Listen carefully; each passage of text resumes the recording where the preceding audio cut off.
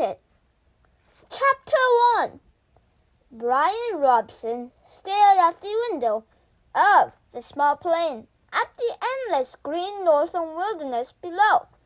It was a small plane, a Cessna 406, a bush plane, and the engine was so loud, so roaring and consuming and loud, that it ruined any chance for a conversation. Not that he had much to say. He was 13, and the only passenger on the plane was a pilot named, Jim or Jake or something, who was in his mid-40s, and who had been silent as he worked to prepare for takeoff. In fact, since Brian had come to the small airport in Hampton, New York, to meet the plane driven by his mother, the pilot had spoken only 5 words to him. "Get in the co-pilot seat," which Brian had done. They had taken off, and that was the last of the conversation.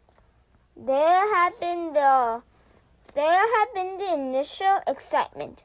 Of course, he had never flown in a single-engine plane before, and to be sitting in the co-pilot seat with all the controls right there in front of him, all the instruments in his face, as the plane clawed for altitude, jerking and sliding on the wind currents as the pilot took off, had been interesting and exciting.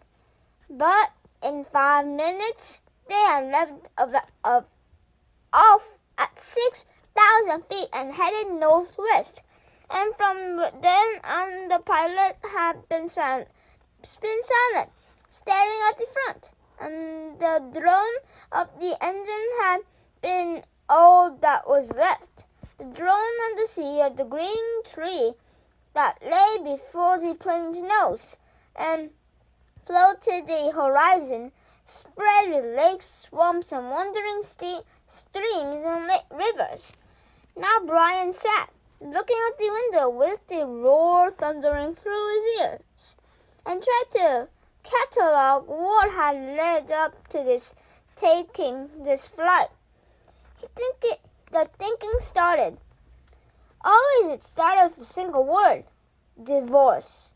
It was an ugly word, he thought, a tearing, ugly word that meant fights and yelling. Lawyers gone, he thought. How he hated lawyers who sat with their comfortable smiles and tried to explain to him in illegal terms how all that he lived in was coming apart, and the breaking and shattering of all these solid things, his home, his life, all these solid things.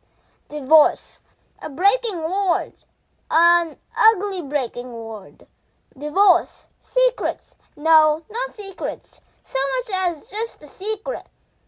What he knew and had not told anybody. What he knew about his mother and that had caused the divorce. What he knew, the secret. Divorce, the secret. Brian felt his eyes beginning to burn and knew there would be tears. He had cried for a time, but that was gone now. He didn't cry now. Instead, his eyes burned and tears came. The seeping tears that burned, but he didn't cry. He wiped his eyes with a finger and looked at the pilot out of the corner of his eyes to make sure he hadn't noticed the burning and tears. The pilot sat large, his hands lightly on the wheel, feet on the rubber pedals. He seemed more a machine than a man, an extension of the plane. On the dashboard in front of him, Brian saw dials, switches, meters, knobs, levels, cranks, lights, handles, and were wiggling and flickering, all indicating nothing that he understood, and the pilot seemed the same way. Part of the plane, not human. When he saw Brian look at him, the pilot seemed to open a bit and he smiled. Ever fly in the co-pilot seat before? He leaned over and lifted the headset off his right ear and put it on his temple, yelling to overcome the sound of the engine. Brian shook his head. He had never been in any kind of plane, never seen the cockpit of a plane except in films or on television. It was loud and confusing. First time. It's not as complicated as it looks. Good plane like this almost flies itself, the pilot shrugged. Makes my job easy, he told Brian. He took Brian's left arm. Here, put your hand on the controls, your feet on the rubber pedals, and I'll show you what I mean. Brian shook his head. I better not. Sure, I'll try it. Brian reached out and took the wheel in a grip, so tight his knuckles were white. He pushed his feet down on the pedals. The plane slewed suddenly to the right. Not so hard. Take her light. Take her light. Take her light. Brian eased off, relaxing his grip. The burning in his eyes was forgotten momentarily as the vibration of the plane came through the wheel and the pedals. It seemed almost alive. See? The pilot let go of his wheel, raised his hands in the air, and took his feet off the pedals to show Brian he was actually flying the plane alone. Simple! Now turn the wheels a little to the right and push on the right rubber pedal a small amount. Brian turned the wheel slightly and the plane immediately banked to the right. And when he pressed on the right rudder pedal, the nose slid across the horizon to the right. He left off on the pressure and straightened the wheel, and the plane righted itself. Now you can turn. Bring her back to the left a little. Brian turned the wheel left, pushed on the left pedal, and the plane came back around. It's easy, he smiled. At least this part. The pilot nodded. All of flying is easy. Just takes learning, like everything else. He took the controls back, then reached up and rubbed his left shoulders. Aches and pain must be getting old. Brian let go of the controls and moved his feet away from the pedals as the pilot put his hands on the wheel. Thank you. But the pilot had put his headset back on, and the gratitude was lost in the engine noise. And things went back to Brian looking out the window at the ocean of trees and lakes. The burning eyes did not come back, but memories came flooding in. The words, always the words. Divorce, the secret, fights, split. The big split Brian's father did not understand, as Brian did. He knew that Brian's mother wanted to break the marriage apart. The split had come, and then the divorce, all so fast. And the court had left him with his mother, except for the summers and what the judge called visitation rights. So formal. Brian hated judges as he hated lawyers. Judges that leaned over the bench and asked Brian if he understood where he was to live and why. Judges who did not know what had really happened. Judges with the caring look that meant nothing as lawyers said legal phrases that meant nothing. In the summer, Brian would live with his father. In the school year, with his mother. That's what the judge said after looking at papers on his desk and listening to the lawyers talk words. Now the plane lurched slightly to the right. Then Brian looked at the pilot. He was rubbing his shoulder again, and there was the sudden smell of body gas in the plane. Brian turned back to avoid embarrassing the pilot, who was obviously in some discomfort. Must have stomach troubles. So this first summer, when he was allowed to have visitation rights with his father, with the divorce only 1 month old, Brian was heading north. His father was a mechanical engineer who had designed or invented a new drill bit for oil drilling, a self-cleaning, self-sharpening bit. He was working in the oil fields of Canada, put up on the tree lines where the tundra started and the forests ended. Brian was riding up from New York with some drilling equipment. It was lashed down in the rear of the pilot next to a fabric bag. The pilot had called a survival pack, which had emergency supplies in case they had to make an emergency landing. That had to be specially made in the city. Riding in a bush plane with a pilot named Jim or Jake or something, who had turned out to be an all-right guy, letting him fly and all, except for the smell. Now there was a constant odor, and Brian took another look at the pilot, found him rubbing the shoulder and down the arm now, the left arm, letting go more gases and wincing. Probably something he ate, Brian thought. His mother had driven him from the city to meet the plane at Hampton, where it came to pick up the drilling equipment. A long drive in silence. 2.5 hours of sitting in the car, staring out the window just as he was now staring out the window of the plane. Once, after an hour, when they were out of the city, she turned to him.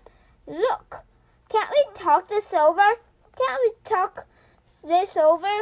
you tell me what's bothering you?" And there were the words again. Divorce, split, the secret. How could he tell her what he knew?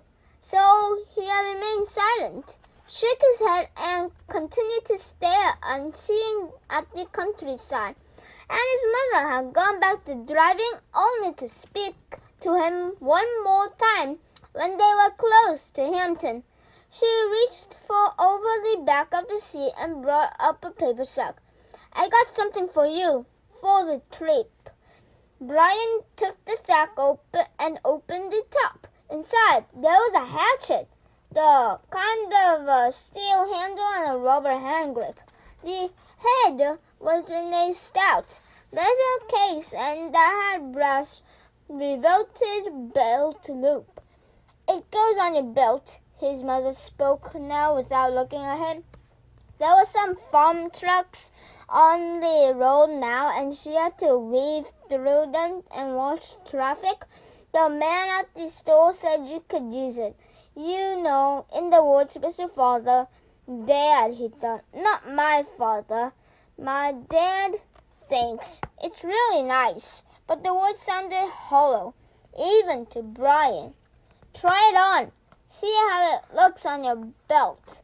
And he would normally have said no, that it looked too hawky to have a hatchet on your belt. Those were the normal things he would say. But his voice was thin, had a sound like something thin that would break if you touched it.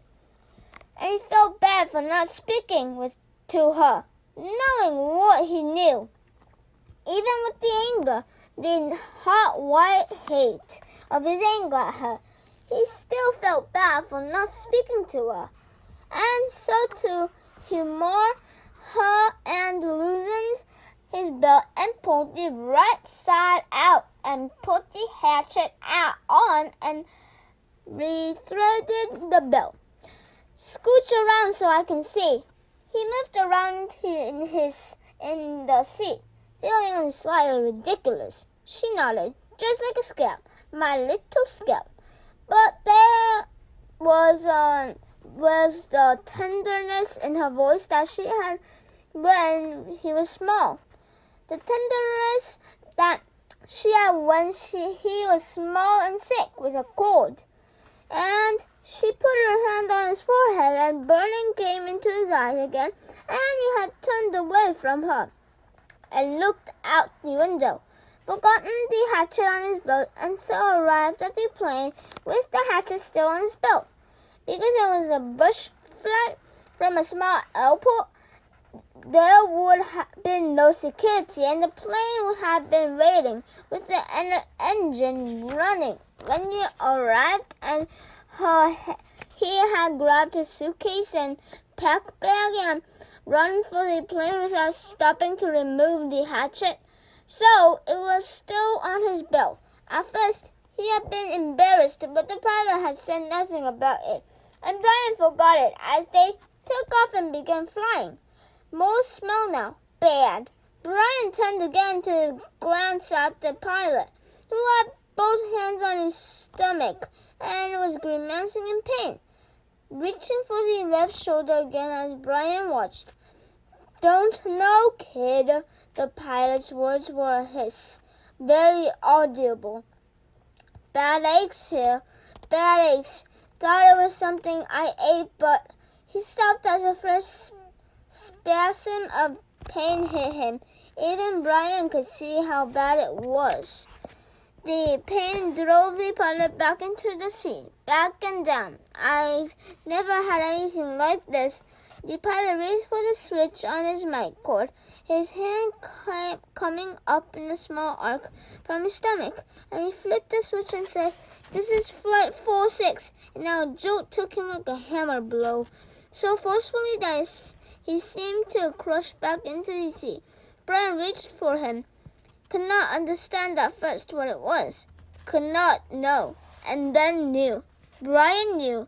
The pilot's mouth went rigid. He swore and jerked a short series of slams into the sea, holding his shoulder now. Swore and hissed. "Chest! Oh God, my chest is coming apart." Brian knew now. The pilot was having a heart attack. Brian had been in the shopping mall with his mother when a man in front of Paisley's store had suffered a heart attack. He had gone down and screamed about his chest. An old man, much older than the pilot. Brian knew the pilot was having a heart attack, and even as the knowledge came to Brian, he saw the pilot slam into the sea one more time. One more awful time, he slammed back into the sea, and his right leg jerked, pulling the plane to the side in a sudden twist, and his head fell forward and spit came. Spit came from the corner of his mouth, and his leg contracted up into the sea, and his eyes rolled back in his head until there was only white for his eyes, and the smell became worse, filled the cockpit, and all of it so fast, so incredibly fast that Brian's mind could not take it in at first, could only see it in stages. The pilot had been talking just a moment ago, complaining of the pain. He had been talking, then the jolts had come. The jolts that took the pilot back had come. And now Brian sat, and there was a strange feeling of silence in the thrumming roar of the engine, a strange feeling of silence and being alone. Brian was stopped. He was stopped. Inside he was stopped. He could not think past what he saw, what he felt. All was stopped. The very core of him, the very center of Brian Robson, was stopped and stricken with a white flash of horror, a terror so intense that his breathing, his thinking had nearly his heart had stopped. Stopped. Seconds passed, seconds that become all of his life, and he began to know that he was seeing, began to understand what he saw. That was worse, so much worse that he wanted to make his mind freeze again.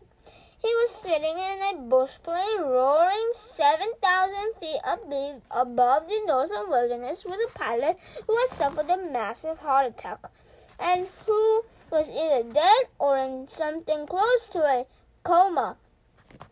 He was alone. In the roaring plane with no pilot, he was alone. Alone. Chapter 2. For a time that he could not understand, Brian could do nothing. Even after his mind began working and he could see what had happened, he could do nothing.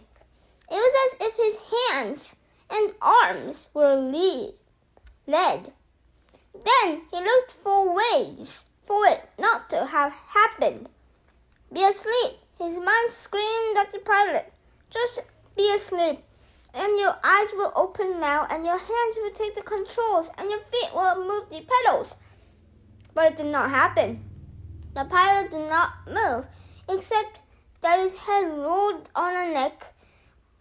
His head rolled on a neck and possibly loose as the plane hit a small bit of turbulence. Somehow the plane was still flying. Seconds had passed, nearly a minute, and the plane flew on, as if nothing had happened, and he had to do something. But did not know what. Help. He had to help. He stretched one hand toward the pilot, saw the fingers were trembling, and touched the pilot on the chest. He did not know what to do. He knew there were procedures that you could do mouth-to-mouth on victims to heart attacks and push their chests. CPR, but he did not know how to do it, and in any case, could not do it with the pilot, who was sitting up in the seat and still strapped in his seatbelt.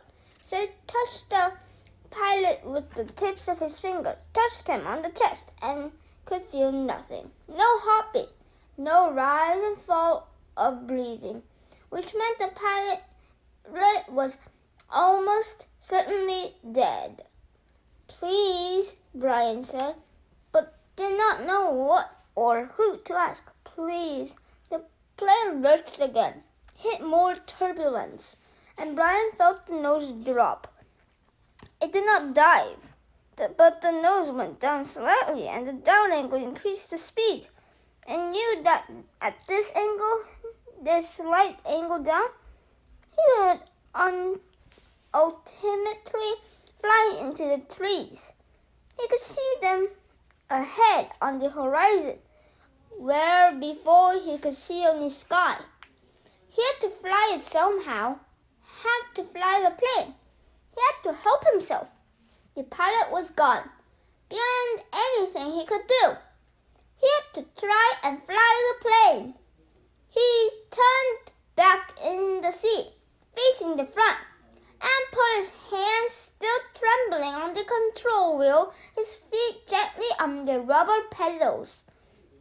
You pulled back on the stick to raise the plane. He knew that from reading. He always pulled back on the wheel. He gave it a tug, and it slid back toward him easily. Too easily.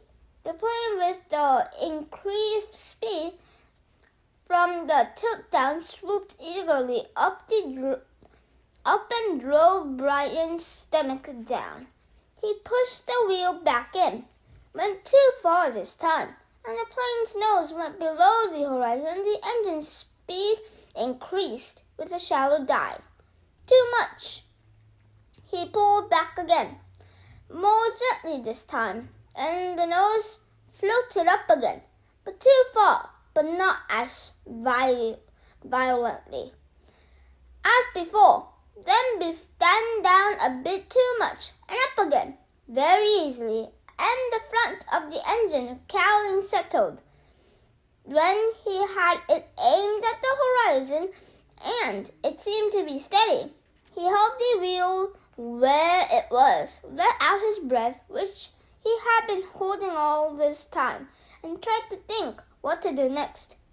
It was clear, blue sky day with fluffy bits of clouds here and there, and he looked out the window for a moment, hoping to see something, a new town or village, but there was nothing, just the green of the trees Endless green and lakes scattered more and more thickly as the plane flew.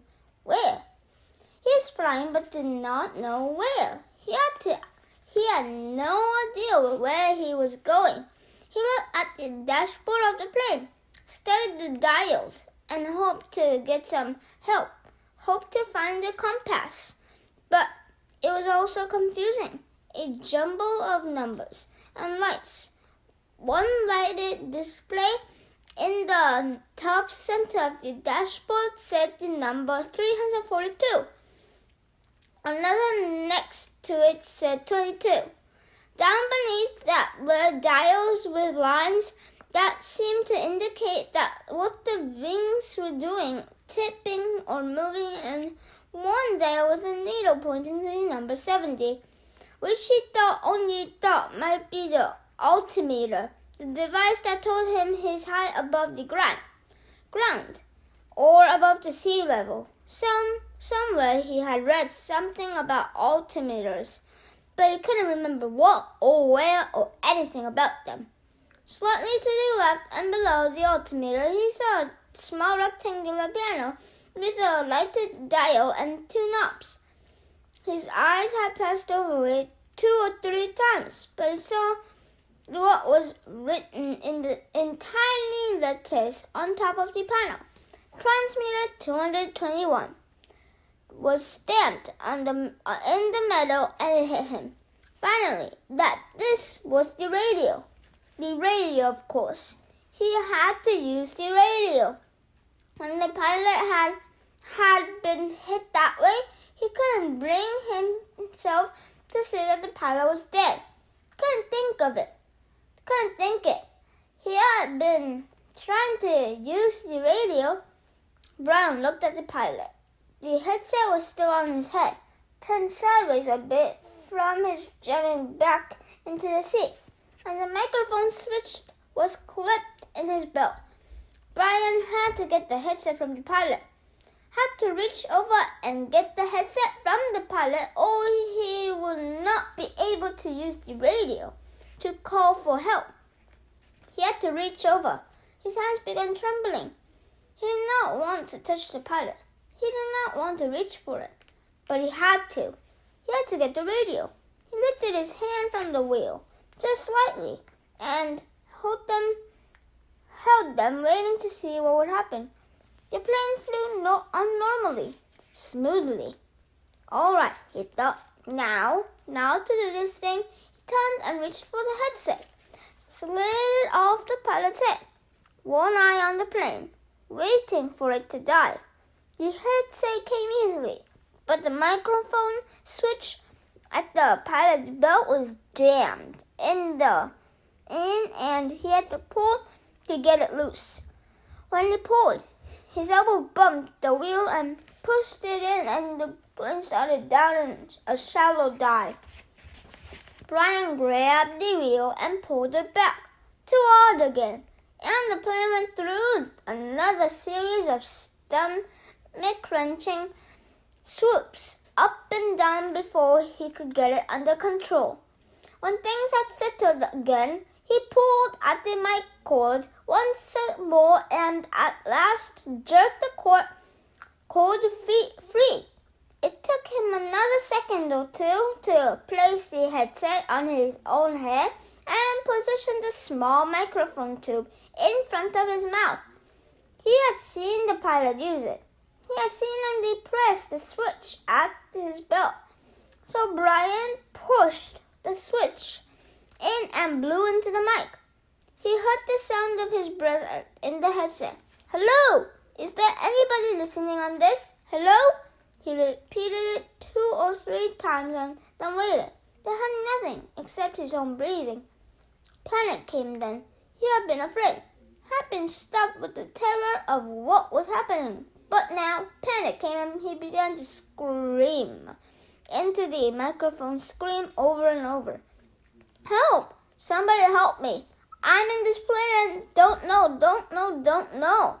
And he started crying with the screams, crying and slamming his hands against the wheel of the plane, causing it to jerk down and then back up. But again, he had nothing but the sound of his own sobs in the microphone. His own screams mocking him, coming back into his ears. The microphone awareness cut into him. He had used the CB radio in his uncle's pickup once. You had to turn the mic switch off to hear anybody else. He reached to his belt and released the switch. For a second, all he heard was a whoosh of the empty airwaves. Then, through the noise and static, he heard the noise. Whoever's calling on the radio, I repeat, release your mic switch. You're covering me, over. It stopped and Brian hit his mic switch. I hear you, this is me. He released the switch. Roger, I have you now. The voice was very faint and breaking up. Please state your difficulty and location and say over to signal and the transmission. Over. Please state my difficulty, Brenda. God, my difficulty? I'm in a plane with a pilot who has had a heart attack or something. He can't fly, and I know how to fly. Help me, help. He turned his mic off without ending transmission properly. There was a moment hesitation before the answer.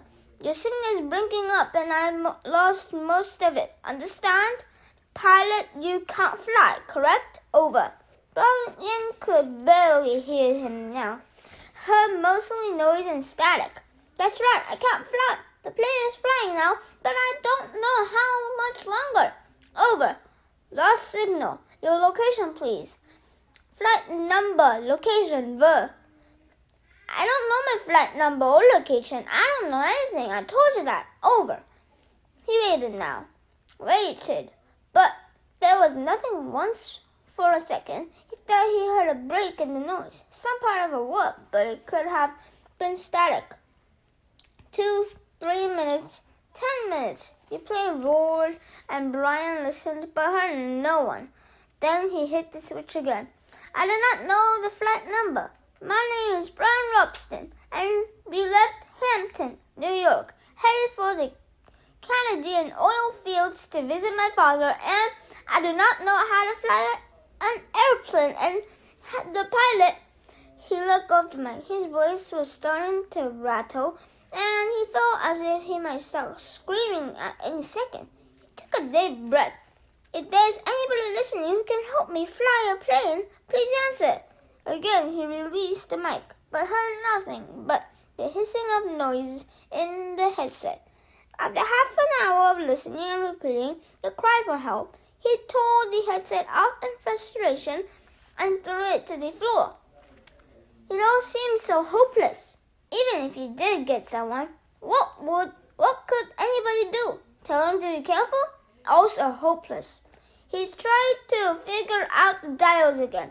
He thought he might have known which was speed. It was a Latin number that read 160, but he didn't know if that was actually miles an hour or kilometers, or if it just meant how fast the plane was moving through the air and not over the ground. He knew airspeed was different from ground speed, but not by how much.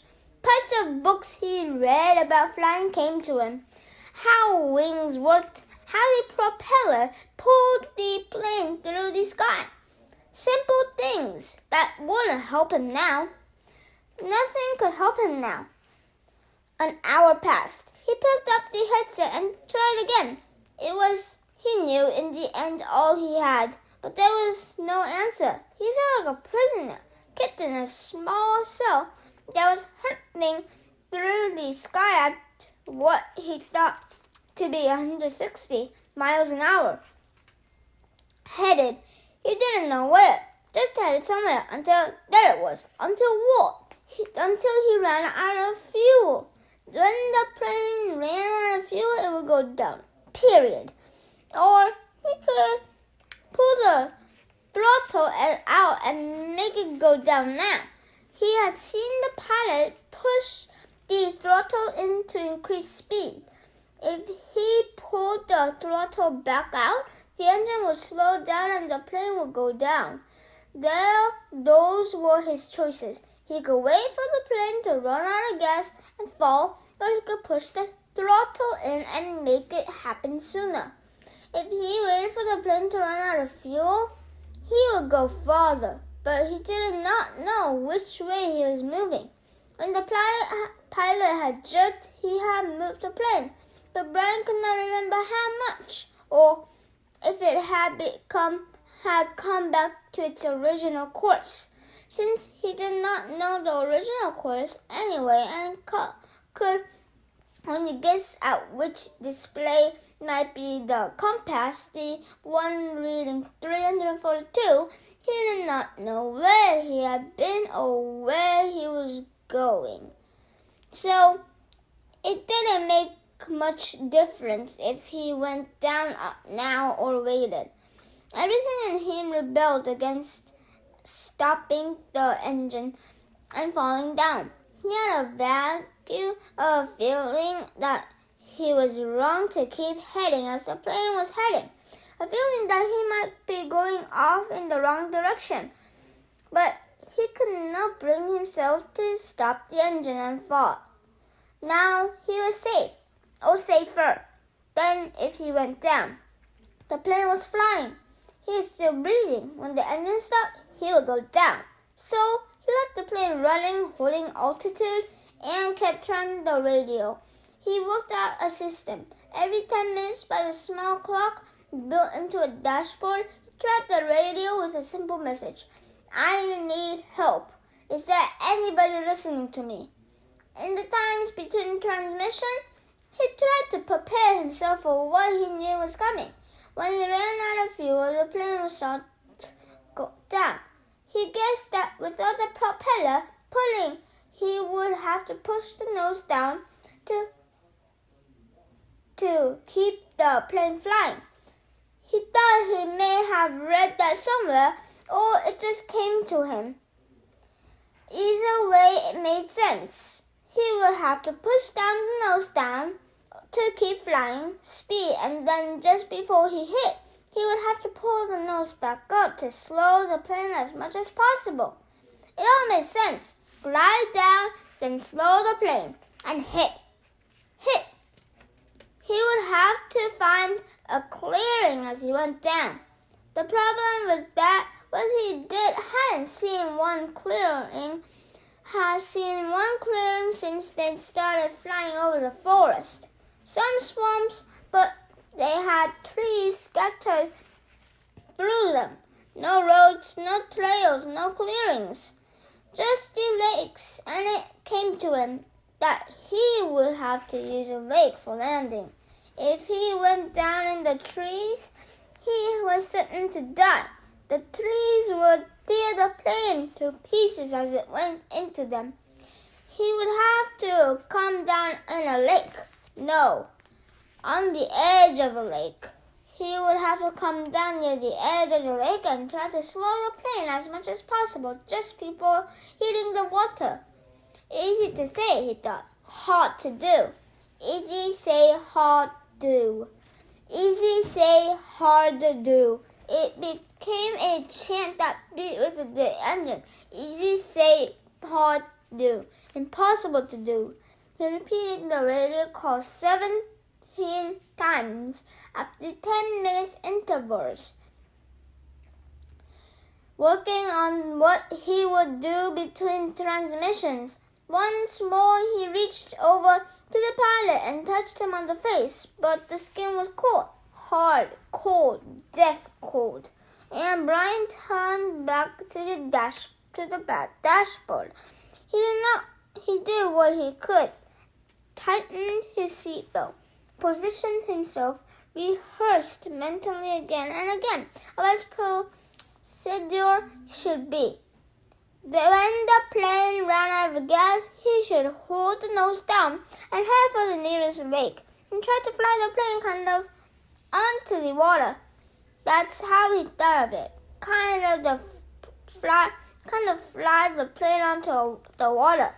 And just before it hit, he should pull back on the wheel and slow the plane down to reduce the impact. Over and over his mind ran the picture of how it would go. The plane running out of gas, flying the plane onto the water. The crash from pictures he'd seen on televisions. He tried to visualize it. He tried to be ready. But between the 17th and 18th, the radio transmission, without a warning, the engine coughed, roared violently for a second, and died. There was sudden silence, cut only by the sound of the windmilling propeller and the wind past the cockpit. Brian pushed the nose of the plane down and threw up. Chapter 3. Going to die, Brian thought. Going to die. Gonna die. Gonna die. The whole brain screamed it in the sudden silence. Gonna die. He wiped his mouth with the back of his arm and held the nose down. The plane went into a glide, a very fast glide that ate out altitude, and suddenly there weren't any lakes. All he had seen, they started flying over the forest, was lakes. And now they were gone. Out in front, far away at the horizon, he could see lots of them. Off to the right and left, more of them, glittering blue in the late afternoon sun. But he needed one right in front. He desperately needed a lake right in front of the plane. And all he saw through the windshield were trees, green death trees. If he had to turn, he didn't think he could keep the plane flying. His stomach tightened into a series of rolling knots, and his breath came in short bursts. There, not quite in shape of, but slightly to the right, he saw a lake, L-shaped with round corners, and the plane was nearly aimed at the long part of the L. Coming down the bottom and heading to the top, just a tiny bit to the right, he pushed the right rudder pedal gently and the nose moved over. But the turn cost him speed, and now the lake was above the nose. He pulled back on the wheel slightly and the nose came up. This caused the plane to slow dramatically and almost seemed to stop and swallowed in the air. The controls became very loose, feeling and frightened Brian, making him push the wheel back in. They increased the speed a bit, but filled the windshield once more with nothing but trees, and put the lake well above the nose and out of reach. For a space of time, 3 or 4 seconds, things seemed to hang almost to stop. The plane was flying, but so slowly, it would never reach the lake. Brian looked out the side and saw a small pond. At the edge of the pond, some large animal. He thought a moose standing out in the water, also looking so stopped. The pond and the moose and trees as he slid over them. Now only 300 or 400 feet off the ground, all like a picture. Then everything happened at once. Trees suddenly took on detail, filled his whole field of vision with green, and he knew he would hit and would die. But his lucky held, and just as he was to hit, he came into an open lane, a channel of fallen trees, a wide place leading to the lake. The plane, committed now to landing, to crashing, fell into the wide place like a stone, and Brian eased back into the wheel and braced himself for the crash. But there was a tiny bit of speed left, and when he pulled on the wheel, the nose came up, and he saw in front of the blue lake that at that instant the plane hit the trees. There was a great wrenching as the wings caught the pine at the sides of the clearing and broke back, ripping back just outside the main braces. Dust and dirt blew off the floor into his face so hard he thought there must have been some kind of explosion. He was momently blinded and slammed forward in the sea, smashing his head on the wheel. When a wild crashing sound, ripping of metal, and the plane rolled to the right and blew through the trees, out over the water and down to slam into the lake. Skip once on water as hard as concrete, water that tore the windshield out and shattered the side windows, water that drove him back into the sea. Somebody was screaming as the plane drove down into the water. Someone screamed tight animal screams of fear and pain, and he did not know what it was his sound. Then that he rolled against the water that took him and the plane still deeper down into the water. He saw nothing but sensed the cold blue-green, and he raked out the sepia catch, tore his nails loose on one hand. He ripped at it until it released, and somehow the water trying to kill him, to end him. Somehow he pulled himself out of the shattered front window and clawed up into the blue, felt something hold him back, felt his windbreaker tear, and he was free, tearing free, ripping free, but so far to the surface, and his lungs could not do this thing, could not hold and blow through. And he sucked water, took a great pull of water that would finally take him, and his head broke into light, and he vomited and swam, pulling without knowing what he was doing, without knowing anything, pulling until his hands caught at weeds and muck, pulling and screaming until his hands caught at last in grass and brush, and he felt his chest on land. He felt his face in the coarse blades of grass, and he stopped. Everything stopped. A color came that he had never seen before, a color that exploded in his mind with the pain, and he was gone from it all, spiraling on out into the world, spiraling out into nothing.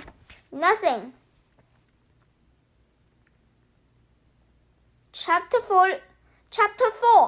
The memory was like a knife cutting into him, slicing deep into him with hate. The secret. He had been riding his 10-speed with a friend named Terry. They had been taking a run on a bike trail and decided to come back a different way, a way that took them past the amber mail. Brian remembered everything in incredible detail. He remembered the time on the bank clock in the mall flashing 3:31, then the temperature 82, and then the date. All the numbers were part of the memory. All of his life was part of the memory. Terry had just turned to smile at him about something, and Brian looked over Terry's head and saw her, his mother. She was sitting in the station wagon, a strange wagon. He saw her, and she did not see him. Brian was going to wave or call out, but something stopped him. There was a man in the car, short blonde hair. The man had wearing some kind of white pullover tennis shirt. Brian saw this and more, saw the secret and saw more later. But his memory came in pieces, came in scenes, like this Terry smiling, Brian looking over his head to see the station wagon and his mother sitting with the man. The time and temperature clock, the front wheel of his bike, the short blonde hair of the man, the white shirt of the man, a hot-hit slices of the memory were exact. The secret.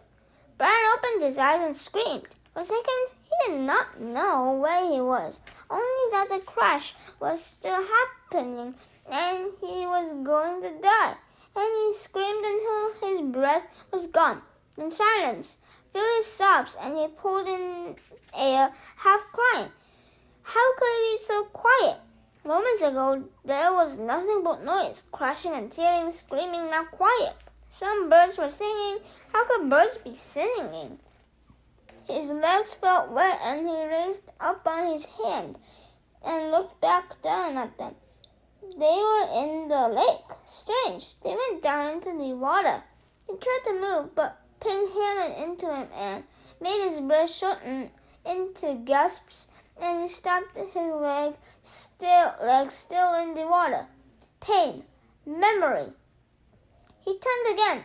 The sun came across the water. Late sun cut into his eyes and made him turn away.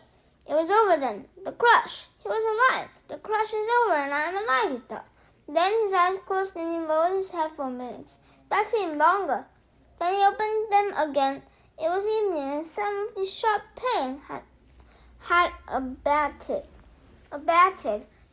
There were many dull aches, and the crash came back to him fully, into the trees and out onto the lake. The plane had crashed and sunk in the lake, and he had somehow pulled free. He raised himself and crawled out of the water, grunting with the pain of movement.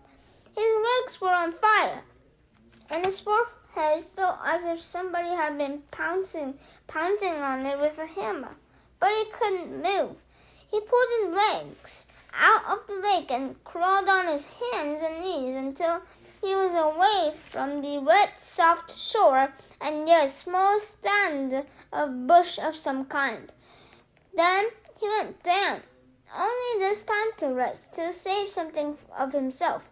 He lay on his side and put his head on his arm and closed his eyes because that was all he could do now. All he could think of being able to do. He closed his eyes and slept, dreamless, deep and down. There was almost no light. Then he opened his eyes again. The darkness of night was thick, and for a moment he began to panic again. To see, he thought, to see is everything. And he could not see, but he turned his head without moving his body, and saw that across the lake the sky was a light gray. But the sun was starting to come up, and he remembered that it had been evening when he went to sleep. Must be morning now, he mumbled it, almost in a hoarse whisper. As the thickness of sleep left him, the world came back. He was still in pain, all over pain. His legs were cramped and drawn up, tight and aching, and his back hurt. But he tried to move. Worst was a keening throb in his head that pulsed with every beat of his heart. It seemed that the whole crash had happened to his head. He rolled on his back and felt his sides and his legs moving things slowly. He rubbed his arms. Nothing seemed to be shattered or even sprained all that badly. When he was 9, he had plowed his small dirt bike into a parked car and broke his ankle. Had to wear a cast for 8 weeks. And there was nothing now like that. Nothing broken, just battered a bit. His forehead felt massively swollen to a touch, almost like a mound out over his eyes. And it was so tender that when his finger grazed it, he nearly cried. But there was nothing he could do about it, and like the rest of him, it seemed to be bruised, more than broken. I'm alive, he thought. I'm alive. I could have been different. There could have been death.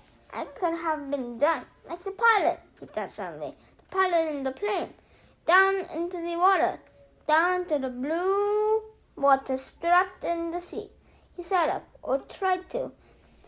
The first time he fell back. On the second attempt, grunting with the effort, he managed to come to a sitting position and scrunched sideways until his back was against the small tree that was facing the lake. Where he sat facing the lake, watching the sky get lighter and lighter with the coming dawn.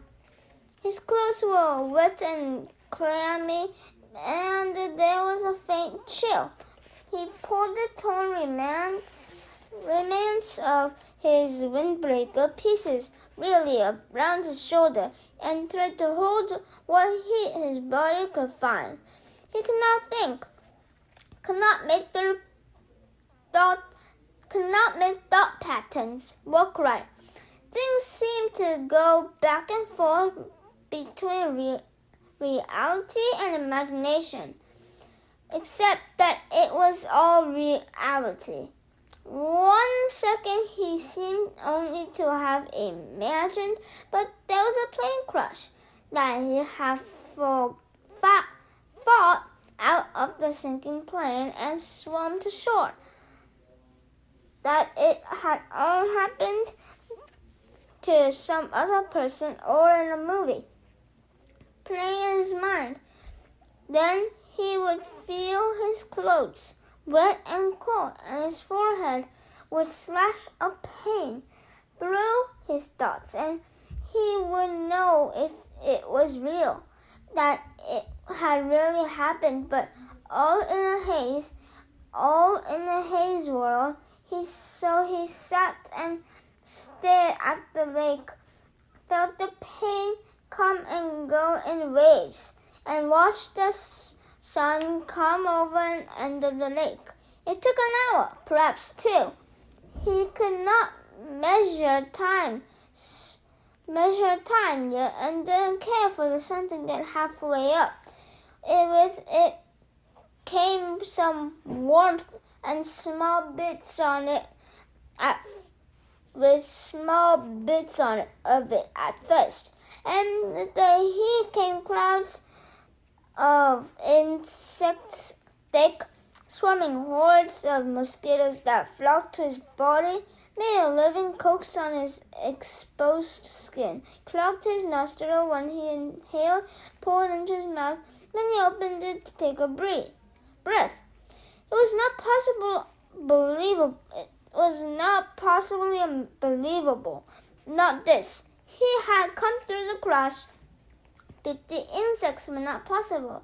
He coughed them up and spat them out, sneezed them out, closed his eyes and kept brushing his face, slapping and crunching them by the hundreds. But as soon as he cleared the place, as soon as he killed them, more came.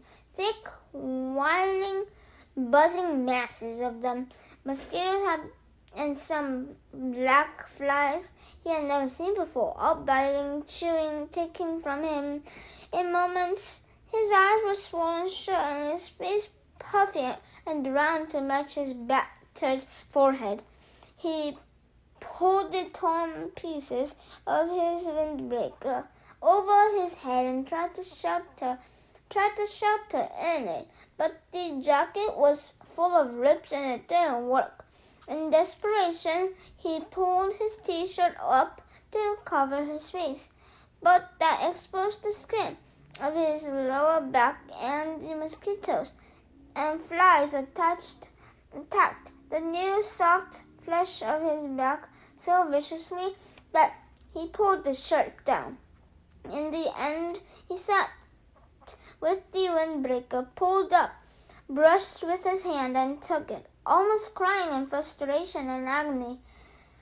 There was nothing left to do, and when the sun was fully up and heating him directly, bringing steam off his wet clothes and bathing him with warmth, the mosquitoes and flies disappeared. Almost that suddenly, 1 minute flies disappeared. Almost that suddenly, 1 minute he was sitting in the middle of a swarm. The next, they were gone, and the sun was on him. Vampires, he thought. Apparently, they didn't like the deep of night. Perhaps because it was too cold, and they couldn't take the direct sunlight. But in that great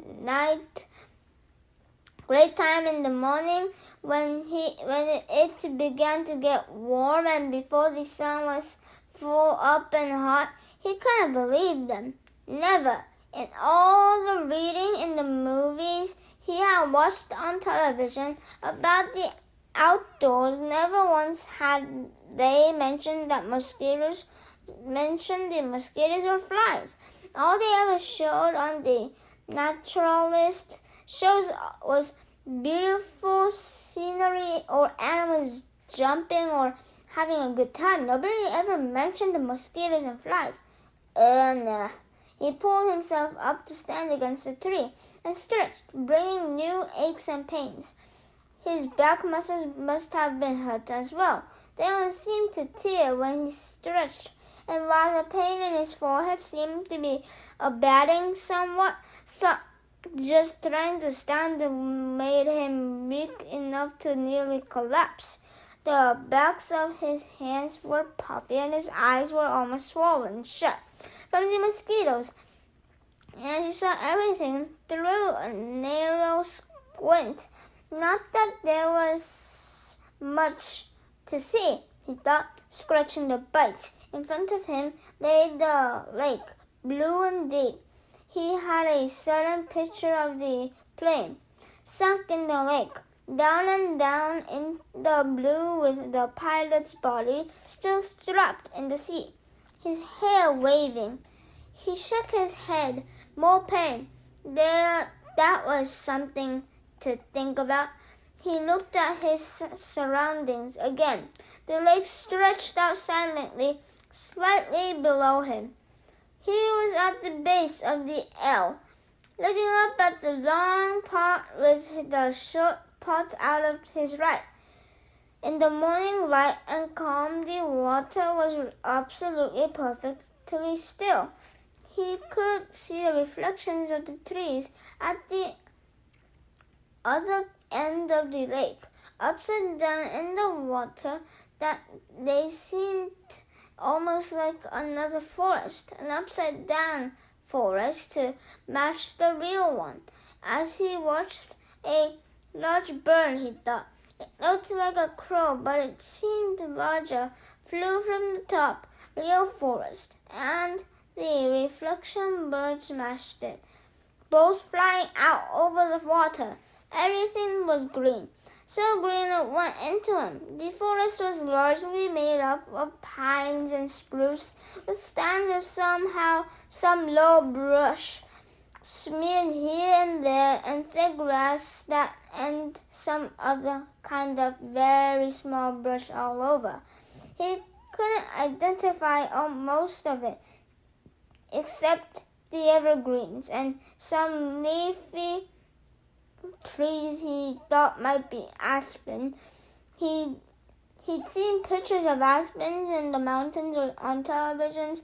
The country around the lake was moderately hilly, but the hills were very small, almost hummocks, and there were very few rocks except to his left. There lay a rock ridge that stuck out, overlooking the lake about 20 feet high.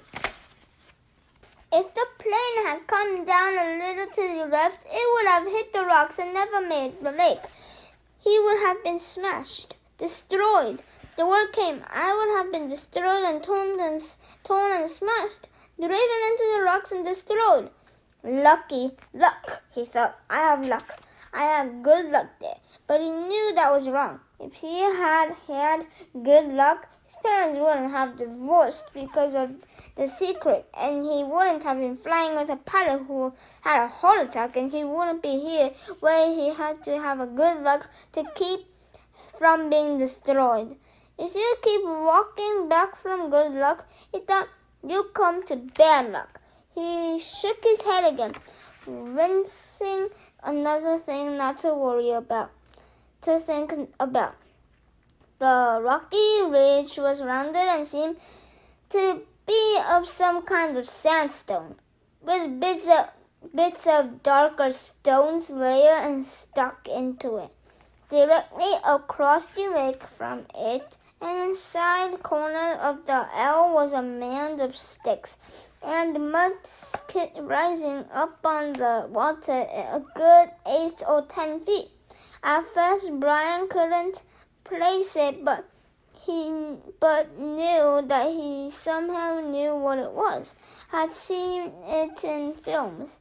Then a small brown head popped to the surface of the water near the mound and began swimming off down the short leg of the L, leaving a V of ripples behind. And he remembered where he'd seen it. It was a beaver house, called a beaver lodge, and a special he'd seen on the public channel.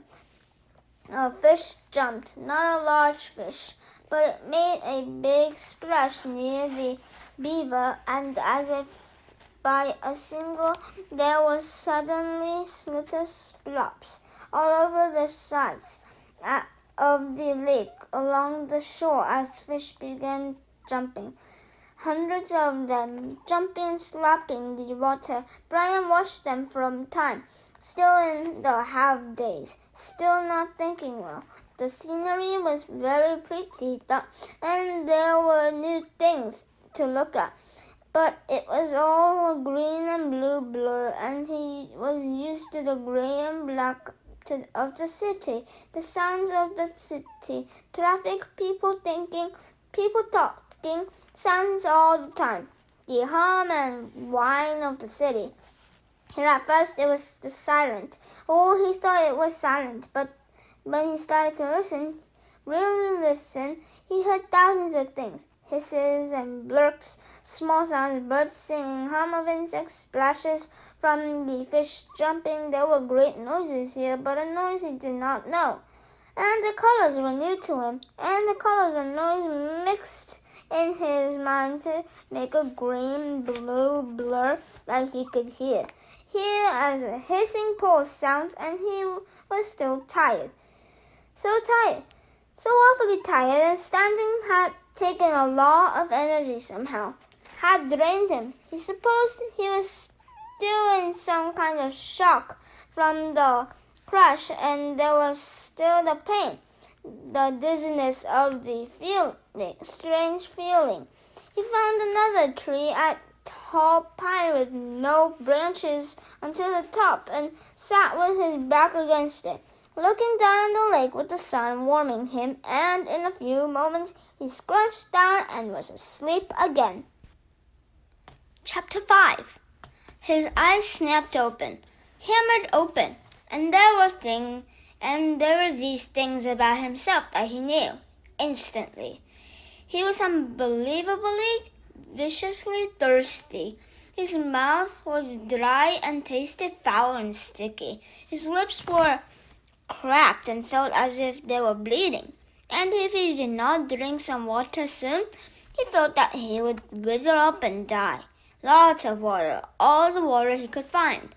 He knew the thirst and felt the burn on his face. And it was mid-afternoon, and the sun had come over him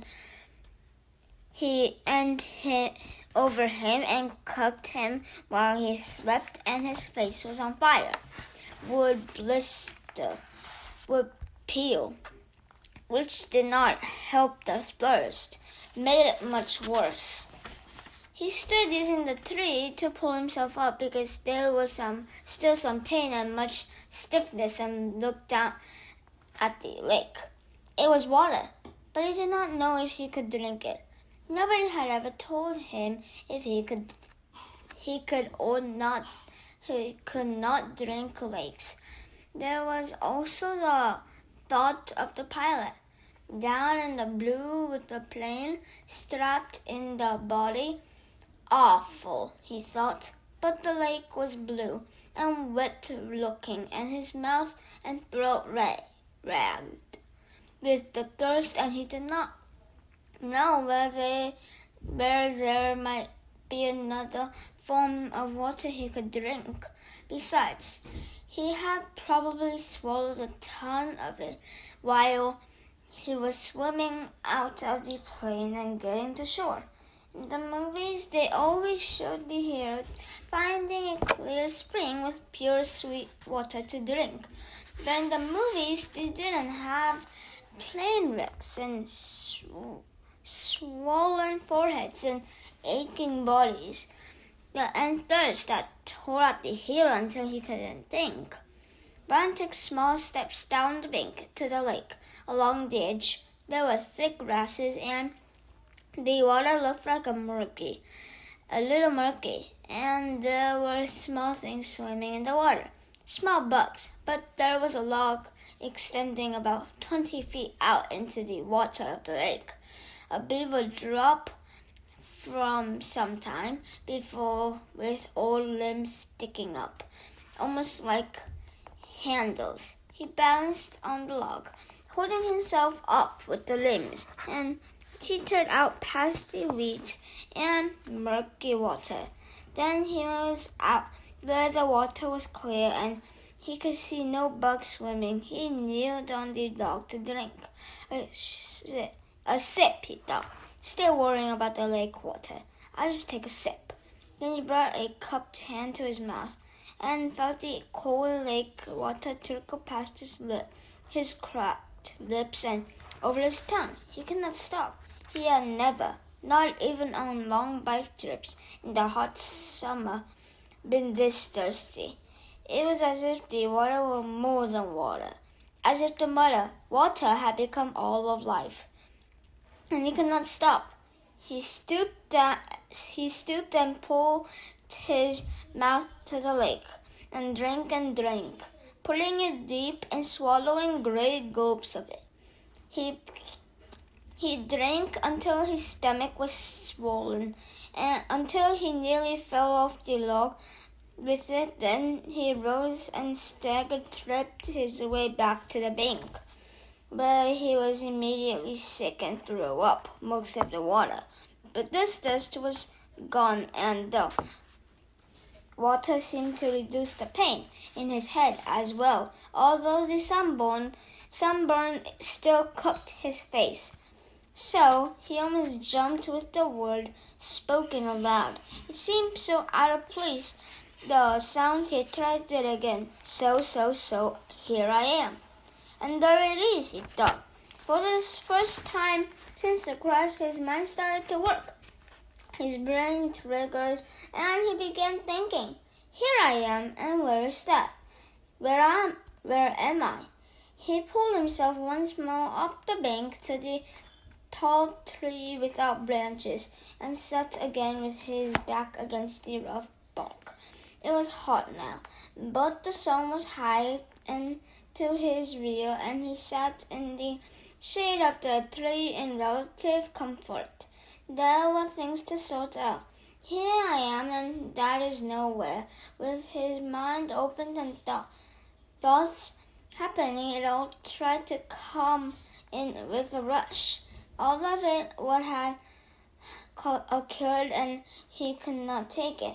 The whole thing turned into a confused jumble that made no sense. So he fought it down and tried to take one thing at a time. He had been flying north to visit his father for a couple of months in the summer, and the pilot had had a heart attack and had died. And the plane had crashed somewhere in the Canadian North Woods, but he did not know how far they had flown or in what directions or where he was. Slow down, he thought. Slow down more. My name is Brian Robson, and I am 13 years old, and I'm alone in the North Woods of Canada. All right, he thought, that's simple enough.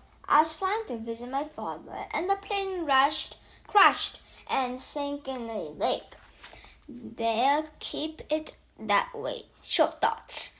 I do not know where I am, which doesn't mean much. More to the point, they do not know where I am. They meaning anybody who might be wanting to look for me. The searchers, they will look for him, look for the plane. His father and mother will be frantic. They would tear the world apart to find her. Brian had seen searches on the news, seen movies about lost planes. When the plane went down, they mounted extensive searches, and almost always they found the plane within a day or two. Pilots all filed flight plans, a detailed plan for where and when they were going to fly, with all the courses explained. They would come, they would look for him. The searchers would get government planes and cover both sides of the plane, fired by the pilot, and search until they found him. Maybe even today. They might come today.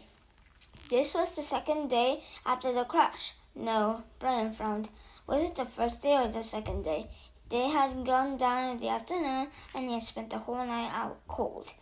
So this was the first real day. But they could still come today. They would have started a search immediately where Brian's plane did not arrive.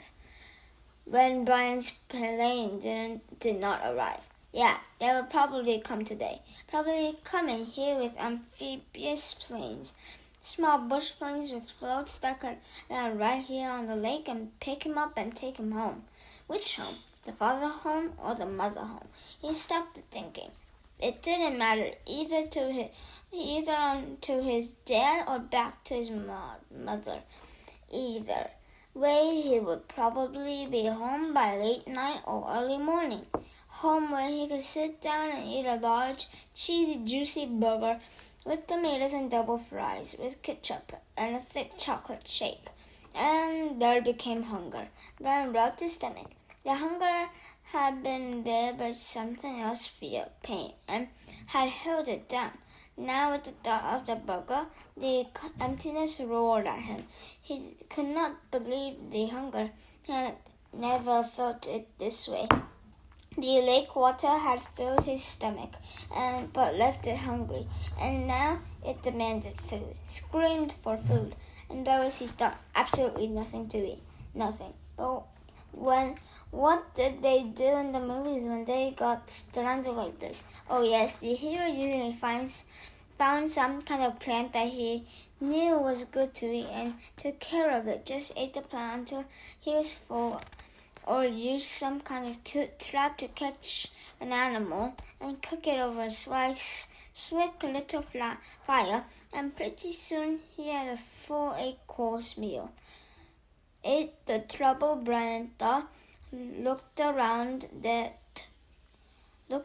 was that all he could see was a grass and bush. There was nothing obvious to eat, and aside from about 1 million birds and a beaver, he hadn't seen animals to trap and cook.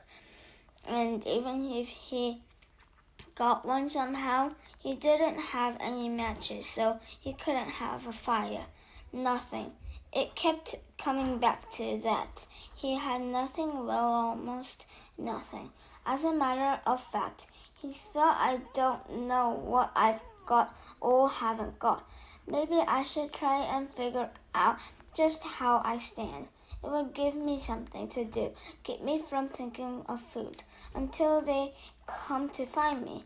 Brian had once had an English teacher, a guy named Pitch, who was always talking about being positive, thinking positive, staying on top of things. That's how Pitch had put it. Stay positive and stay on top of things. Brian thought of him now. Wonder how to stay positive and stay on top of this. All Pitch would say is that I have to get motivated. He was always telling kids to get motivated. Brian changed position so he was sitting on his knees. He reached into his pocket and took out everything he had and laid it on the grass in front of him. It was pitiful enough. A quarter, 3 dimes, a nickel, and 2 pennies. A fingernail clipper, a bill folded with a $20 bill in case He gets stranded at the airport in some small town and have to buy food, his mother has said, and some odd pieces of paper, and on his bill somehow still the hatchet his mother had given him. He had forgotten it and now reached around and took it out and put it in the grass. There was a touch of rust near the forming of the cutting edge of the blade, where he rubbed it off with his thumb. That was it, he frowned. No, wait. If he was going to play the game, might as well play it right.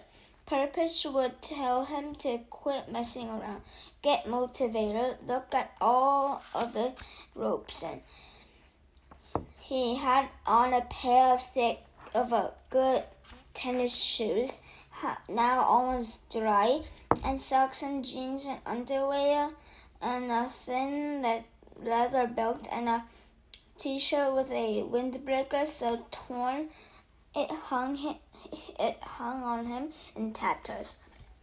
And a watch. He had a digital watch still on his wrist, but it was broken from the crash. The little screen blinked, and he took it off and almost threw it away, but stopped the hand motion and laid the watch on the grass with the rest of it. There, that was it. No, wait, one other thing. Those were all the things he had, but he also had himself. Purpose used to drum that into them. You were your most valuable asset. Don't forget that. You are the best thing you have.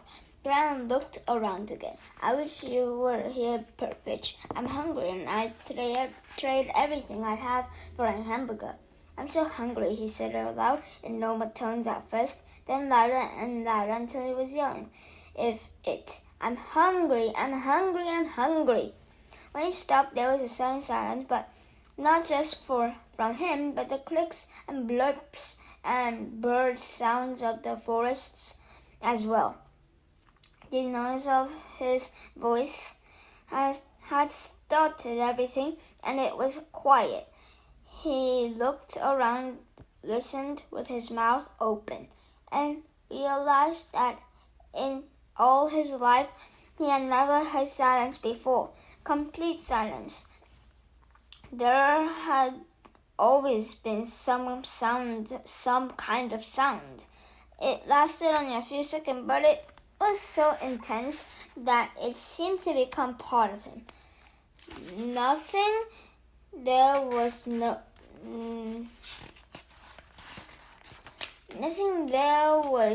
sound.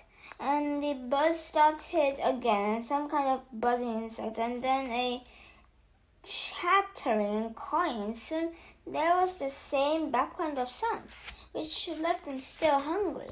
Of course, he thought putting the coins and the rest back in his pocket, and the hatchet in his belt, of course. If they come tonight, or even if they take as long as tomorrow, the hunger is no big thing. People have gone for many days without food as long as they've got water. Even if they don't come until late afternoon, it'll be all right. Lose a little weight maybe, but the first hamburger and malt and fries will bring it right back. A mental picture of a hamburger the way they showed it in the television commercials thundered into his thought. Rich colors and the meat juicy and hot. He pushed the picture away, so even if they didn't find him until tomorrow, he thought he would be all right. He had plenty of water, although he wasn't sure if it was good and clean or not. He sat again by the tree. He hit his back against it. There was a thing bothering him. He wasn't quite sure what it was, but it kept chewing at the edge of his thoughts. Something about the plane and the pilot that would change things. There it was. The moment when the pilot had his heart attack, his right foot had jerked down on the rudder pedal, and the plane had slewed sideways. What did that mean? Why did that keep coming into his thinking that way, nudging and pushing? It means a voice in his thought that said that they might not be coming for you tonight or even tomorrow. When the pilot pushed the rudder pedal, the plane had jerked to the side and assumed a new course. Brian could not remember how much it had pulled around, but it wouldn't have had to be much, because after that, with the pilot there, Brian had flown for hours after hour on the new course. Well, away from the light plane, the pilot had failed. Many hours at maybe 160 miles an hour, even if it was only a little off course. With that speed and times, Brian might now be sitting several hundred miles off the side of the record flight plane, and they would probably search most heavily at first along the flight plan. Of course, they might go out to the side a little, but he could easily be 300-400 miles to the side. He could not think of how far he might have flown. Wrong, because he didn't know the original course, and because he didn't know the original course and didn't know how much they had pulled sideways, quite a bit. That's how he remembered it. Quite a jerk to the side. It pulled his head over sharply when the plane had swung around. They might not find him for 2 or 3 days. He let his heartbeat increase as the fear started. The thought was there, but he fought it down for a time, pushed it away, then exploded out. They might not find him for a long time, and the next thought was there as well, that they might never find him. But that was panic, and he fought it down and tried to stay positive. They searched hard when a plane went down. They used many men and planes, and they would go to the side. They would know he was off from the flight path. He had talked to the man on the radio that they would somehow know it would be all right. They would find him. Maybe not tomorrow, but soon. They would find him soon. Gradually, like sloshing oil, his thoughts settled back and panic was gone. Say they didn't come for 2 or 3 days. No, say they didn't come for 3 days. Even push that to 4 days. He could live with that. He would have to live with that. He didn't want to think of them taking longer, but say 4 days, he had to do something. He couldn't just sit at the bottom of the tree and stare down at the lake for 4 days and nights. He was in deep woods and didn't have any matches, couldn't make a fire. There were large things in the wood. There were moose, he thought, and bears, other things in the dark. He would be in the open air. In the open here, just sitting at the bottom of the tree. He looked around suddenly. He felt the hair on the back of his neck go up. Things might be looking at him right now, waiting for him, waiting for dark so they could move in and take him. He fingered the hatchet at his belt. It was the only weapon he had, but it was something. He had to have some kind of shelter. No, make that more.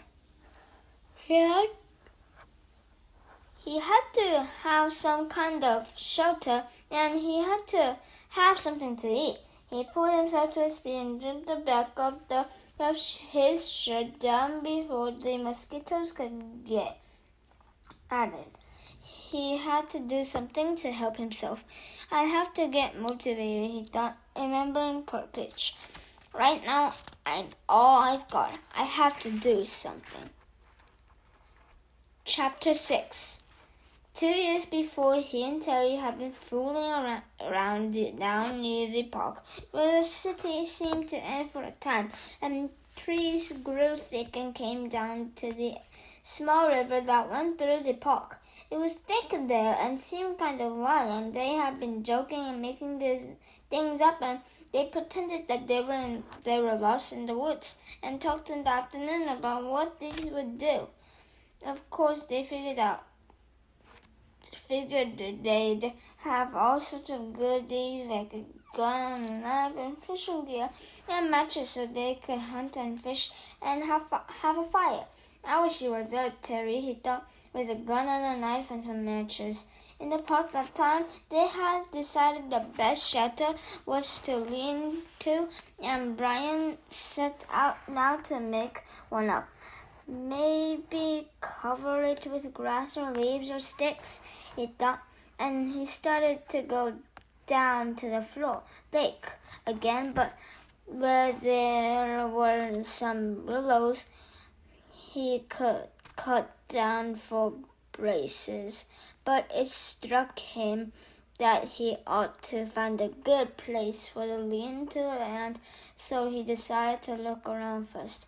He wanted to stay near the lake because he thought the plane, even deep in the water, might show up to somebody flying over, and he didn't want to diminish any chance he might have of being found. His eyes fell upon the stone bridge to his left, and he thought at first he should build a shelter against the stone. But before that, he decided to check out the far side of the ridge, and that was where he got lucky. Using the sun and the fact that it rose in the east and set in the west, he decided that the far side was the northern side of the ridge. At one time in the far past, it had been scooped by something, probably a glacier, and this scooping had left a kind of sideways bowl back in the under a ledge. It wasn't very deep, not a cave, but it was smooth and made a perfect roof, and he could almost stand in under the ledge. He had to hold his head slightly tipped forward at the front to keep it from hitting the top. Some of the rock that had been scooped out had also been pulverized by the glacial action, turned into sand, and now made a small sand beach that went down to the edge of the water in front and to the right of the overhang. It was his first good luck. He thought. He had good luck in the landing, but this was good luck as well. Luck he needed, but all he had to do was wall off part of the bowl and leave an opening as a doorway, and he would have a perfect shelter, but much stronger than a lean-to and dry because the overhang made a watertight roof. And he crawled back in under the ledge and sat. The sun was cool here in the shade, and the coolness felt wonderful to his face, which was already starting to blister and get especially painful on his forehead with the blisters on top of the swelling. He was also still weak. Just the walk around the back of the ridge and the slight climb over the top that had left his legs rubbery. It felt good to sit for a bit under the shade of the overhang in the cool sand. And now, he thought, if I just had something to eat, anything. When he had rested a bit, he went back down to the lake and drank a couple of swallows of water. He wasn't all that thirsty, but he thought the water might help to take the edge off his hunger. It didn't. Somehow the cold lake water actually made it worse, sharpened it. He thought of dragging in wood to make a swell on part of the overhang and picked up one piece to pull up. But his arm was too weak, and he knew then that it wasn't just a crush and injury to his body and head. It was also that he was weak from hunger. he would have to find something to eat before he did anything else. He would have to have something to eat. But what? Brian leaned against the rock and stared out the lake. What in all of this was there to eat? He was so used to having food just be there, just always being there when he was hungry. He went to the icebox or to the store or sat down at a meal his mother cooked. He thought, remembering a meal now. It was the last Thanksgiving last year, the last Thanksgiving they had as a family before his mother demanded a divorce and his father moved out in the following January. Brian already knew the secret, but did not know it would cause them to break up, and thought it might work out. The secret that his father still did not know, but that he would try to tell him when he saw him. The meal had been turkey, and they cooked it in the backyard in the barbecue over charcoal with the lid down tight. His father had put hickory chips on the charcoal, and the smell of the cooking turkey and the hickory smoke had filled the yard. When his father took the lid off, smiling, the smell that had come out was unbelievable. And when they sat to eat, the meat was wet with juice and rich and had the taste of the smoke in it. He had to stop this. His mouth was full of saliva and his stomach was twisting and growling. What was there to eat? What had he read or seen that told him about food in the wilderness? Hadn't there been a show? Yes, a show on television about Air Force pilots and some kind of course they took, a survival course. All right, he had the show coming into his thoughts now. The pilots had to live in the desert. They put them in the desert down in the Arizona or someplace, and they had to live for a week. They had to find food and water for a week. For water, they had made a sheet of plastic into a dew-gathering device, and for food, they ate lizards. That was it. Of course, Brian had lots of water, and there weren't too many lizards in the Canadian woods. And he knew one of the pilots had used the watch crystal as a magnifying glass to focus the sun and start a fire, so they didn't have to eat lizards raw. But Brian had a digital watch without a crystal, broken at that, so the show didn't help him much. Wait, there was one thing.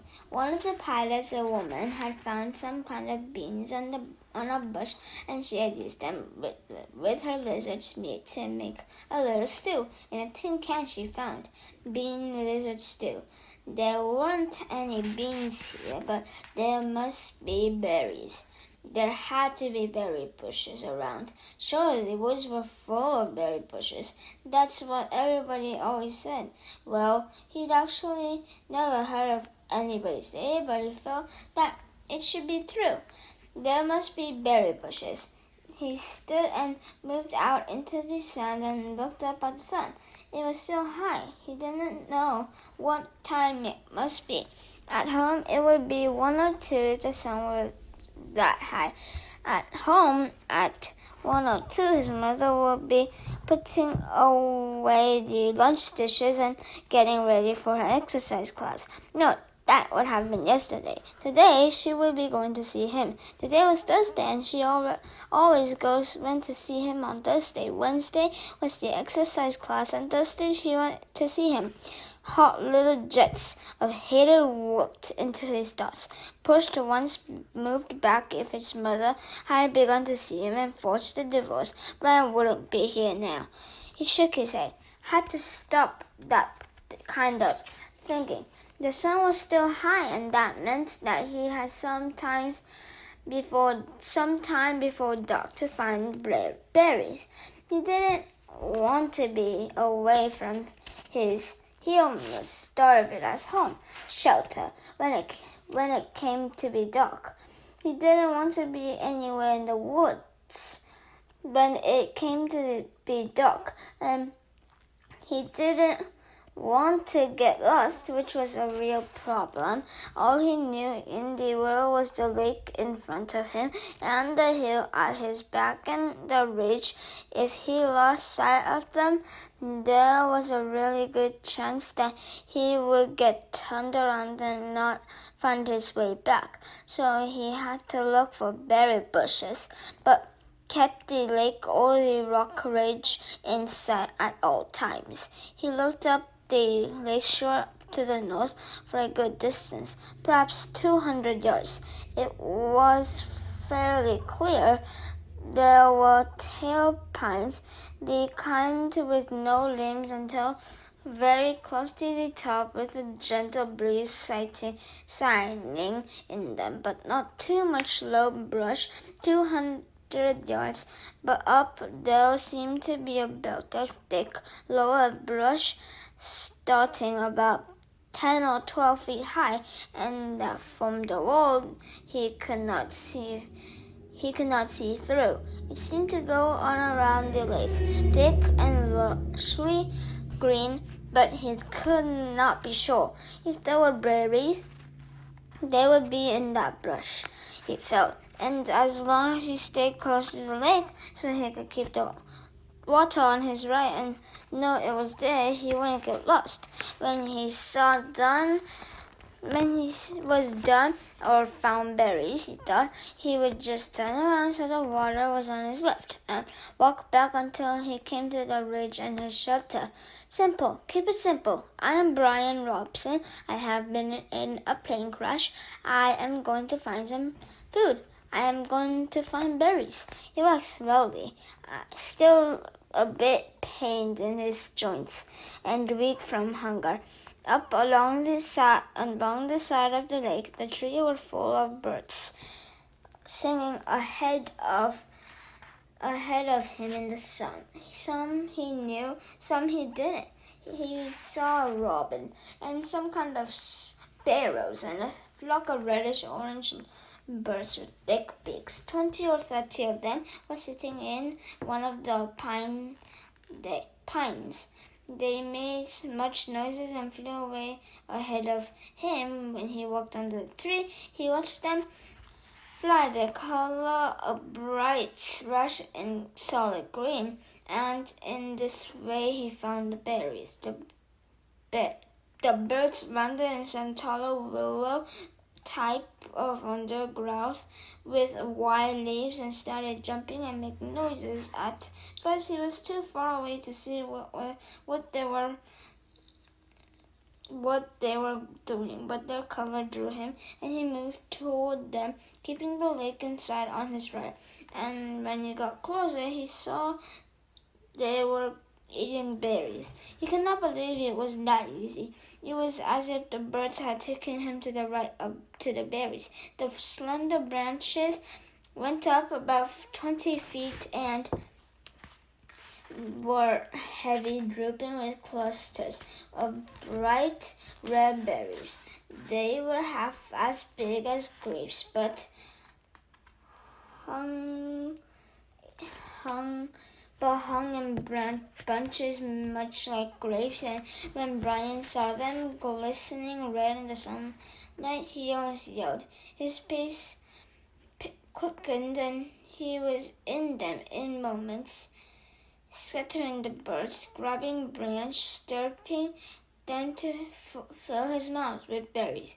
He spit them out. It wasn't that they were bitter so much as they lacked any sweetness. It had a tart flavor that left his mouth dry feeling, and they were like cherries. In that they had large pits, which made them hard to chew. But there was such a hunger on him, such an emptiness, that he would not stop and kept stripping branches and eating berries by the handful, grabs and jamming them into his mouth and swallowing them, pits and all. He could not stop, and when at last his stomach was full, he was still hungry. 2 days without food must have shrunken his stomach, but the drive of hunger was still there. Thinking of the birds and how they would come back into the berries when he left, he made a carrying pouch of his torn windbreaker and kept picking. Finally, when he judged he had close to 4 pounds in the jacket, he stopped and went back to his camp by the ridge. Now, he thought, now I have some food, and I can do something about fixing this place up. He glanced at the sun and saw that he had some time before dark. If I only had matches, he thought, looking ruefully at the beach and lakeside. There was driftwood everywhere, not to mention dead and dry wood all over the hill, and dead, dry branches hanging from every tree, all firewood, and no matches. How did they used to do it? He thought. Rubbed his sticks together. He tucked the berries in the pouch back in under the overhang in the cool shade, and found a couple of sticks. After 10 minutes of rubbing, he felt the sticks as they were almost cool to the touch. Not that, he thought. They didn't do fire that way. He threw the sticks down in disgust. So no fire. But he could still fix the shelter and make it. Here the word safer came into his mind, and he didn't know why. More livable. Kind of close it in. He thought, I'll just close it in a bit. He started dragging sticks up from the lake and pulling long dead branches down from the hill, never getting out of sight of the water and the ridge. With these, he interlaced a oval wall across the opening of the front of the rock. It took over 2 hours, and he had to stop several times because he felt a bit weak, and once because he felt a strange new twinge in his stomach. Tightening, rolling. Too many berries, he thought. I had too many of them. But it was gone soon, and he kept working, and the entire front of the overhang was covered save for a small opening at the red end. Nearest the lake, the doorway was about 3 feet, and when he went in, he found himself in a room almost 15 feet high, 15 feet long, and 8 to 10 feet deep, with the rock wall sloping down the rear. Good, he said, nodding. Good. I saw the sun was going down finally, and in the initial coolness, the mosquitoes came out again and crowded in on him. They were thick, terrible, if not quite as bad as in the morning.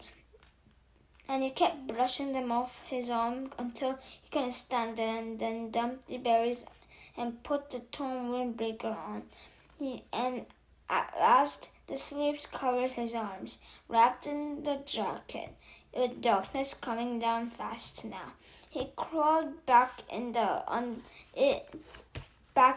under the rock and huddled and tried to sleep. He was deeply tired and still aching some, but sleep was slow coming and did not finally settle in until the evening cool turned to night cool, and the mosquitoes slowed. Then at last, with his stomach turning on the berries, Brian went to sleep. Chapter 7.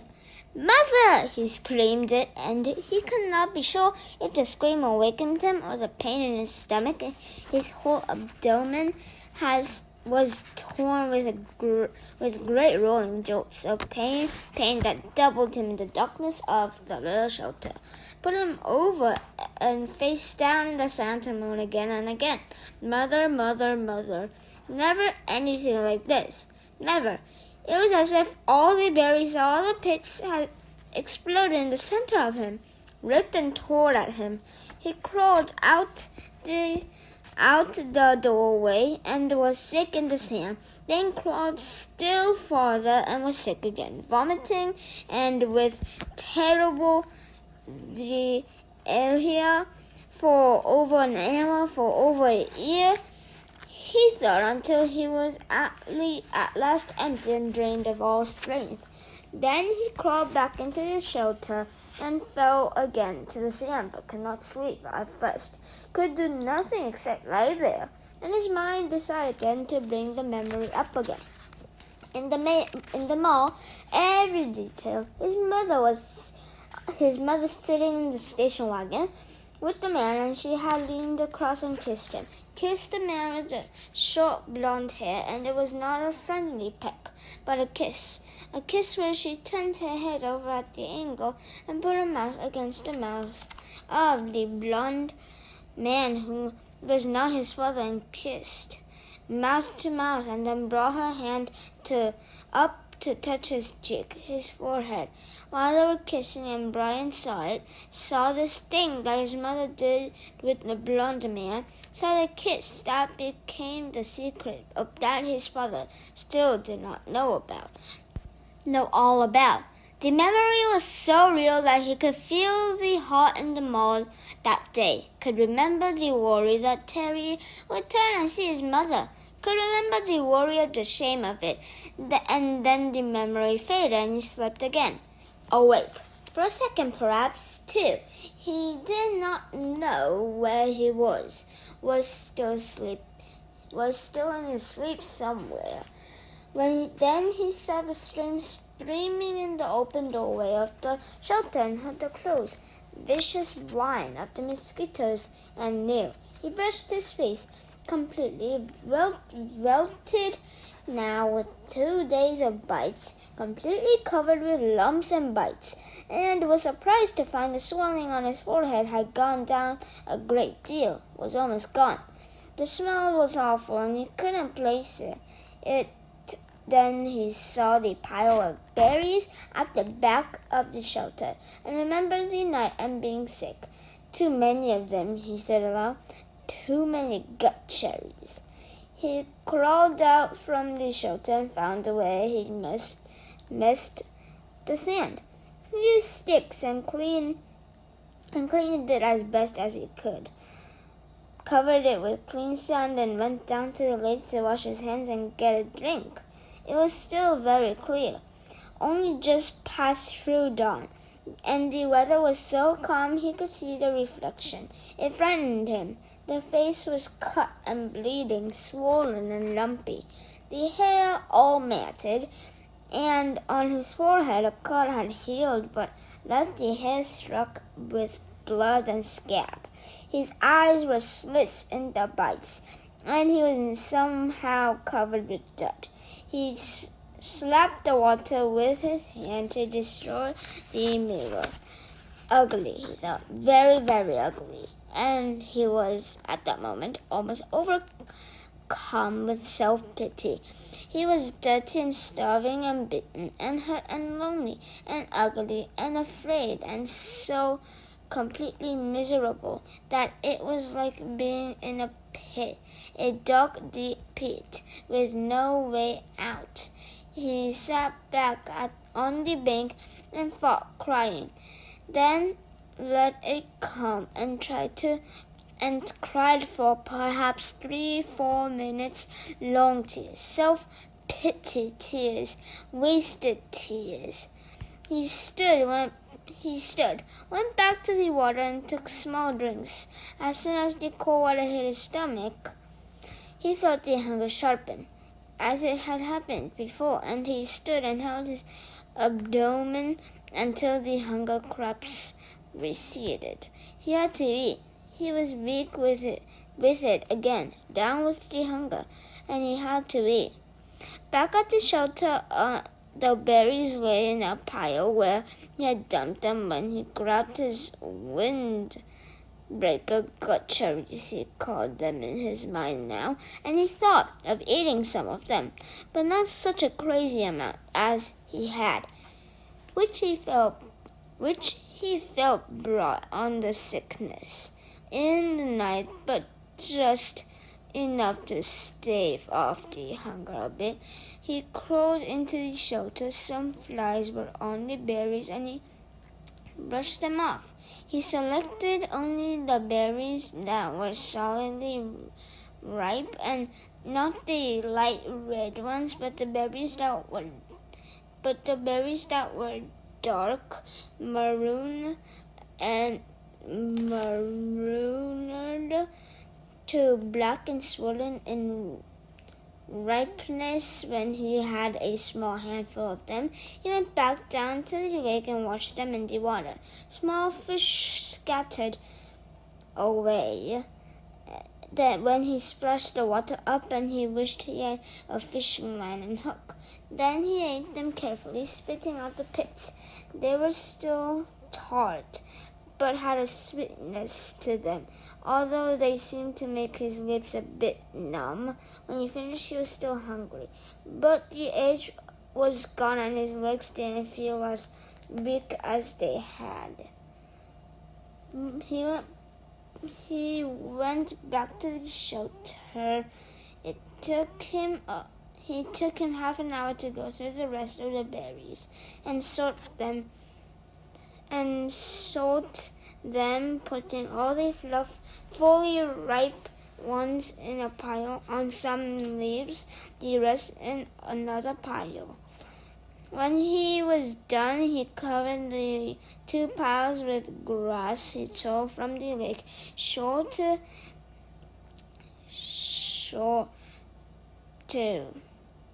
keep the flies off, and went back outside. They were awful berries, those gut cherries, he thought. But there was food there, food of some kind, and he could eat a bit more later tonight if he had to. For now he had a full day ahead of him. He looked at the sky through the trees and saw that while there were clouds, they were scattered and did not seem to hold the rain. There was a light breeze that seemed to keep the mosquitoes down, and he thought, looking up along the lake shore, if there was one kind of berry, there should be other kinds, sweeter kinds, if he kept the lake inside as he had done yesterday. He should be all right, should be able to find home again. And it stopped him. He had actually thought it that time. Home. 3 days, no, 2, or was it 3? Yes, it was the 3rd day, and he had thought of the shelter as home. He turned and looked at it, studied the crude work. The brush made a fair well, but not weather-tight, but it cut most of the wind off. He haven't done so badly at all. Maybe it wasn't much, but also maybe it was all he had for home. All right, he thought, so I'll call it home. He turned back and set off up the side of the lake, heading for the gut cherry bushes with his windbreaker bag in his hand. Things were bad, he thought, but maybe not that bad. Maybe he could find some better berries. When he came to find the gut cherry bushes, he paused. The branches were empty of birds, but still had many berries, and some of those that had been merely red yesterday were now a dark maroon to black, much riper. Maybe he should stay and pick them to save them, but the explosion in the night was still much in his memory, and he decided to go on. Gut cherries were food, but tricky to eat. He needed something better. Another 100 yards up the shore, there was a place where the wind had torn another path. These must have been fierce winds, he thought, to tear places up like this. As they had the path he had found with the plane when he crashed. Here the trees were not all the way down, but twisted and snapped off halfway up from the ground. So their tops were all down and rotted and gone, leaving the snags poking into the sky like broken teeth. It made for tons of dead and dry wood, and he wished once more he could get a fire going. It also made a kind of clearing. With the tops of the trees gone, the sun could get down to the ground, and it was filled with small thorny bushes that were covered with berries, raspberries. He knew because there were some raspberry bushes in the park, and he and Terry were always picking and eating them when they biked past. The berries were full and ripe, and he tasted one to find it sweet, and with none of the problems of the gut cherries. Although they did not grow in clusters, there were many of them, and they were easy to pick. And Brian smiled and started eating. Sweet, juicy, he thought. Oh, they were sweet, with just a tiny tin. And he picked and ate, and thought that he had never wasted anything this good. Soon, as before, his stomach was full, but now he had some sense, and he did not gorge or cram more down. Instead, he picked more and put them in his windbreaker, feeling the morning sun on his back and thinking he was rich with food now, just rich. And he heard a noise to his rear, a slight noise, and he turned and saw the bear. He could do nothing, think of nothing. His tongue stained with berry juice stuck to the roof of his mouth, and he stared at the bear. It was black with a cinnamon-colored nose, but not 20 feet from him, and big, no huge. It was all black fur and huge. He had seen one in the zoo in the city once, a black bear, but it had been from India or somewhere. This one was wild and much bigger than the one in the zoo, and it was right there. The sun caught the end of the hair's long his back, shining black and silky. The bear stood on its hind leg, half up, and started Brian. Just studied him, then lowered itself and moved slowly to the left, eating berries as it rolled along, waffling and delicately using its mouth to lift each berry from the stem. And in seconds it was gone. And Brian still had not moved. His tongue was stuck to the top of the mouth, the tip half out. His eyes were wide, and his hands were reaching for the berry. Then he made a sound, a low lug. It made no sense. It was just a sound of fear, of disbelief that something that large could have come so close that to him without his knowing. It just walked up to him, and could have eaten him, and he could have done nothing. And when the sound had done, a thing happened with his legs, a thing he had nothing to do with, and they were running in the opposite direction from the bear, back toward the shelter. He would have run all the way in panic, but after he had gone perhaps 50 yards, his brain took over and slowed and finally stopped him. If the bear had wanted you, his brain said, he would have taken you.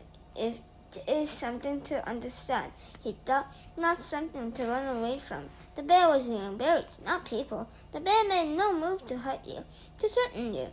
It stood to see you better, study you, but then went on its way eating berries.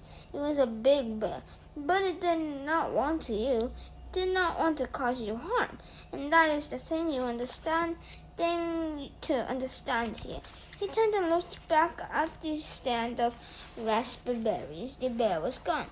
The birds were singing. He saw nothing that could hurt him. There was no danger here that he could sense, could feel in the city at night. There was something danger. You could not be in the park at night after dark because of danger. But here The bear had looked at him and had moved on, and this filled his thoughts. The berries were so good, so sweet and rich, and his body was so empty. And the bear had almost indicated that it didn't mind sharing. He had just walking from him.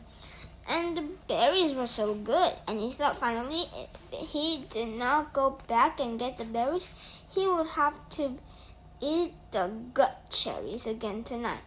That convinced him, and he walked slowly back to the raspberry patch and continued picking for the entire morning, although with great caution. And once when a squirrel rustled some pine needles at the base of the tree, he nearly jumped out of his skin. About noon, the sun was almost straight overhead. The clouds began to thicken and look dark. In moments, it started to rain, and he took what he had picked and trotted back to the shelter. He had eaten probably 2 pounds of raspberry and had maybe another 3 pounds in his jackets, rolled in a pouch. He made it to the shelter just as the clouds completely opened and the rain roared down in the sheets. Soon the sand outside was drenched and there were rivulets running down to the lake, but inside he was dry and snug. He started to put the picked berries back in the sorted pile with the gut cherries, but noticed that the raspberry were seeping through the jacket. They were much softer than the gut cherries, and apparently were being crushed a bit with their own weight.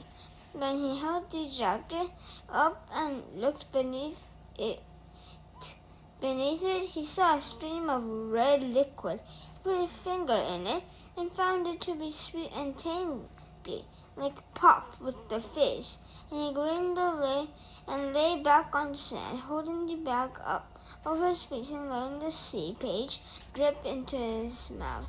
Outside, the rain poured down, but Brian lay back, drinking the syrup up from the berries, dry and with the pain almost gone, the stiffness also gone, his belly full, and a good taste in his mouth.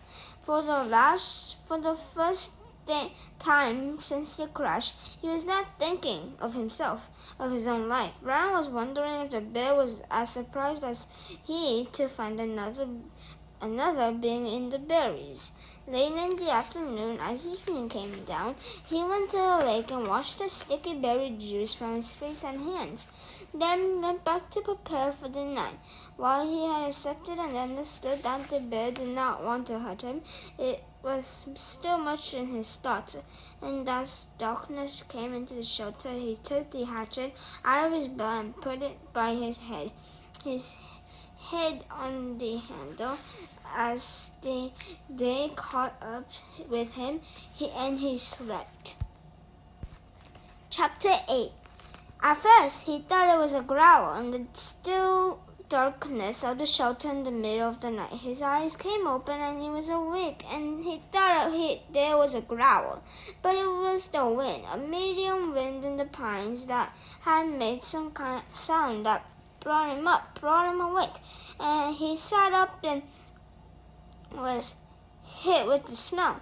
It terrified him. The smell was one of rot, some musty rot that made him think only of graves with cobwebs and dust and old death. His nostrils widened and he opened his eyes wider, but he could see nothing. It was too dark, too hard dark, with clouds covering even the small light from the stars, and he could not see. But the smell was alive and fully in the shelter. He thought of the bear, thought of Bigfoot, and every monster he had ever seen, and every fright movie he had ever watched, and his heart hammered in his throat. When he heard the slithering, brushing sound near his feet, and he kicked out as hard as he could, and threw the hatchet at the sound. A noise coming from his throat, but the hatchet missed. sailed into the wall where it hit the rock with a shower of sparks, and his legs were instantly torn with pain, as if 100 needles had been driven into it. Ugh! Now he screamed with the pain and fear and skittered on his backside up into the corner of the shelter, breathing through his mouth, straining to see, to hear. The Slytherin moved again. He stopped toward him first, and terror took him, stopping his breath. He felt he could see a low dark form, a book in the darkness, a shadow that lived, but now it moved away. Slytherin, scraping it, moved away, and he saw, or thought he saw, it go out of the door opening. He lay at his side for a moment, then pulled a rasping breath in and held it, listened for the attacker to return. When it was apparent that the shadow wasn't coming back, he felt the calf of his leg, where the pain was centered and spreading to fill the whole leg. His fingers gingerly touched a group of needles that had been driven through his pants and into the fleshy part of his calf. They were stiff and very sharp on the end that snuck out, and he knew then what the attacker had been. A porcupine had stumbled into a shelter, and when he had kicked it, the thing had slapped him with his tail of quills. He touched each quill carefully. The pain made it seem as if dozens of them had been slammed into his leg, but there were only 8.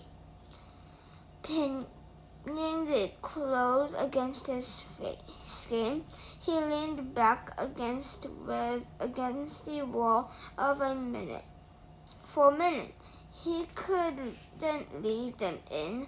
They had to come out, but just touching them made the pain more intense. So fast, he thought. So fast things change. When he'd gone to sleep, he had satisfaction, and in just a moment it was all different. He grasped one of the quills and held his breath and jerked. It sent pain signals to his brain in tight waves, but he grabbed another, pulled it, then another quill. Then he had pulled 4 of them. He stopped for a moment. The pain had gone from being pointed injury pain to spreading in a hot smear up his leg, and it made him catch his breath. Some of the quills were driven in deeper than others, and they tore when they came out. He breathed deeply twice. He let half of the breath out and went back to work. Jerk, pause, jerk, and 3 more times before he lay back in the darkness. Done. The pain filled his leg now, and with it came new waves of self-pity. Sitting alone in the dark, his leg aching, some mosquitoes finding him again. He started crying. It was all too much, just too much, and he couldn't take it, not the way it was. I can't take it this way, alone with no fire and in the darkness, and next time it might be something worse, maybe a bear, and it wouldn't be just quills in the leg. It will be worse. I can't do this, he thought, again and again. I can't. Brian pulled himself up until he was sitting upright back in the corner of the cave. He put his head down on his arms across his knees with stiffness, taking his left leg, and cried until he was cried out. He did not know how long it took, but later he looked back on his on this time of crying in the corner of the dark cave, and thought of it as when he learned the most important rule to survival, which was that feeling sorry for yourself didn't work. It wasn't just that it was wrong to do, or that it was considered incorrect. It was more than that. It didn't work. When he sat alone in the darkness and cried, and was all done with it, nothing had changed. His legs still hurt. It was still dark, and he was still alone, and the self-pity had accomplished nothing. At last he slept again. But already his patterns were changing, and the sleep was light, a resting doze more than a deep sleep, with small sounds awakening him twice in the rest of the night, in the last doze period before daylight, before he awakened. Finally, with the morning light, the clouds of new mosquitoes, he dreamed this time. It was not of his mother, not of the secret, but of his father at first, and then of his friend Terry. In the initial segment of the dream, his father was standing at the side of a living room looking at him, and it was clear from his expression that he was trying to tell Brian something. His lips moved, but there was no sound, not a whisper. He waved his hands at Brian, made gestures in front of his face, as if he was scratching something, and he wanted to make a word, but with his mouth, but at first Brian could, but no sound came. Ma, Brian could not hear it, could not understand it, and he wanted to so badly. It was so important to understand his brother, to know what he was saying. He was trying to help, trying so hard, and Brian couldn't understand. He looked cross, the way he did when Brian asked questions more than once, and he faded. Brian's father faded into a fog place. Brian could not see, and the dream was almost over, or seemed to be, when Terry came. He was not gesturing to Brian, but was sitting in the park at a bench, looking at a barbecue pit, and for a time nothing happened. Then he got up and poured some charcoal from a bag into the cooker, then some starter fluid, and he took a flick type of lighter and lit the fluid, and it was burning, and the charcoal was at last getting hot. He turned, noticing Brian for the first time in the dream. He turned and smiled and pointed to the fire, as if to say, see, a fire. But it meant nothing to Brian, except that he wished he had a fire. He saw a grocery sack on the table next to Terry. Brian thought it must contain hot dogs and chips and mustard, and he could think of only one of the food. But Terry shook his head and pointed again to the fire, and twice more he pointed to the fire, made Brian see the flames, and Brian felt his frustration and anger rise, and he thought, all right, I see the fire, but so what? I don't have a fire. I know about fire. I need a fire. I know that. His eyes opened, and there was light in the cave, a gray, dim light of morning. He wiped his mouth and tried to move his leg, but which had stiffened like wood.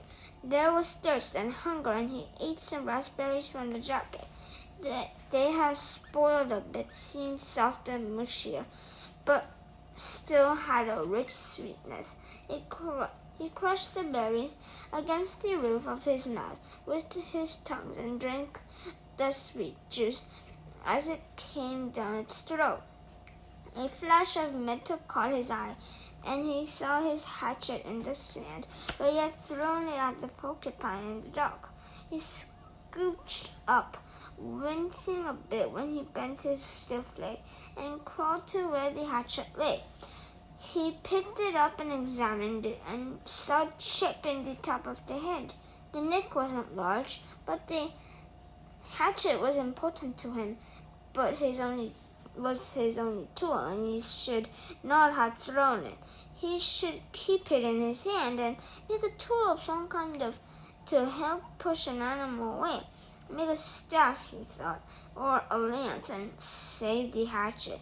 Something came then, he thought, as he held the hatchet. Something about the dream and his father and Terry, but he couldn't pin it down. He scrambled out and stood in the morning sun, and stretched his back muscles and his sore leg, and the hatchet was still in his hand, and as he stretched and raised it up over his head, it caught the first ray of the morning sun. The first faint light hit the silver of the hatchet and it flashed a brilliant gold in the light, like fire. That is it, he thought, what they were trying to tell me. Fire. The hatchet was the key to it all. When he threw the hatchet at the porcupine in the cave and missed and hit the stone wall, it had showered sparks, a gold shower of sparks, and the duck as golden with fire as the sun was now. And the hatchet was the answer. That's what his father and Terry had been trying to tell him. Somehow he could get fire from the hatchet. The sparks would make fires. Brian went back into the shed and studied the walls. It was some kind of chalky granite or a sandstone, but embedded in it were large pieces of a darker stone, a harder and darker stone. It only took him a moment to find where the hatchet had struck the steel, had nicked into the edge of one of the darkest stone pieces. Brian turned the head backward so he would strike with the flat rear of the hatchet and hit the black rock gently, too gently, and nothing happened. He struck harder, a glancing blow, and 2 or 3 times 3 weak sparks skipped off the rock and died immediately. He swung harder, held the hatchet so it would hit a longer sliding blow, and the black rock exploded in fire. Sparks flew so heavily that several of them skittered and jumped on the sand beneath the rock, and he smiled and struck again and again. There could be fire here, he thought. I will have a fire here, he thought, and struck again. I will have fire from the hatchet. Chapter 9. Brian found it was a long way from sparks to fire. Clearly, there had to be something for the sparks to ignite, some kind of tinder or kindling. But what? He brought some dry grass and taped sparks into it and watched them die. He tried small twigs, breaking them into little pieces, but that was worse than the grass. Then he tried a combination of the two, grass and twigs. Nothing. He had no trouble getting sparks, but the tiny bits of hot stone or metal, he couldn't tell which they were. They sputtered and died. He settled back on his haunches in exasperation, looking at the pitiful clump of grass and twigs. He needed something finer, something soft and fine, fluffy to catch the bits of fire. Shredded paper would be nice, but he had no paper. So close, he said aloud, so close. He put the hatchet back in his belt and went out of the shelter limping on his sore leg. There had to be something that had to be. Man had made fire. There had been fire for thousands, millions of years. There had to be a way.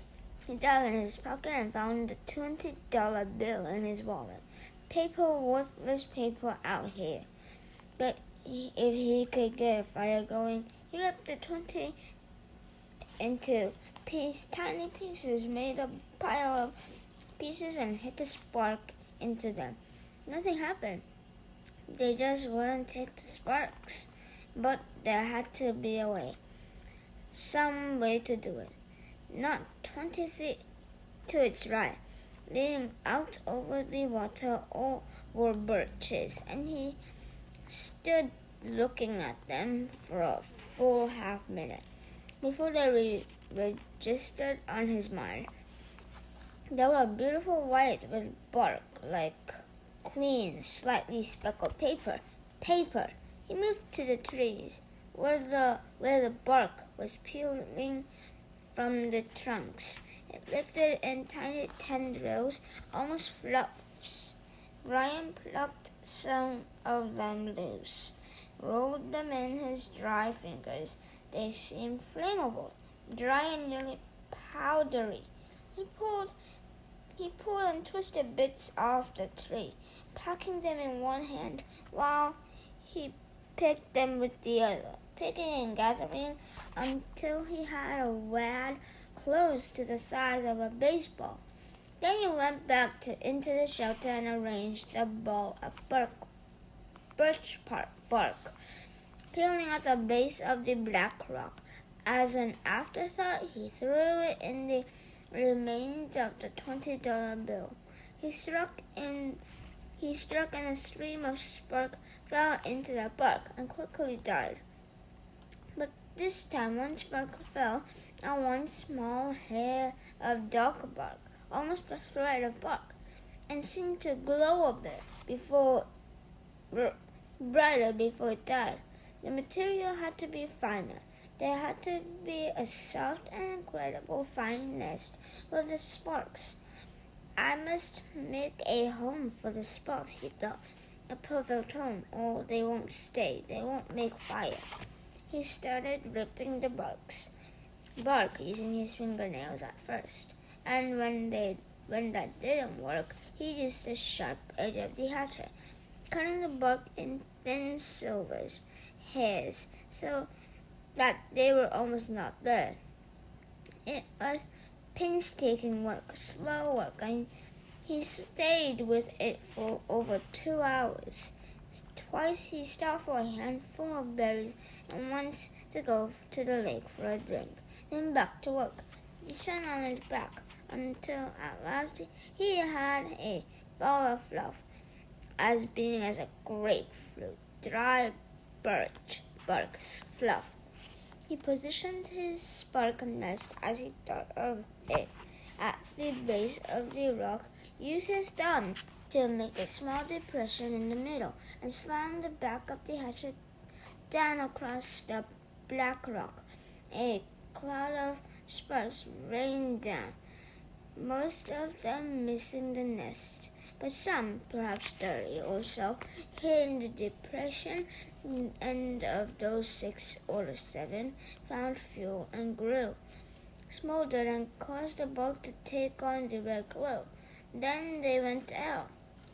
Close. He was close. He repositioned the nest, made a new and smaller dent with his thumb, and struck again. More sparks, a slight glow, then nothing. It's me, he thought. I'm doing something wrong. I did not notice. A cave dweller would have had a fire by now. A Cro-Magnon man would have a fire by now. But I don't know this. I don't know how to make a fire. Maybe not enough sparks. He settled the nest in place once more and hit the rock with a series of blows as fast as he could. The sparks poured like a golden waterfall. At first they seemed to take therefore several many sparks that found life and took and took briefly, but they all died, starved. He leaned back. They're like me. They're starving. It wasn't quantity. There were plenty of sparks, but they needed more. I will kill, he thought suddenly, for a book of matches. Just one book. There's one match. I will kill. What makes fire? He thought back to school. To all the science classes. Has he ever learned what made a fire? Did the teacher ever stand up there and say, "This is what makes a fire"? He shook his head, tried to focus his thoughts. Why did it take you have to have fuel? He thought, and he had that. The bark was fuel, oxygen. There had to be air. He needed to have air. He had to fan on it, blow on it.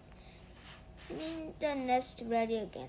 Held the hatchet backward, tensed the stroke for quick blows. Sparks came down and leaned forward as fast as he could and blew. Too hard. There was a bright, almost intense glow. Then it was gone. He had blown it out. Another set of strikes. More sparks. He leaned and blew, but gently this time, holding back and aiming the stream of air from his mouth to hit the brightest spot. 5 or 6 sparks had fallen in a tight mass of bark, hair, and Brian centered his efforts there. The sparks grew with his gentle breath. The red glow moved from the sparks themselves into the bark, moved and grew and became worms, glowing red worms that crawled up the bark hairs and caught over threads of bark and grew until there was a pocket of red as big as a quarter, a glowing red coal of heat. And when he ran out of breath and paused to inhale, the red ball suddenly burst into flame. "Fire!" he yelled. "I've got fire! I've got it! I've got it! I've got it!" But the flames were thick and oily and burning fast, consuming the ball of bark as fast as if it were gasoline. He had to feed the flames, keep them going. Working as fast as he could, he carefully placed the dry grass and wood pieces he had tried at first on top of the bark, and then gratified to see them take. But they would go fast. He needed more and more. He could not let the flames go out. He ran from the shelter to the pines and started breaking off the low, dead small limbs. These he threw in the shelter, went back for more, threw them in, and squatted to break and feed the flames. Then, when the small oil was going well, he went out and found larger wood, and did not relax until that was going. Then he leaned back against the wood brace of his door, opening and smiled. "I have a friend," he thought. "I have a friend now. A hungry friend, but a good one. I have a friend named Fire. Hello, Fire." The curve of the rock back made an almost perfect drawing fuel that carried the smoke up through the cracks of the roof, but hardly hot.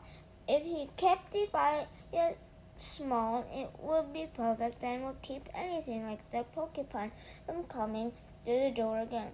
A friend and a guard, he thought. So much of a little spark. A friend and a guard from a tiny spark. He looked around and wished he had somebody to tell this thing he had done. But there was nobody, nothing but the trees and the sun and the breeze and the lake. Nobody, he thought, rolling thoughts with the smoke curling up over his head and the smile still half on his face, he thought. I wonder what they're doing now. I wonder what my father is doing now. I wonder what my mother is doing now. I wonder if she is with him. Chapter 10. He could not at first leave the fires. It was so precious to him, so close and sweet. A thing, the yellow and red flames brightening the dark interior of the shelter. The happy crackle of the dry wood as it burned, that he could not leave it. He went to the trees and brought in as many dead limbs so he could chop off and carry, and when he had a large pile of them, he sat near the fire. Though it was getting into the warm middle part of the day and he was hot, and broke them in small pieces and fed the fire. "I will not let you go out," he said to himself, "to the flames, not ever." And so he sat through a long part of the day, keeping the flames even, eating from his stock of raspberries, leaving them to drink from the lake when he was thirsty. In the afternoon toward evening, with his face smoke smeared and his skin red from the heat, he finally began to think ahead to what he needed to do. He would need a large wood pile to get through the night. It would be almost impossible to find wood in the dark, so he had to have it all in and cut and stacked before the sun went down. Brian made certain the fire was banked with new wood, then went out of the shelter and searched for a good fuel supply. Up the hill from the campsite, the same windstorm that left him a place to land the plane. Had that only been 3-4 days ago, had dropped 3 large white pines across each other. They were dead now, dry and filled with weathered, dry, dead limbs. Enough for many days. He chopped and broke and carried wood back to the camp, stacking the pieces under the overhang until he had what he thought to be an enormous pile as high as his head and 6 feet across the base. Between trips, he added small pieces to the fire to keep it going, and on one of the trips to get wood, he noticed an added advantage of the fire. When he was in the shade, the shade of the trees, breaking leaves, the mosquitoes swarming on him as usual, but when he came to the fire, or just near the shelter where the smoke added and spread, the insects were gone. It was a wonderful discovery. The mosquitoes had nearly driven him mad, and the thought of being rid of them lifted his spirit. On another trip, he looked back and saw the smoke crawling up through the trees and realized for the first time that he now had the means to make a signal.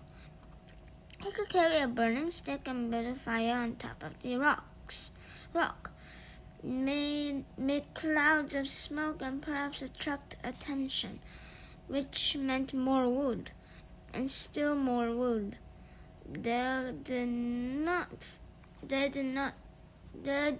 seem to be an end to the wood, and he spent all the rest of the afternoon into dusk making wood trips. At dark, he settled in again for the night, next to the fire with a stack of short pieces ready to put on, and he ate the rest of the raspberries. During all the work of the day, his leg was loosened, but it still ached a bit, and he rubbed it and watched the fire and thought for the first time since the crash that he might be getting a handle on things, might be starting to do something other than just sit. He was out of food, but he could look tomorrow, and he could build a signal fire tomorrow and get more wood tomorrow. The fire cut the night coolness and settled him back into sleep, thinking of tomorrow. He slept hard and wasn't sure what awakened him, but his eyes came open and he stared into the darkness. The fire had burned down and looked out, but he stirred with a piece of wood and found a bed of coal still glowing hot and red. With small pieces of wood and carefully blowing it, he soon had a blaze going again. It had been close. He had to be sure to try and sleep in short intervals, so he could keep the fire going. And he tried to think of a way to regulate his sleep, but it made him sleep to think about it, and he was just going under again. When he heard the sound outside, it was not unlike the sound of the porcupine, something slithering and being dragged across the sand. But when he looked out the window door opening, it was too dark to see anything. Whatever it was, it stopped making that sound in a few moments, and he thought he heard something sloshing into the water at the shoreline. But he had the fire now and plenty of wood, so he wasn't as worried as he had been the night before. He though slept for a time, awakened again just at dawn gray light, and added wood to the still smoking fire before standing outside and stretching with his arms stretched over his head in the tight knot of hunger in his stomach. He looked toward the lake and saw the tracks. There were strange, a main center line up from the lake in the sand with claw marks on the side, landing to a small pile of sand, then going back down to the water. He walked over and squatted near them, studied them, tried to make sense of them. Whatever had made the tracks had some kind of flat dragging bottom in the middle and was apparently pushed along with the legs that stuck out to the side. Up from the water into a small pile of sand, and then back down to the water. Some kind of animal that came up to the sand to do what? To do something with the sand and play and make a pile in the sand? He smiled. Silly boy, he thought. Oh, you silly boy, with your city ways. He made a mirror in his mind, a mirror of himself, and saw how he must look. Silly boy with your city was sitting in the sand trying to read the tracks and not understanding. Why would anything wild come up from the water to play in the sand? Not that way. Not that way. Animals weren't that way. They didn't waste time. That way. It had come up from the water for a reason, a good reason, and he must try to understand the reason. He must change to fully understand the reason himself, or he would not make it. It had come up from the water for a reason, and the reason, he thought, squatting. The reason had to do with the pile of sand. He brushed the top off gently with his hand, burning damp sand. Still, there must be a reason, and he carefully kept scraping and digging until about 4 inches down, and he suddenly came into a small chamber in the cool, damp sand, and there lay eggs, many eggs, almost perfectly round eggs, the size of table tennis balls. And he laughed then because he knew it had been a turtle. He had seen a show on television about sea turtles that came up onto beaches and laid their eggs in the sand. There must be freshwater lake turtles that did the same. Maybe snapping turtles. He had heard of snapping turtles. They became fairly large, he thought. It must have been a snapper that came up in the night when he heard the noise that awakened him. She must have come then and laid the legs. Food. More than eggs. More than knowledge. More than anything, this was food. His stomach tightened and roared and made noises, and he looked at the eggs as if his stomach belonged to somebody else or had seen the eggs with his own eyes. I was demanding food. The hunger, always there, had been somewhat controlled and dormant when there was nothing to eat, but with the egg came the scream to eat. His whole body craved food, and with such an intensity and that it quickened his breath. He reached into the nest and pulled the eggs out one at a time. There were 17 of them, each as round as a ball and white. They had leathery shells and gave instead of breaking when he squeezed them. When he had some heaped on the sand in a pyramid, he had never felt so rich somehow. He suddenly realized that he did not know how to eat them. He had a fire, but no way to cook them, no container, and he had never thought of eating a raw egg. He had an uncle named Carter, his father's brother, who always put an egg in a glass of milk and drank it in the morning. Brian had watched him do it just once, and when the runny part of the white left the glass and went into his uncle's mouth and down the throat in a single gulp. Brian almost lost everything he had ever eaten. Still, he thought. Still, as his stomach moved toward his backbone, he became less and less fuzzy. Some natives in the world ate grasshoppers and ants, and if they could do that, he could get a raw egg down. He picked up one and tried to break the shell, and found it surprisingly tough. Finally, using the hatchet, he sharpened a stick and poked a hole in the egg. He widened the hole with his finger and looked inside. Just an egg. It had a dark yellow yolk and not so much white as he thought it would be. Just an egg. Food. Just an egg he had to eat. Raw.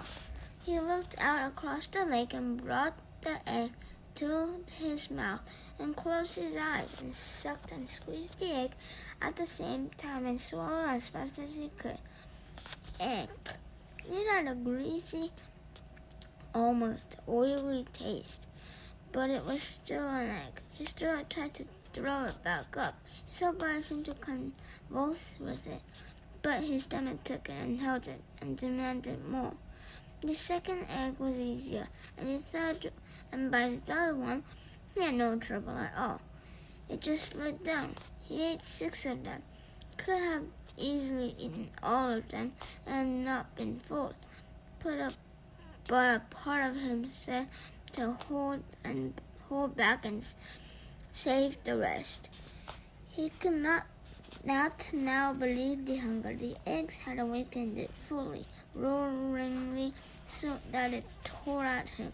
After the 6th egg, he ripped the shell open and licked the inside clean, and went back and ripped the other 5 open and licked them out as well, and wondered if he could eat the shell. There must be some food value in them, but when he tried, they were too leathery to chew, and he couldn't get them down. He stood away from the eggs for a moment.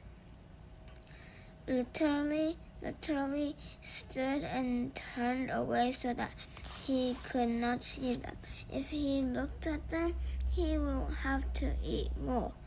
He would store them in the shelter and eat only 1 a day. He fought the hunger down, controlled it. He would take them now and store them and save them and eat 1 a day. And he realized as he thought that he had forgotten that they might come. The searchers. Surely they would come before he could eat all the eggs at 1 a day. He had forgotten to think about them. and that wasn't good. He had to keep thinking of them, because if he forgot them and did not think of them, they might forget about him. And he had to keep hoping. Chapter 11.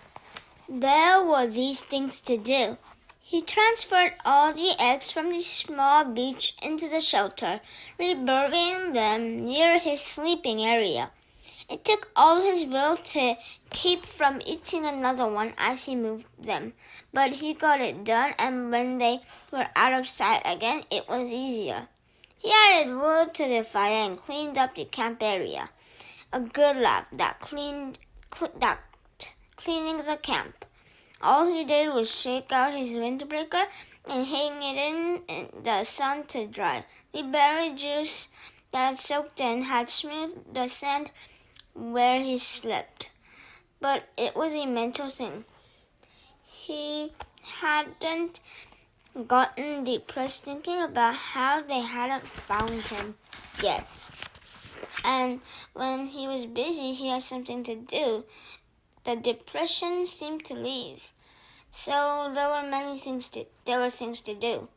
With the camp squared away, he brought in more wood. He had decided to always have enough on hand for 3 days, and after spending one night with the fire for a friend, he knew what a staggering amount of wood it would take. He worked all through the morning at the wood, breaking down dead limbs and breaking or chopping them in smaller pieces. Storing them neatly beneath the overhang, he stopped once to take a drink at the lake, and in his reflection he saw that the swelling on his head was nearly gone. There was no pain. So he assumed that had taken care of itself. His leg was back to normal, although he had a small pattern of holes roughly star-shaped, where the quills had nailed him. And while he was standing at the lake shore, taking stock, he noticed that his body was changing. He had never been fat, but he had been slightly heavy with a little extra weight just above his belt, at the sides. This was completely gone, and his stomach had caved into the hunger, and the sun had cooked him past burning, so he was tanning. And with the smoke from the fire, his face was starting to look like leather. But perhaps more than his body was the change in his mind, or in the way he was becoming. I'm not the same, he thought. I hear differently. I did not know when the change started, but it was there when the sound came to him now. He didn't just hear it, but would now know the sound. He would swing and look at it. A breaking twig, a movement of the air, and now the sound, as if he somehow could move his mind back down the wave of sound to the source. He could know that the sound was before he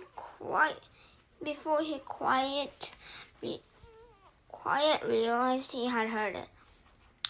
And when he saw something, a bird moving a wing inside a bush or a ripple on the water, he would truly see that thing, not just notice it, as he used to notice things in the city. He would see all parts of it, see the whole wing, the feathers, see the colors of the feathers, see the bush and the size and shape and color of its leaves. He would see the way the light moved with the ripples on the water, and see that the wind made the ripples and which way that wind had to blow to make the ripples move in that certain way. None of that used to be in Brian, and now it was part of him. It was a part of him. A changed part of him, a grown part of him, and the two things, his mind and his body, had come together as well, had made a connection with each other that he didn't quite understand. When his ears heard a sound or his eyes saw a sight, his mind took control of his body. Without his thinking, he moved to face the sound or sight, moved to make ready for it, to deal with it. There were these things too. That when the wood was done, he decided to get a signal fire ready. He moved to the top of the rock ridge and comprised a bluff over his shelter, and was pleased to find a large flat stone area. More wood, he thought, moaning inwardly. He went back to the fallen trees and found more dead limbs, carrying them up on the rock until he had enough for a bonfire. Initially, he had thought of making a signal fire every day, but he couldn't. He would never be able to keep the wood supply going. So while he was working, he decided to have the fire ready, and if he heard an engine or even thought he heard a plane engine, he would run up with a burning limb and set off the signal fire. Things to do. At the last trip on the top of the stone bluff with wood, he stopped, sat on the point overlooking the lake, and rested. The lake lay before him, 20 or so feet below, and he had not seen it this way since he had come in with the plane. Remembering the crash, he had a moment of fear, a breathing, tightening little rip of terror. But it passed, and he was quickly caught up in the beauty of the scenery. It was so incredibly beautiful that it was almost unreal. From his height, he could see not just a lake, but across part of the forest, a green carpet, and it was full of life. Birds, insects, there was a constant hum and song at the end. At the other end of the bottom of the L, there was another large rock sticking out over the water, and on top of the rock a snaggly pine had somehow found food and grown bent and gnarled. Sitting on one limb was a blue bird with a crest and sharp beak, a kingfisher. He thought of a picture he had seen once, which left a branch while he watched it and dove into the water. It emerged a split part of second later, in its mouth a small fish, wiggling silver in the sun. It took the fish to a limb, juggled it twice, and swallowed it whole. Fish! Of course, he thought. There were fish in the lake, and there were food, and if a bird could do it, he scrambled down the side of the bluff and trotted to the edge of the lake, looking down into the water. Somehow it had never occurred to him to look inside the water, only at the surface. The sun was flashing back up into his eyes, and he moved off to the side and took his shoes off and waded out 15 feet. Then he turned and stood still, with the sun at his back, and studied the water again. It was, he saw after a moment, literally packed with life. Small fish swam everywhere, some narrow and long, some round, most of them 3 or 4 inches long, some a bit longer and many smaller. There was a patch of mud off to the side leading into deeper water, so he could see all clam shells there, so there must be clams. As he watched, a crayfish, looking like a tiny lobster, left one of the empty clam shells and went to another looking for something to eat, digging with its claws. While he stood, some of the small roundish fish came quite close to his leg, and he tensed, got ready, and made a wild stab at grabbing one of them. They exploded away in 100 flicks of quick light, so fast that he had no hope of catching them that way. But They soon came back, seemed to be curious about him. As he walked from the water, he tried to think of a way to use that curiosity to catch them. He had no hooks or strings, but if he could somehow lure them into the shallows and make a spear, a small fish spear, he might be able to strike fast enough to get one. He would have to find the right kind of wood, slim and straight. He had some willows up along the lake that might work, and he could use the hatchet to sharpen it and shape it while he was sitting by the fire tonight. And that brought up the fire, which he had to feed again. He looked at the sun and saw it was getting late in the afternoon, and when he thought of how late it was, he thought that he ought to reward all his work with another egg, and that made him think that some kind of dessert would be nice. He smiled when he thought of dessert, so fancy, and he wondered if he should move up the lake and see if he could find some raspberries after he banked the fire, and while he was looking for the right wood for a spear.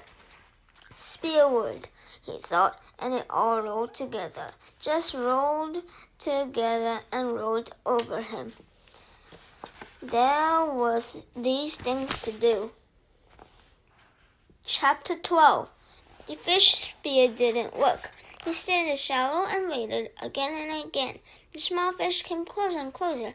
He lunged time after time, but was always too slow. He tried throwing it, jabbing it, everything but failing with it, and it didn't work. The fish were just too fast. He had been so sure, so absolutely certain that it would work the night before. Sitting by the fire, he had taken the willow and carefully peeled the bark until he had a straight staff about 6 feet long and just under an inch thick at the base, the thickest end. When propping the hatchet in a crack in the rock wall, he had pulled the head of his spear against it, carving a thin piece of each off each time, until the thickened tapered down to the needle point. Still not satisfied, he could not imagine hitting one of the fish with a single point. He carefully used the hatchet to split the open up the middle for 8 or 10 inches and jammed the piece of wood up into the split to make a 2-pronged spear with the points about 2 inches apart. It was crude, but it looked effective and seemed to have good balance when he stood outside the shelter and hefted that spear. He had worked on the fish spear until it had become more than just a tool. He spent hours and hours on it, and now it didn't work. He moved into the shallow and stood, and the fish came to him just as before. They swarmed around his leg, some of them almost 6 inches long, but no matter how he tried, they were too fast. At first, he tried throwing it, but that had no chance. As soon as he brought his arm back, well before he threw, the movement threatened them. Next, he tried lunging at them, having the spear ready for just above the water and thrusting with it. Finally, he actually put the spear in the water and waited until the fish were right in front of it. But still, somehow, he telegraphed his motion before he thrust, and they saw it and flashed away. He needed something to spring the spear forward, though. some way to make it move faster than the fish, some motive force, a steering that snapped a bow and arrow, a thin, long arrow with the point in the water, and the bow pulled back so that all he had to do was release the arrow. Yes, that was it. He had to invent the bow and arrow. He almost laughed as he moved out of the water and put on his shoe. The morning sun was getting hot, and he took his shirt off. Maybe that was how it really happened. Way back when some primitive man tried to spear fish and it didn't work, and he invented the bow and arrow. Maybe it was always that way. Discoveries happened because they needed to happen. He had not eaten anything yet this morning, so he took a moment to dig up the eggs and eat one, and he reburied them. Banked the fire with a couple of thicker pieces of wood, settled the hatchet on his belt, and took the spear in his right hand and set off up the lake to find wood to make a bow. He went without his shirt, but something about the wood smell on him kept the insects from bothering him as he walked to the berry patch. The raspberries were starting to become overripe just in 2 days, and he would have to pick as many as possible after he found the wood. But it did take a little time now to pick a few and eat them. They were full and sweet, and when he picked one, the 2 others fall off the limbs into the grass, and soon his cheeks were covered with red berry juice, and he was full. That surprised him, being full. He hadn't thought he would ever be full again. He knew only the hunger, and here he was full. One turtle egg and a few handfuls of berries, and he felt full. He looked down at his stomach and saw that it was still caved in, did not bulge out as it would have with 2 hamburgers and a freezy slush. It must have shrunk, and there was still hunger there, but not like it was, not tearing at him.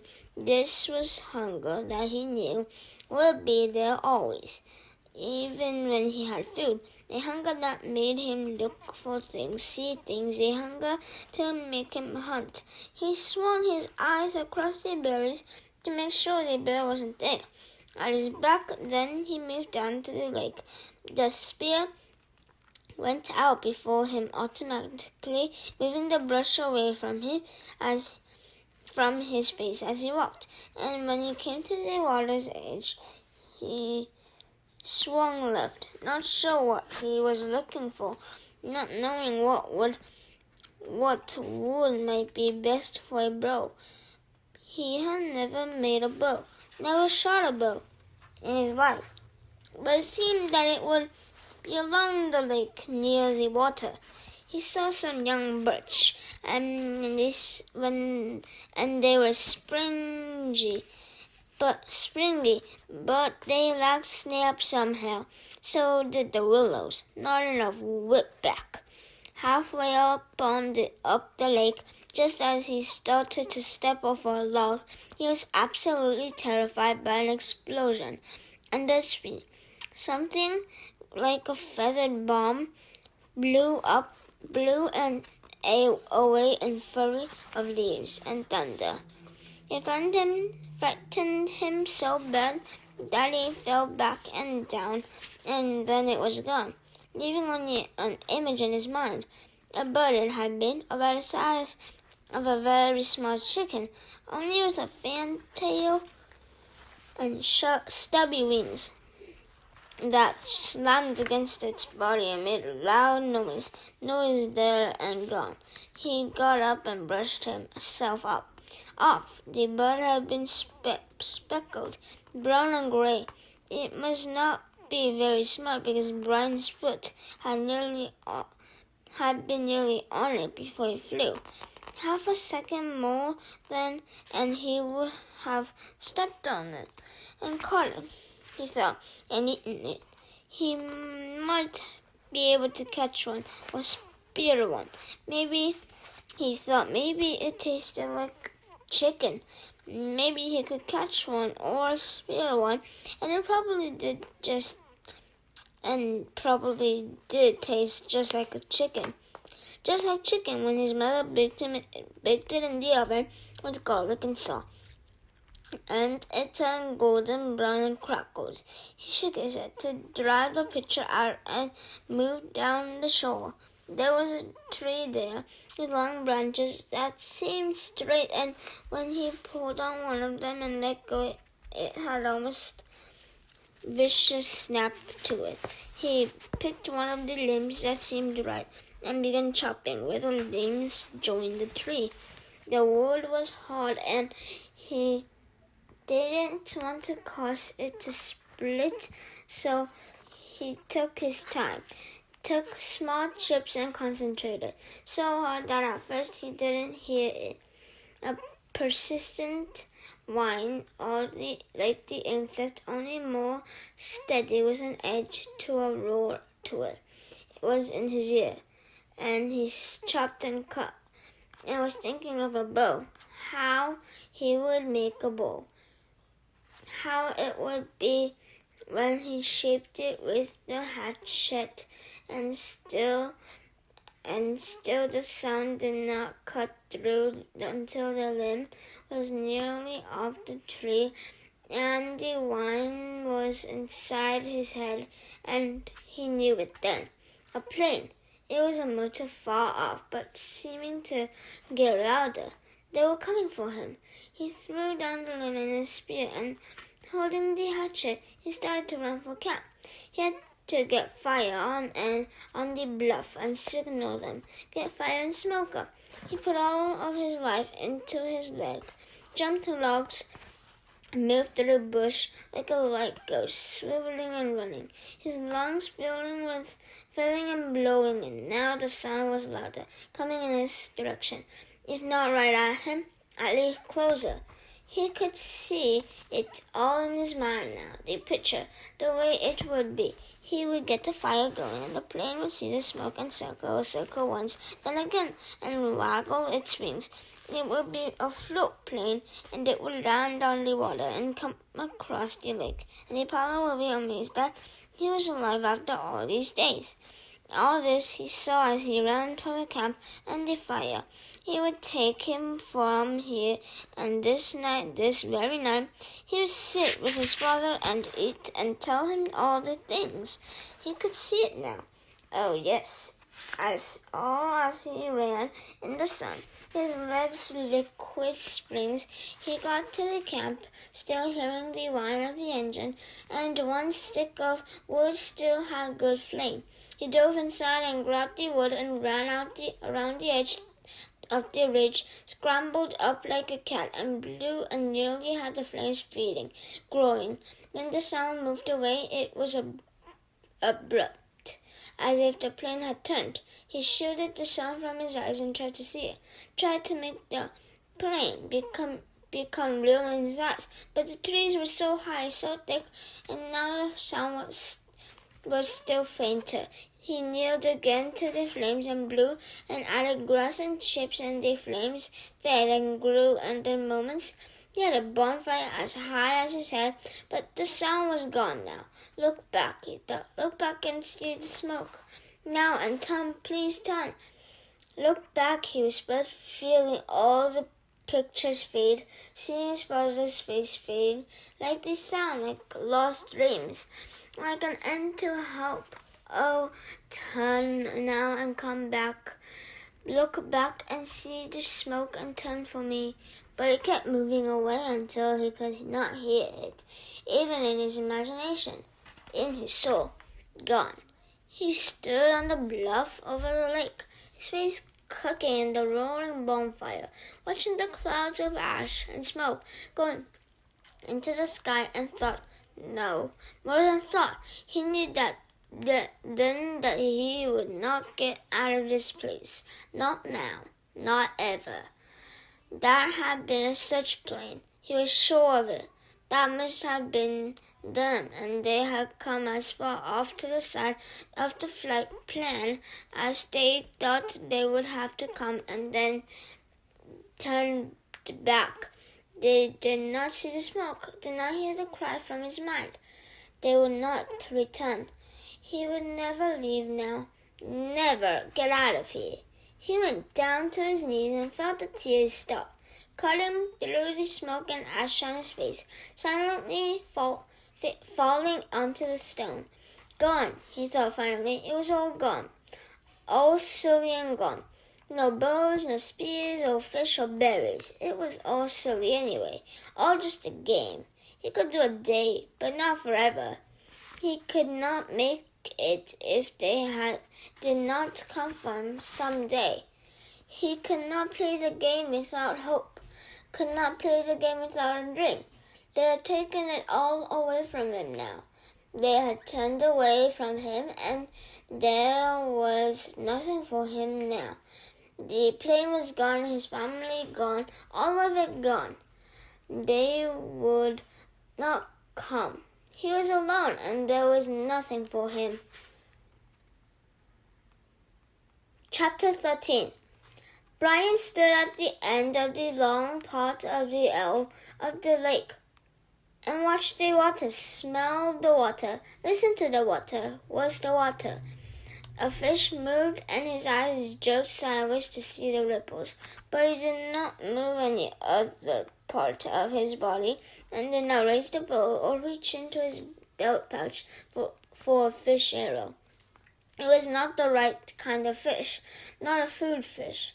The food fish stayed close in the shallows and did not roll that way, but made quicker movements, small movements, food movements. The large fish rolled and stayed deep and could not be taken, but it didn't matter. This morning, he was not looking for fish. Fish was like me, and he was sick of them. He was looking for one of the foolish birds. He called them fool birds, and there was a flock that lived near the end of the long part of the lake, but something he did not understand had stopped him, and he stood, breathing gently through his mouth to keep silent, letting his eyes and ears go out and do the work for him. It had happened before this way. Something that had come into him from outside to warn him, and he had stopped. Once it had been the bear again. He had been taking the last of the raspberries, and something came inside and stopped him. And when he looked where his ears said to look, there was a female bear with cubs. Had he taken 2 more steps, he would have come between the mother and her cubs, and that was a bad place to be. As it was, the mother had stood and faced him, and made a low sound in her throat to threaten and warn him. He paid attention to the feeling now, and he stood and waited patiently, knowing he was right, and that something would come. Turn, smell, listen, feel, and then a small sound, and he looked up and away from the lake and saw the wolf.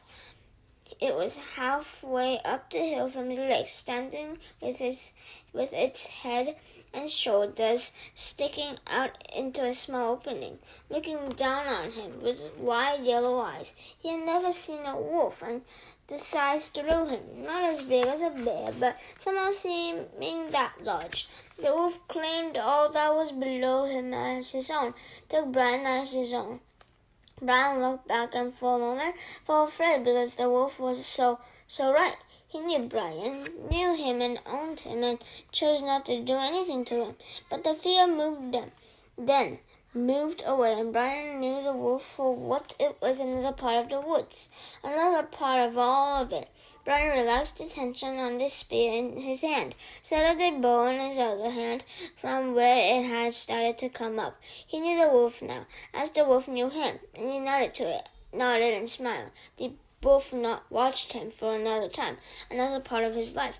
Then it turned and walked effortlessly up the hill, and as it came out of the brush, it was followed by 3 other wolves, all equally large and gray and beautiful, all looking down on him as they trotted past and away, and Brian nodded to each of them. He was not the same now. The Brian that stood and watched the wolves move away and nodded to them was completely changed. Time had come, time that he measured, but didn't care about them. Time had come into his life and moved out and left him different. In measured time, 47 days had passed since the crash. 42 days, he thought, since he had died and been born as the new Brian. When the plane had come and gone, it had put him down, gutted him, and dropped him and left him with nothing. The rest of that first day, he had gone down and down until dark. He had left the fire go out, had forgotten to eat even an egg, and had let his brain take it down to where he was done, where he wanted to be done and done, to where he wanted to die. He had settled into the great funk deeper and still deeper until finally in the dark he had gone up on the ridge and taken a hatchet and tried to end it by cutting himself. Madness, a hissing madness that took his brain. There had been nothing for him then, and he tried to become nothing. But the cutting had been hard to do, impossible to do, and he had at least fallen to his side, wishing for death, wishing for an end, and slept only didn't sleep. With his eyes closed and his mind open, he lay on the rock through the night, lay and hated and wished for it to end, and thought of the word cloud down, through that awful night. Over and over the world, wanting all his clouds to come down, but in the morning he was still there on his side, and the sun came up, and when he opened his eyes, he saw the cuts on his arm, the dry blood turning black. He saw the blood and hated the blood, hated what he had done to himself when he was the old Brian and was weak, and 2 things came into his mind, 2 true things. He was not the same. The plane passing changed him. The disappointment cut him down and made him new. He was not the same and would never be again like he had been. That was one of the true things, the new things. And the other ones was that he would not die. He would not let death in again. He was new. Of course, he had made a lot of mistakes. He smiled now, walking up to the lake shore after the wolves were gone, thinking of the early mistakes, the mistakes that came before. He realized that he had to find new ways to be what he had become. He had made a new fire. He had made new fire, which he now kept going, using particularly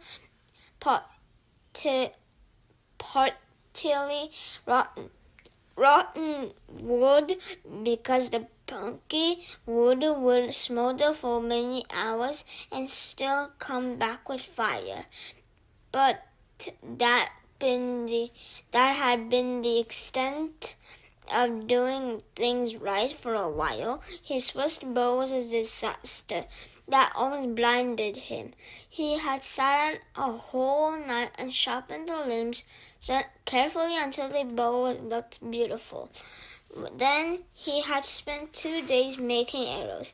The shafts were willow, straight and with the bark peeled, and he hardened the points and split a couple of them to make forked points as he had done with the spear. He had no feathers, so he just left them bare, figuring for fish they only had to travel a few inches. He had no string, and that threw him until he looked down at his tennis shoes. They are long laces too long, and he found that one lace couldn't have would take care of both shoes, and that left the both other legs for a bowstring. All seemed to be going well until he tried a test shot. He put an arrow to the string, pulled it back to his cheek, pointed it at the dirt hummock, and at that precise instant the bow would explode in his hands, sending splinters and chips of wood into his face. 2 pieces actually struck into his forehead, just above his eyes, and that had been only slightly lowered that they would have been blinded him. 2 stiff mistakes. In his mental journal, he listed them to tell his father. Listed all the mistakes. He had made a new bow with slender limbs and a more fluid, gentle pull, but could not hit the fish, though. He sat in the water and was in the air surrounded by a virtual cloud of small fish. It was infuriating. He would pull the bow back, set the arrow just above the water, and when the fish was no more than an inch away, release the arrow, only to miss. It seemed to him that the arrow had gone right through the fish again and again, but the fish didn't get hurt. Finally, after hours, he stuck the arrow down into the water, pulling the bow, and waited for a fish to come close. And while he was waiting, he noticed that the water seemed to make the arrow bend or break in the middle.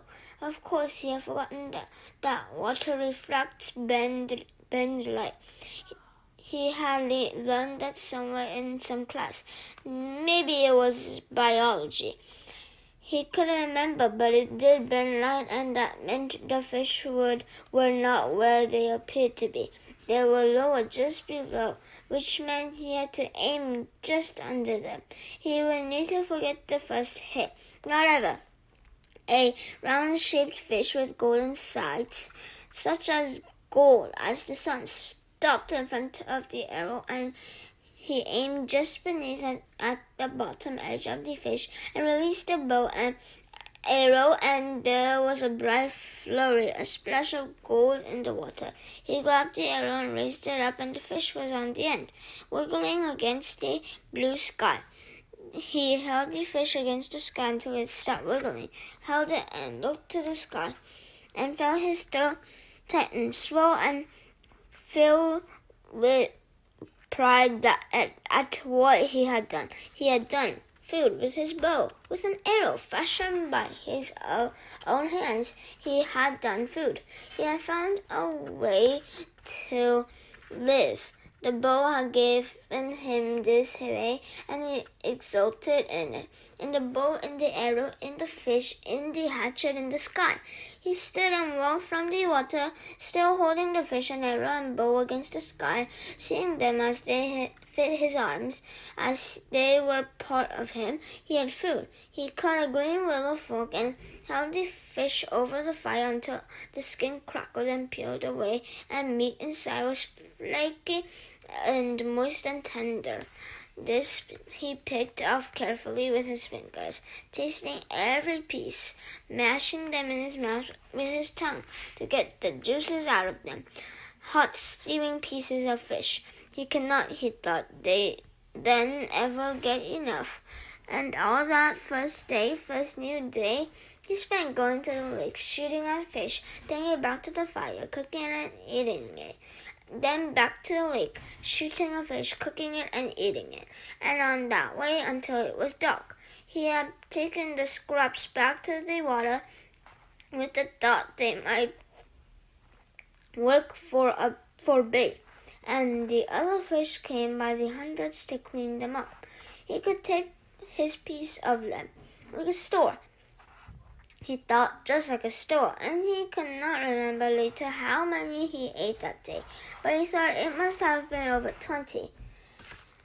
It had been a feast day, his first feast day, and a celebration of being alive, and a new way he had of getting food. By the end of that day, when it became dark and he lay next to the fire with his stomach full of fish and grease from the meat smeared around his mouth, he could feel new hope building in him.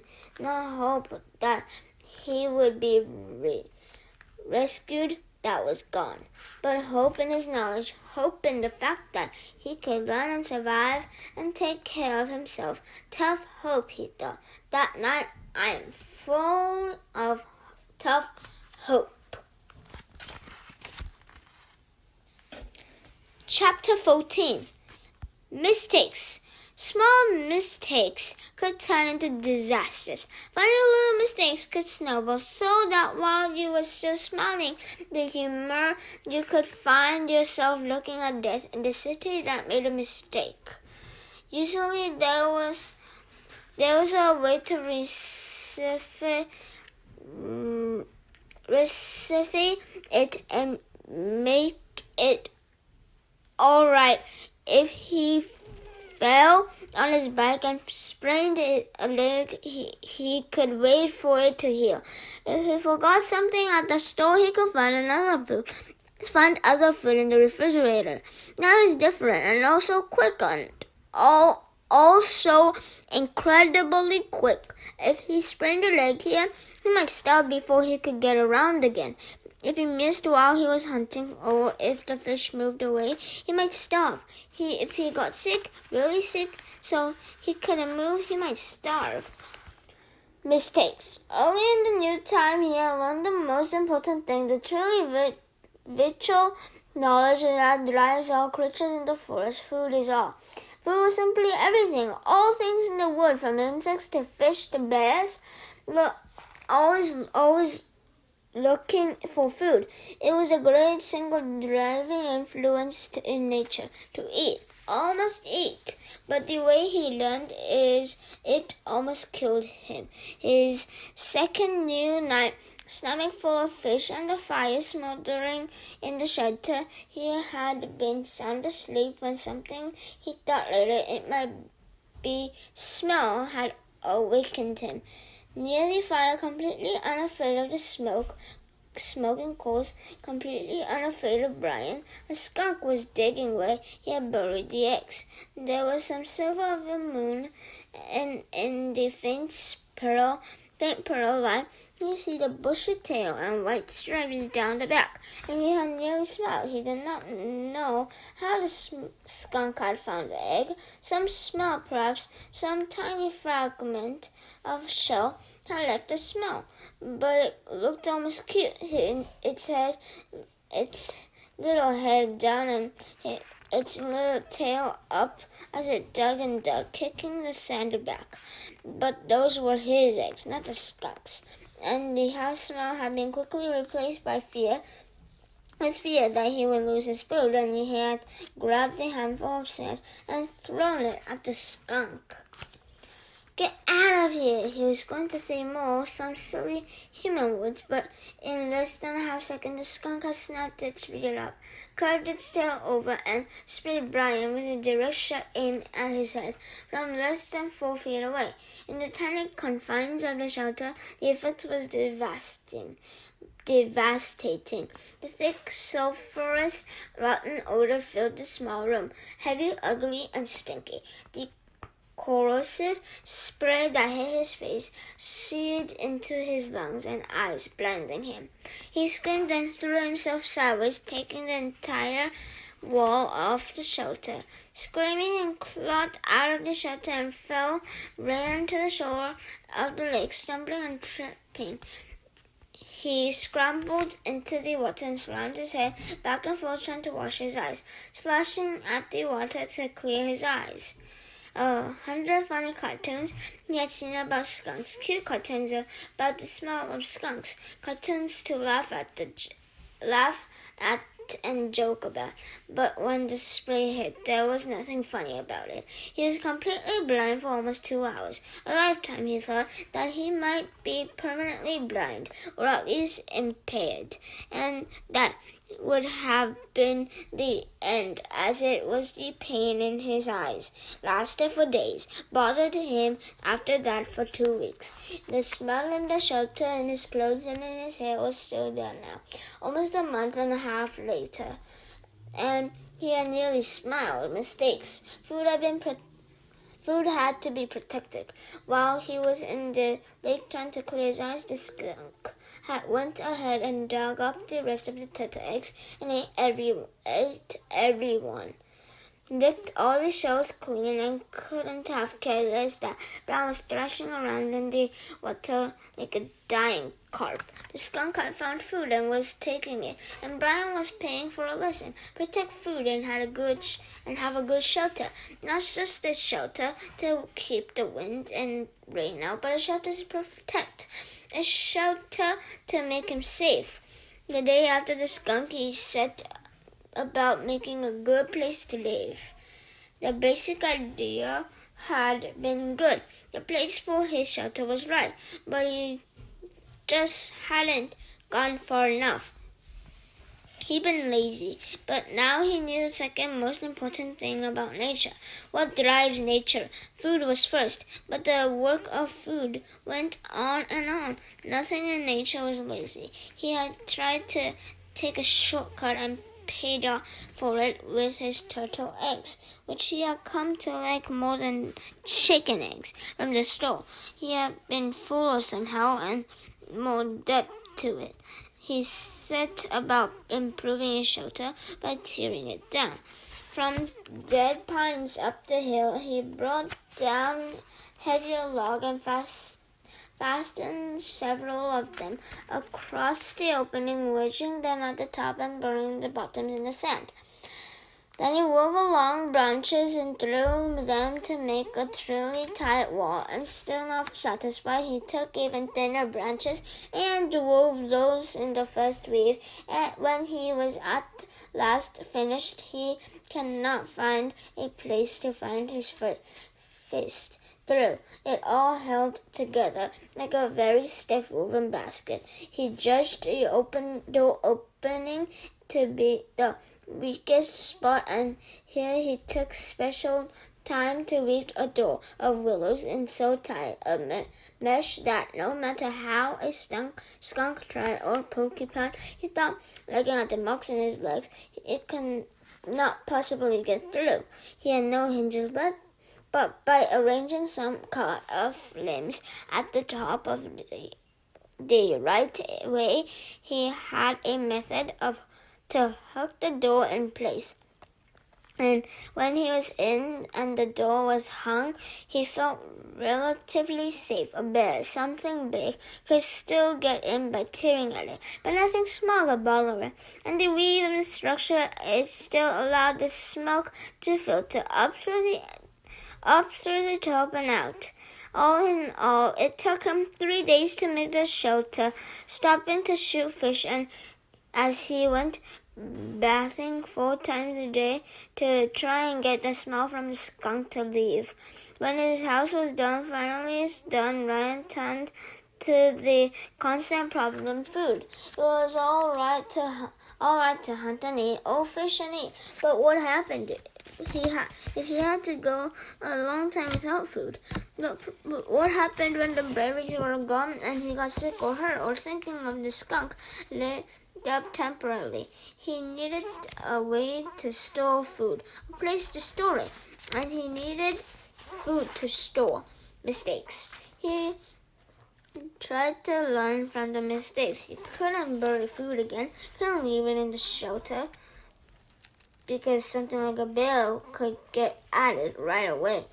It had to be high, somehow high and safe above the door to the shelter. Up the rock's face, about 10 feet, was a small ledge that could make about 10 feet. Was a small ledge that could make a natural storage place, unreachable to animals, except that it was unreachable to him as well. A ladder, of course. He needed a ladder, but he had no way to fashion one. Nothing to hold the steps on, and that stopped him until he found the dead pine, which with many small branches still sticking out. Using his hatchet, he chopped the branches out so they stuck out 4 and 5 inches, all up along the log. Then he cut the log off about 10 feet long and dragged it down to his shelter. It was a little heavy, but dry, and he felt he could manage it. And when he propped it up, he found he could climb to the ledge with ease. Through the tree, then rolled from the side to side as big as he climbed. His food shelf, as he thought of it, had been covered with bird manure, and he carefully scraped it clean with sticks. He had never seen birds there, but that was probably because the smoke from his fire went up right across the opening, and they didn't like smoke. Still, he had learned that he took time to weave a snug door for the small opening with green willows, cutting it so it jammed in tightly. And when he finished, he stepped back and looked at the rock facing his shelter below, the food shelter above, and allowed a small bit of pride to come. Not bad, he had thought. Not bad for somebody who used to have trouble greasing the bearings on his bicycle. Not bad at all. Mistakes. He had made a good shelter and food shelf, but he had no food except for fish and the last of the berries, and the fish, as good as they still tasted then, were not something he could store. His mother had left some salmon out by mistake one time when they went on an overnight trip to Cape Hesper to visit relatives, and when they got back, the smell filled the whole house. There was no way to store fish. At least, he thought, no way to store them dead.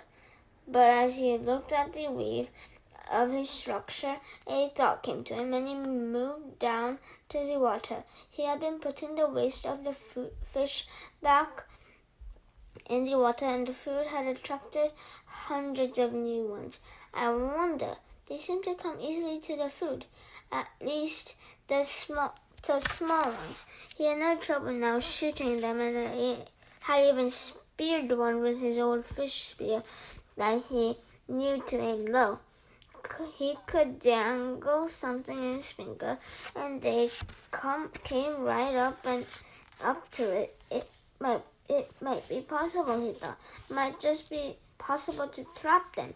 Make some kind of pond to his right. At the base of the rock bluff, there were piles of smaller rocks that had fallen from the main chunk, splinters and hunks from double first size, as to some as large as his head. He spent an afternoon carrying rocks to the beach and making what amounted to a large pan for holding live fish, 2 rock arms that stuck out 15 feet into the lake and curved together at the end. Where the arms came together, he left an opening about 2 feet across. Then he sat on the shore and waited. When he had first started dropping the rocks, all the fish had darted away. But his fish trash pile of bones and skins and guts was in the pond area, and prospect of food brought them back. Soon, under an hour, there were 30 or 40 small fish in the enclosure, and Brian made a gate by weaving small willows together in a fine mesh and closed them in. Fresh fish, he yelled. I have fresh fish for sale. Storing live fish to eat later had been a major breakout, he thought. He wasn't just keeping from starving. He was trying to save ahead. Think ahead. Of course he didn't know then how sick he would get of fish. Chapter 15. The days had folded one into another and mixed so that 2 or 3 weeks, he only knew, time had passed in days, because he made a mark for each day in the stone near the door to his shelter. Real time he measured in events. A day was nothing, not a thing to remember. It was just sun coming up, sun going down, sunlight in the middle, but events were burned into his memory, and so he used them to remember time, to know and to remember what had happened, to keep a mental journal. There had been the day of the first meet. That had been a day they had started like the rest. Up after the sun, clean the camp, and make sure there is enough wood for another night. But it was a long time of eating fish and looking for berries, and he craved more food, heavier food, deeper food. He craved meat. He thought in the night now of meat. He thought of his mother's cooking a roast or dreamed of turkey, and one night he awakened before he had to put wood on the fire with his mouth making saliva and the taste of pork chops in his mouth. So real and all dreams, but it left him intent on getting meat. He had been walking farther and farther out for wood, sometimes now going nearly a quarter of a mile away from camp for wood, and he saw many small animals. Squirrels that were everywhere, small red ones that chattered at him and seemed to swear and jump from limb to limb. There were also many rabbits, large gray ones with a mix of reddish fur, smaller fast gray ones that he saw near at dawn. The larger ones sometimes sat until he was quite close, then bounded and jerked 2 or 3 steps before freezing again. He thought if he worked at it and practiced, he might hit one of the larger rabbits with an arrow or a spear. Never the small ones or the squirrel. They were too small and fast. And then there were the fool birds. They exasperated him to the point where they were close to driving him insane. The birds were everywhere, 5 and 6 in a flock, and their camouflage was so perfect that it was impossible for Brian to sit and rest, leaning against a tree with one of them standing right in front of him in a willow clump 2 feet away, hidden, only to explode into a deafening flight just when Brian least expected it. He just couldn't see them, couldn't figure out how to locate them before they flew, because they stood so perfectly still and blended in so well. And what made it worse was that they were so dumb, or seemed to be so dumb, that it was almost insulting the way they kept hiding from him. Nor could he get used to the way they exploded up when they flew. It seemed like every time he spent for wood, which was every morning, he spent the whole time jumping and jerking in front. As he walked up one memorable morning, he had actually reached for a piece of wood, that what he thought to be a pitchy stump at the base of a dead birch. His fingers close to touching it, only to have it blown up in his face. But on the day of first meet, he had decided the best thing to try for would be a full bird, and that morning he set out with his bow and spear to get one, to stay with it until he got one and ate some meat. Not to get wood, not to find berries, but to get a bird and eat some meat. At first, the hunt had not gone well. He saw plenty of birds walking up along the shore of the lake to the end, then down the other side, but he only saw them after they flew.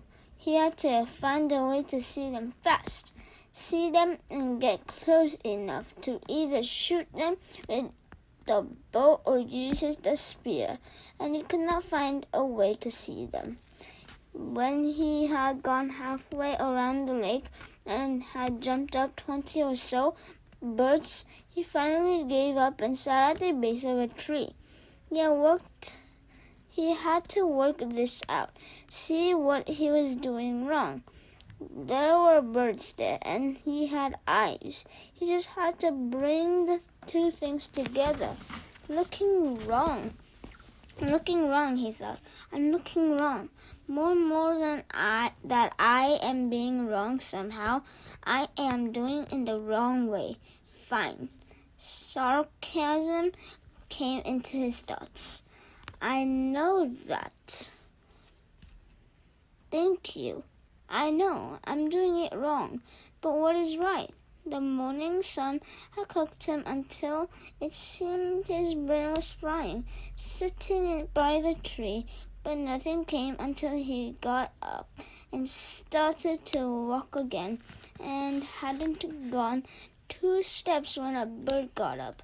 It had been there all the time while he was thinking about how to see them. Right next to him, right there. He almost screamed, but this time when the bird flew, something caught his eyes, and it was the secret key. The bird cut down toward the lake. Then seeing it couldn't land in the water, turned and flew back up the hill into the trees. Then it turned, curving through the trees. The sun had caught it, and Brian, for an instant, saw it as a shape, sharp, deep, pointed in front, back from the head, in a streamlined bullet shape of the fat body.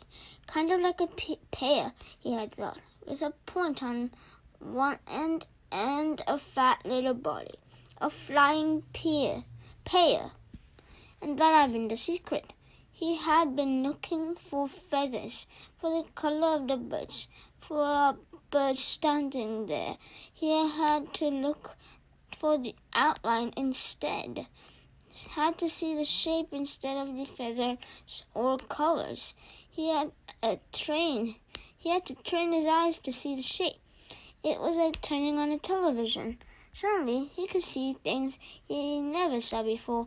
In just moments, it seemed he saw 3 birds before they flew. Saw them sitting and got close to one of them, moving slowly. Got close enough to try a shot with his bow. He had missed that time and had missed many more, but he saw them. He saw the little fat shapes with the pointed heads sitting in the brush all over the place. Time and again he drew, held, and let arrows fly, but he still had no feathers on the arrows, and were little more than sticks that flopped out of the bow, sometimes going sideways. Even when a bird was 7 or 8 feet away, the arrow would turn without feathers to stabilize it and hit brush or a twig. After a time, he gave up with the bow. It had worked all right for the fish when they came right to the end of the arrow, but it wasn't good for any kind of distance, at least not the way it was now. But he had carried his fish spear, the original one with the 2 prongs, and he moved the bow to his left hand and carried the spear in his right. He tried throwing the spear, but he was not good enough and not fast enough. The bird could fly amazingly fast, get up fast, but in the end, he found that if he saw the bird sitting and moved sideways toward it, not directly toward it, but an angle back and forth, he could get close to put the spear point out ahead almost to the bird and thrust a lunge with it. He came close twice and then down along the lake, not far from the beaver house. He got his first meat. The bird had sat and he lunged, and the 2 points took the bird back down into the ground and killed it almost instantly. It had fluttered a bit, and Brian had grabbed it and held it in both hands until he was sure it was dead. Then he picked up the spear and the bow and trotted back around the lake to his shelter, where the fire had burned down to glowing coals. He sat looking for the bird, at the bird, wondering what to do. with the fish. He had just cooked them whole, left everything in, and picked the meat off. This was different. He would have to clean it. If it had always been so simple at home, he would go to the store and get a chicken, and it was all cleaned and neat. No feathers or insides. And his mother would bake it in the oven, and he would eat it. His mother from the time before, would bake it. Now he had the bird, but he had never cleaned one, never taken the inside out or got rid of the feathers, and he didn't know where to start. But he wanted the meat. He had to have the meat, and that drove him. In the end, the feathers came off easily. He tried to pluck them out, but the skin was so fragile that it pulled off as well. So he just pulled the skin off the bird, like peeling an orange, he thought, sort of. Except that when the skin was gone, the inside fell out the back end. He was immediately caught in a cloud of raw odor, a kind of steamy dung odor that came out from the greasy coil of insides that fell from the bird, and he nearly threw up. But there was something else to the smell as well, some kind of richness that went with his hunger that overcame the sick smell. He quickly cut the neck with his hatchet, cut his feet off the same way, and in his hand he held something like a small chicken with a dark, fat, thick breast and small legs. He set it up on some sticks on the shelter wall and took the feathers and inside down to the water to his fish pond. The fish would eat them or eat what they could, and the feeding action would bring more fish. On second thought, he took out the wing and tail feathers, which they were stiff and long and pretty, banded and speckled in browns and gray and little reds. There might be some use for them, he thought. Maybe work them onto the arrow somehow. The rest he threw them in the water. Saw the small round fish began tearing at it, and washed his hand back at the shelter. The flies were on the meat, and he brushed them off. It was amazing how fast they came. But when he built up the fire and the smoke increased, the flies almost magically disappeared. He pushed a point stick through the bird and held it over the fire. The fire was too hot. The flames hit the fat, and the bird almost got ignited. He held it higher, but the heat was worse. And finally, he moved it to the side a bit, and it seemed to cook properly, except that it only cooked on one side and all the juice dripped off. He had to rotate it slowly, and that was hard to do with his hands, so he found a forked stick and stuck it in the sand and put his cooking stick in. He turned it, and in this way he found a proper method to cook the bird. In minutes, the outside was cooked, and the odor that came up was almost the same as the odor when his mother baked chickens in the oven, and he didn't think he could stand it. But when he tried to pull a piece of the breast meat off, the meat was still raw inside. Patience, he thought. So much of this was patience, waiting and thinking and doing things right. So much of all living was patient and thinking. He settled back, turning the bird slowly, letting the juices go back into the meat, letting it cook and smell and cook. And there came a time when it didn't matter if the meat was done or not. It was black on the outside and hard and hot, and he would eat it. He tore a piece of the breast, a sliver of meat, and put it in his mouth and chewed carefully, as slowly and carefully as he could to get all the taste, and he thought, never, Never in all the food, all the hamburgers and the moats, all the fries or meals at home, never in all the candy or pies or cakes, never in all the roasts or steaks or pizzas, never in all the submarine sandwiches. Never, never, never had he tasted anything as fine as that first bite, first meat. Chapter 16. And now he stood at the end of the long part of the lake and was not the same, would not be the same again.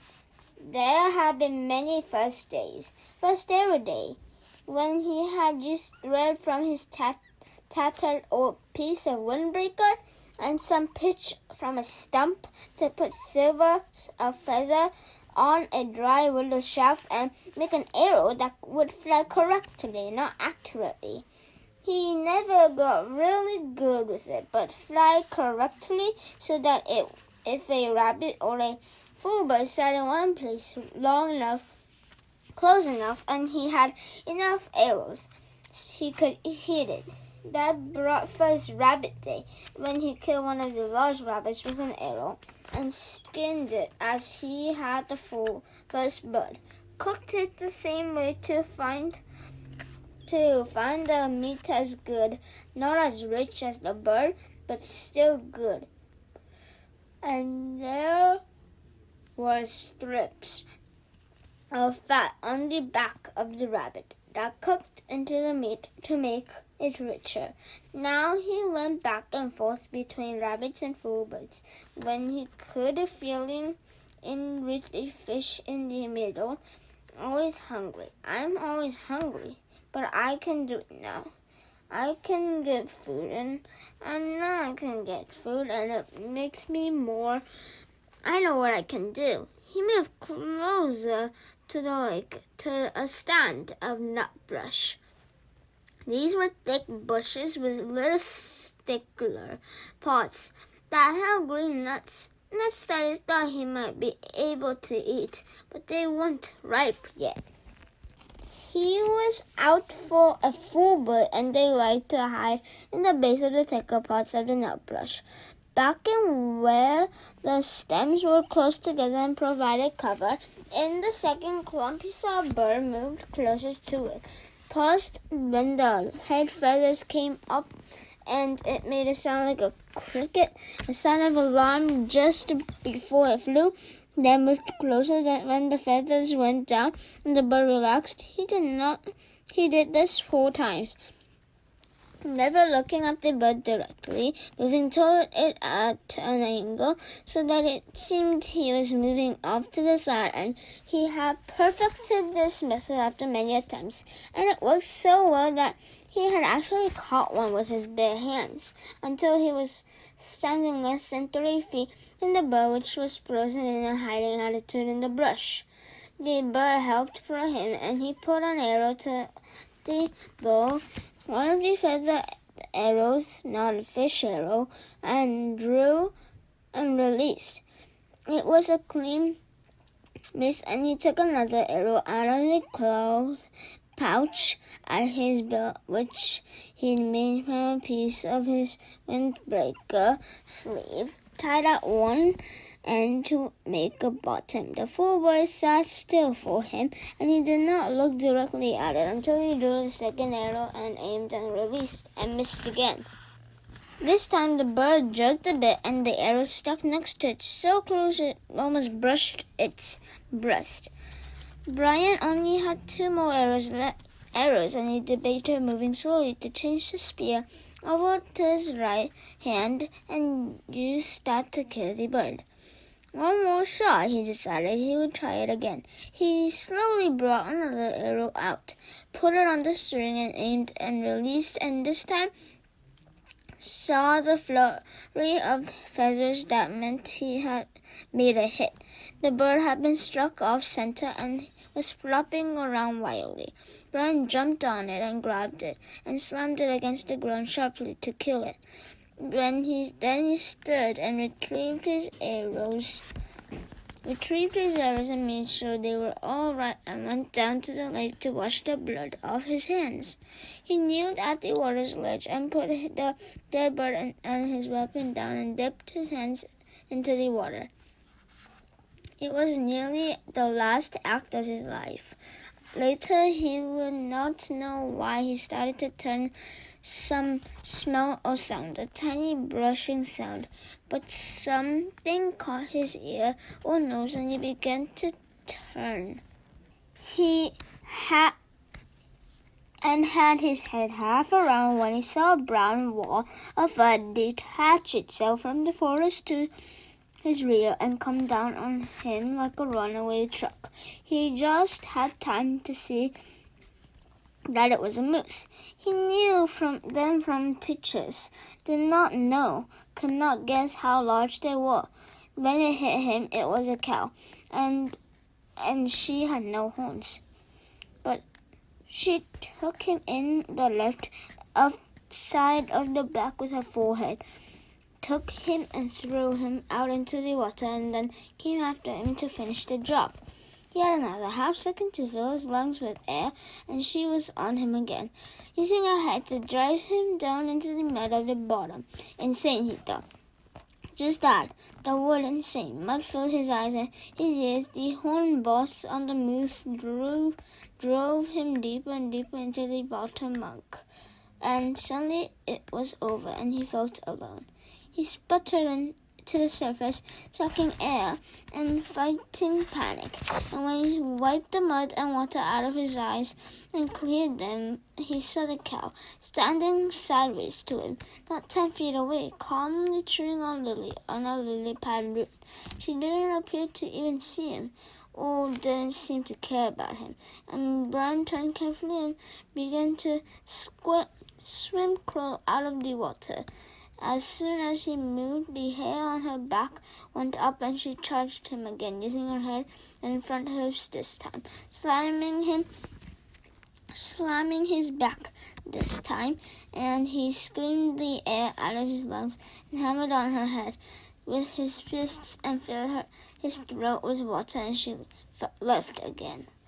Once more he came to the surface, but he was hurt now, hurt inside, hurt in his rib, and he stayed hunched over, pretended to be dead. She was standing again, eating. Brian studied her out of one eye, looking at the bank with the other, wondering how seriously he was injured, wondering if she would let him go this time. Insane. He started to move ever so slowly. Her head turned and her back hair went up like the rain on an angry dog, and he stopped, took a slow breath. The hair went down and she ate. Move hair up, stop, hair down. Move hair up, half foot at a time, until he was at the edge of the water. He stayed on his hands and knees, and this was hurt, so he wasn't sure he could walk anyway. And she seemed to accept that and let him crawl slowly out of the water and up onto the trees and brush. When he was behind the tree, he stood carefully and took stock. Legs seemed all right, but his ribs were hurt bad. He could only take short breaths, and then he had a jabbing pain, and his right shoulder seemed to be wrenched somehow. Also, his bow and spear and the four birds were in the water.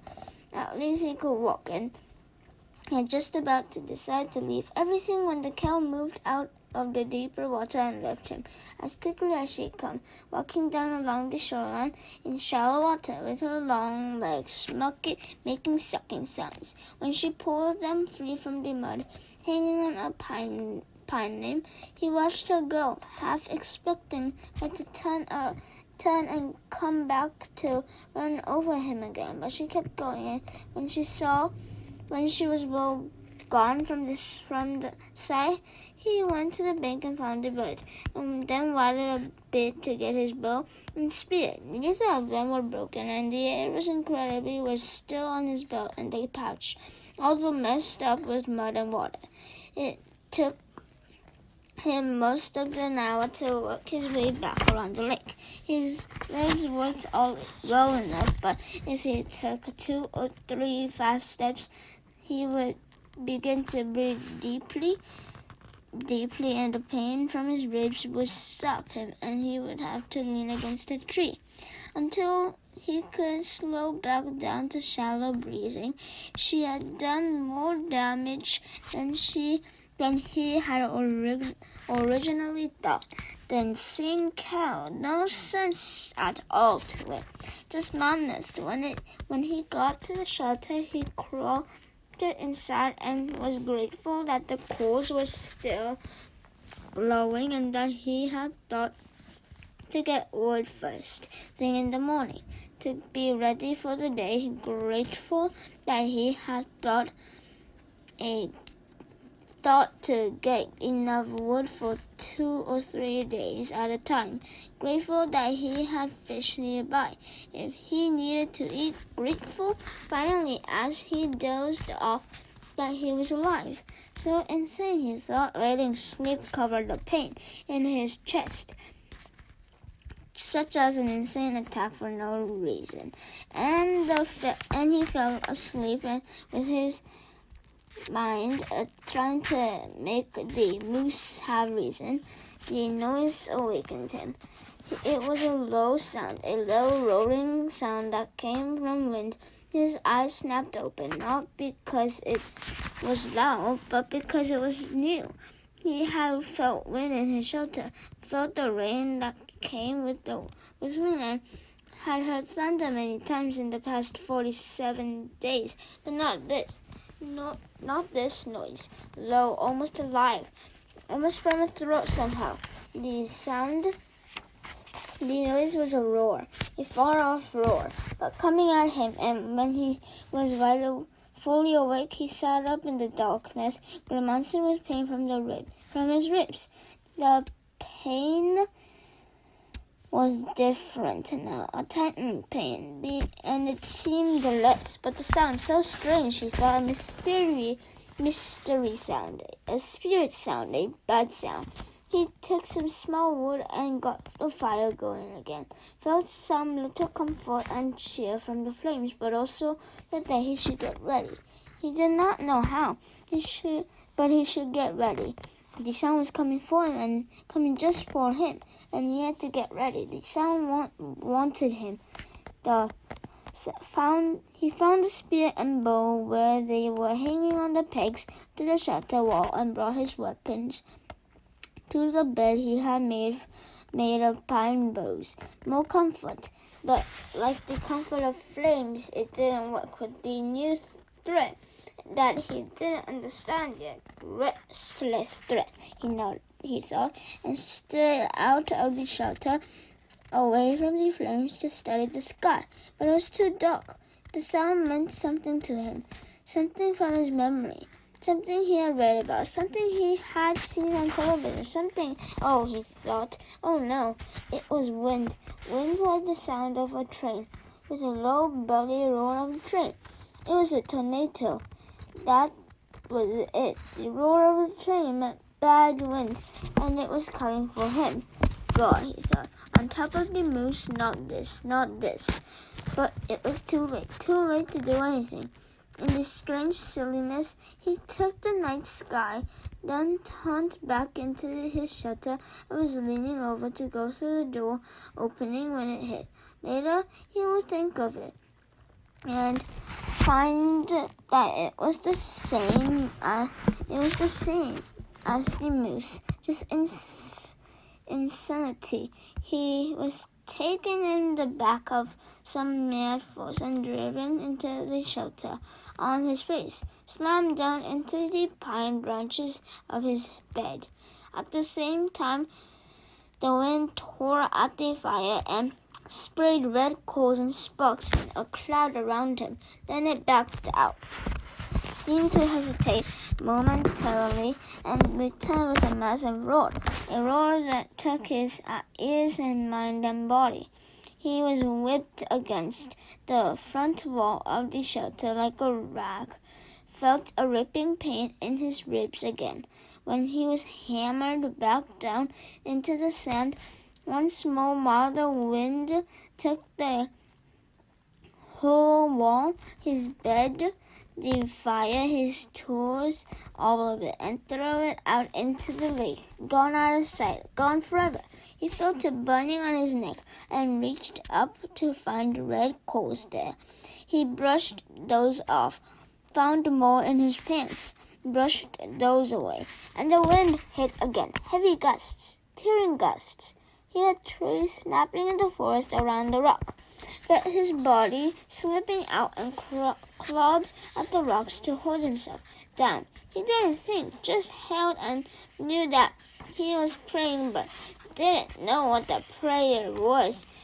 Knew that he wanted to stay and then the wind moved to the lake.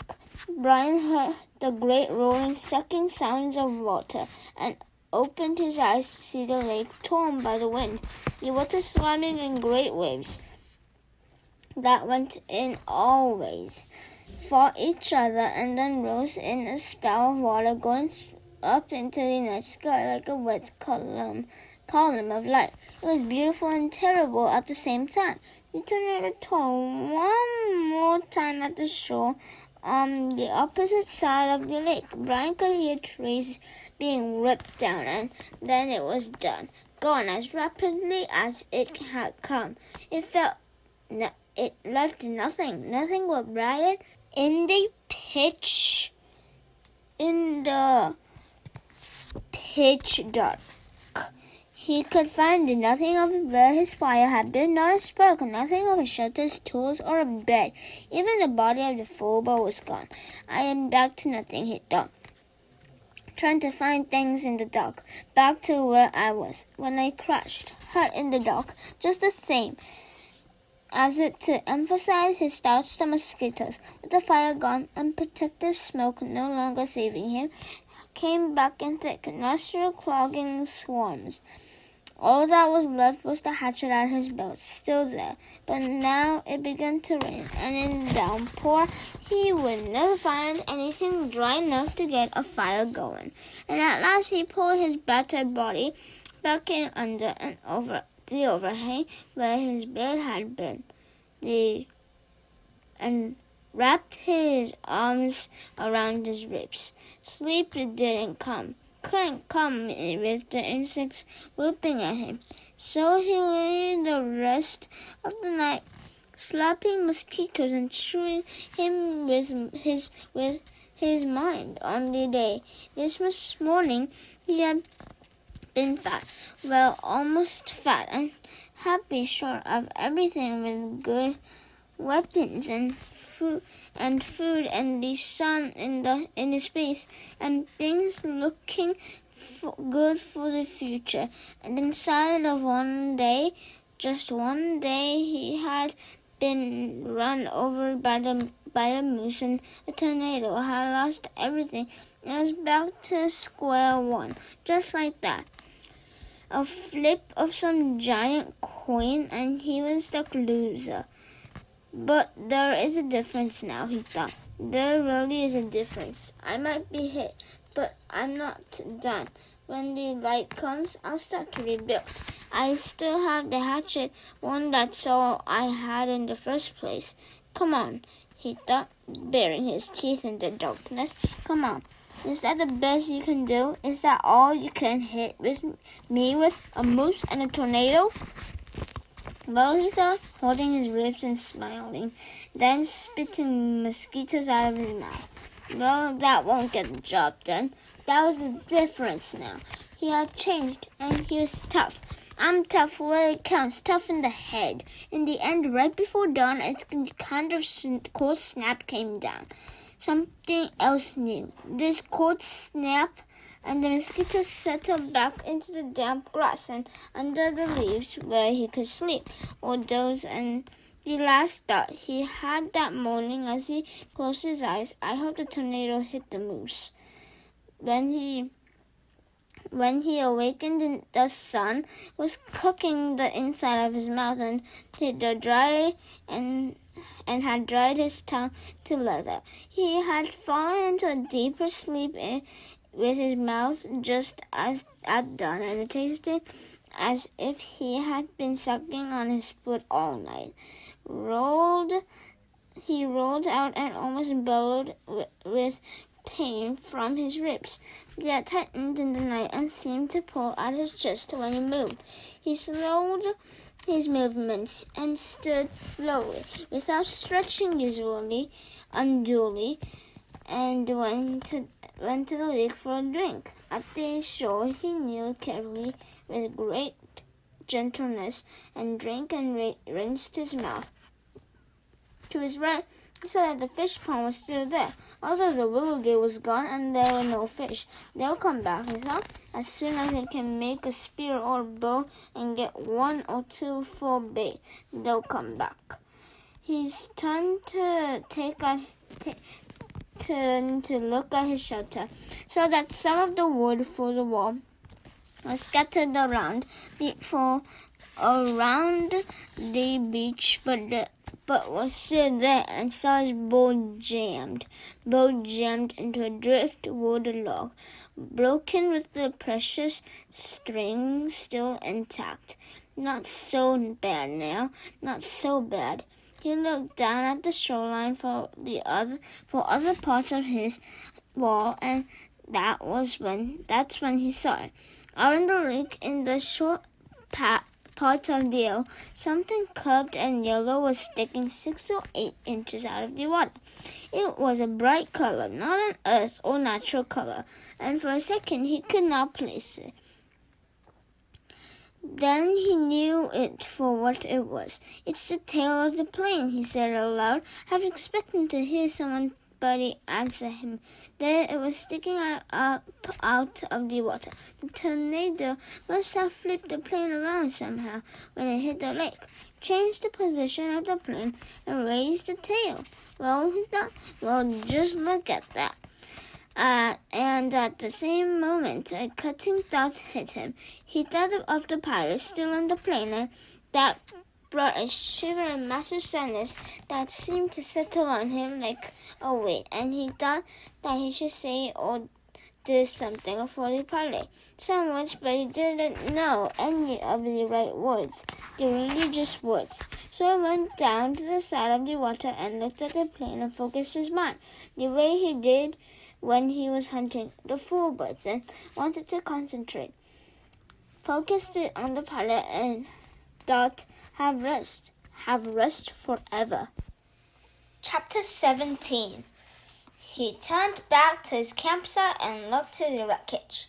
He had a lot to do. Rebuild his shelter, get a new fire going, find some food or get ready to find some food, make weapons, and he had to work slowly because his ribs hurt. First things first, he tried to find some dry grass and twigs, then peeled bark from a nearby birch to shred into a fire nest. He worked slowly, but even so, with his new skill, he had a fire going in less than an hour. The flames cut the cool, damp morning, crackled, and did much to bring his spirits up. Not to mention chasing away the incessant mosquitoes. With the fire going, he searched for dry wood.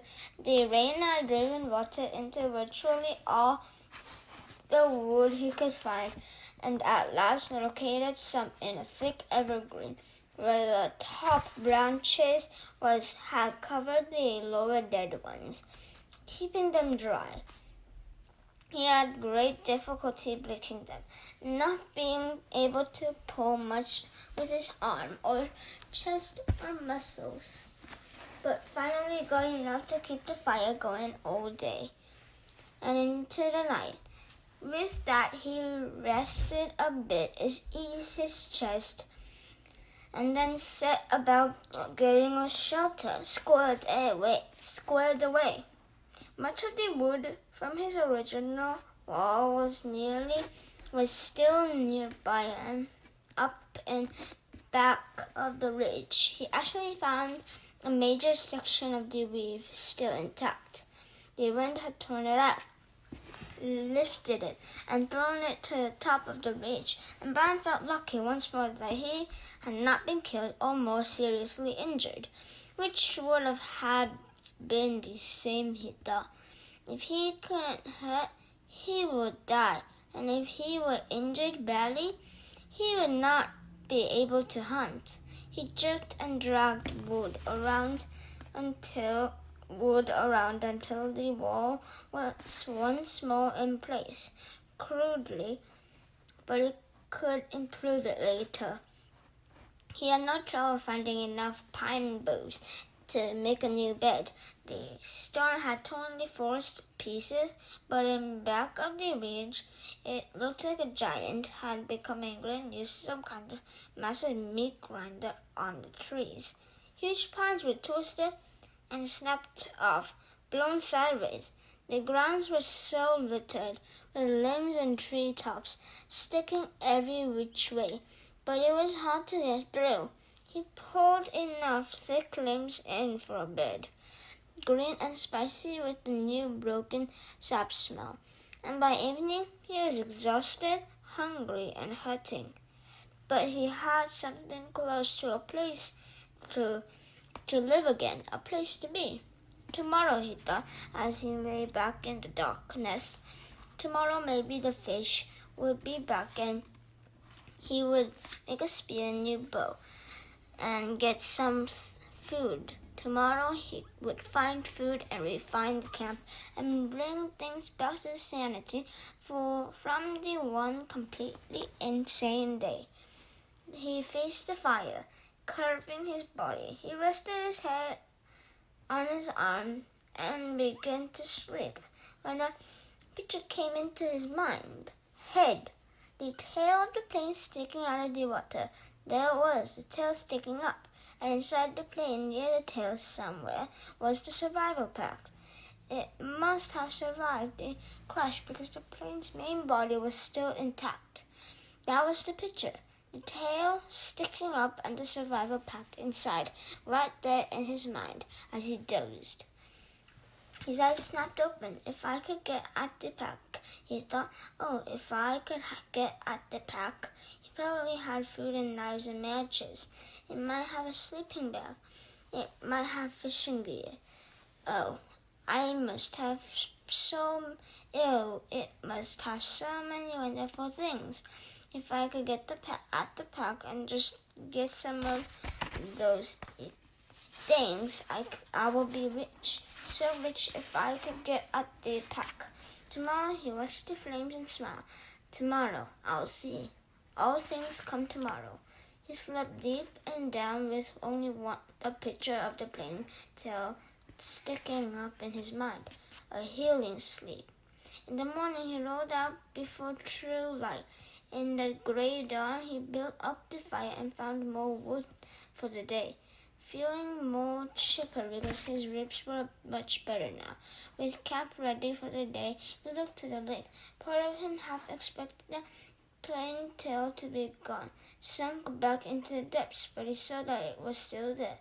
Didn't seem to have moved at all. He looked back down at his feet and saw that there were some fish in the fish pen, looking for the tiny bits of bait still left from before the wind came. He felt impatience to get on the plane project and remembered what he had learned. First food, because food makes strength. First food, then thought, then action. There were fish at hand here, and he might not be able to get anything from the plane. That was all a dream. The fish were real in his stomach. Even his new shrunken stomach was sending signals that it was savagely empty. He made a fish spear with 2 points, not peeling the bark all the way back, but just working on the pointed end. It took him an hour or so, and all the time He sat down at the tail of the plane sticking up in the air, his hands working on the spear, his mind working on the problem of the plane. When the spear was done, although it still crude, he jammed the wedge between the points to spread them apart and went to the fishing pond. There were not quite a fish, but at least 10. And he picked up one of the larger ones, a round fish almost 6 inches long, and put the spear point in the water, held it, then thrust with a flicking motion of his wrists when the fish was just above the point. The fish was pinned neatly, and he took 2 more with the same ease, then carried all 3 back up to the fire. He had a fish born now, a piece of wood he had flattened with the hatchet that leaned up by the fire for cooking fish, so he didn't have to hold a stick all the time. He put the 3 fish on the board, pushed sharpened pegs through the tails into cracks on the cooking board, and propped it next to the reddest part of the coals. In moments, the fish were hissing and cooking with the heat, and as soon as they were done, or when he could stand the smell no longer, he picked the steaming meat from under the loosened skin and ate it. From under, the fish did not feel him, did not even come close. Fish meat was too light for that, but they gave him strength. He could feel it moving on into his arms and legs, and he began to work on the plane project.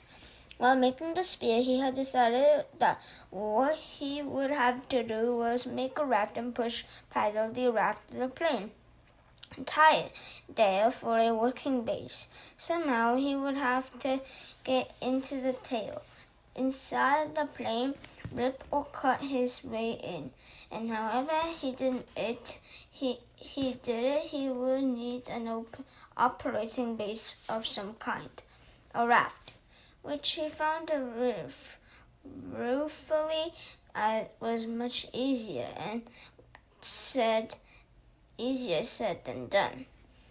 There were plenty of logs around. The shore was littered with driftwood, new and old, tossed up and scattered by the tornado, and it was a simple matter of find 4 of them, about the same length, and pull them together. Keep them together and was the problem. Without rope or cross pieces and nails, the logs just rolled and separated. He tried wedging them together, crossing them over each other. Nothing seemed to work, and he needed a stable platform to get the job done. It was becoming frustrating, and he had a momentary loss of temper, as he would have done in the past. When he was the other person, at that point he sat back on the bench and studied the problem again. Sense. He had to use his sense. That's all it took to solve problems. Just sense. It came then. The logs he had selected were smooth and round and had no limbs. What he needed were logs with limbs sticking out. Then he could cross the limbs of one log over the limbs of another and weave them together, as he had done his wall, the food shelter cupboard, and the fish gate. He scanned the area above the beach and found out 4 dry treetops that had been broken off by the storm. These had limbs, and he dragged them down to his work area at the water's edge and fitted them together. It took almost most of the day. The limbs were cluttered and stuck any which way, and he would have to cut one to make another fit, then cut one from another log to come back to the first one. Then still another from a third log would have to be pulled in. But at last, in the late afternoon, he was done, and the raft, which he called brush pile, one for each log, hung together even as he paddled into the water off the beach. He floated well, if low in the water, and in the excitement he started for the plane. He could not stand on it, but would have swum alongside. He was not out to chest depth when he realized he had no way to keep the raft out at the plane. He needed some way to tie it in place so he could work from it, and for a moment he was timid. He had no rope, only the bowstring and the other cut string in his tennis shoes, which were by now looking close to dead, his toes showing at the tops. Then he remembered his windbreaker, and he found the tattered part he used for a narrow pouch. He tore it into a narrow strip and tied them together to make a rope, or tied down about 4 feet long. It wasn't strong. He couldn't use it to pull Tarzan and swing from a tree, but it should hold the raft to the plane. Once more he slid the raft off the beach and out into the water until he was chest deep. He had left his tennis shoes in the shelter, and when he felt the sand turning to mud between his toes, he kicked off the bottom and began to swim. Pushing the raft, he figured was about like trying to push an aircraft carrier. All the branches that stuck down into the water dragged and pulled, and the logs themselves brought any forward motion, and he hadn't gone 20 feet when he realized that it wasn't going to be much harder than he thought to get the raft to the plane. It barely moved, and if he kept going this way, he would just about reach the plane at dark. He decided to turn back again, spend the night, and start early in the morning, and he pulled the raft once more onto the sand and scraped his dry with his hand.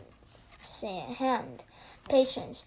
He was better now, but impatience still ground him a bit, so he sat at the edge of the fish pond with the new spear and took 3 more fish, cooked them up and ate them, which helped to pass the time until dark.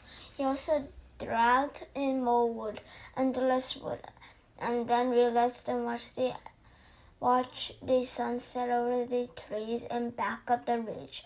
West, he thought. I'm watching the sun set in the west. And that way was north, where his father was, and that way east, and that way south, and somewhere in the south and east his mother would be. The news would be on the television. He could visualize more easily his mother doing things than his brother, because he had never been to where his father lived. Now he knew everything about how his mother lived. She would have the small television on the chicken counter and be watching the news and talking about how awful it was in South Africa, or how cute the baby in the commercial looked, talking and making sounds, cooking sounds. He jerked his mind back to the lake. There was great beauty here, almost unbelievably beauty.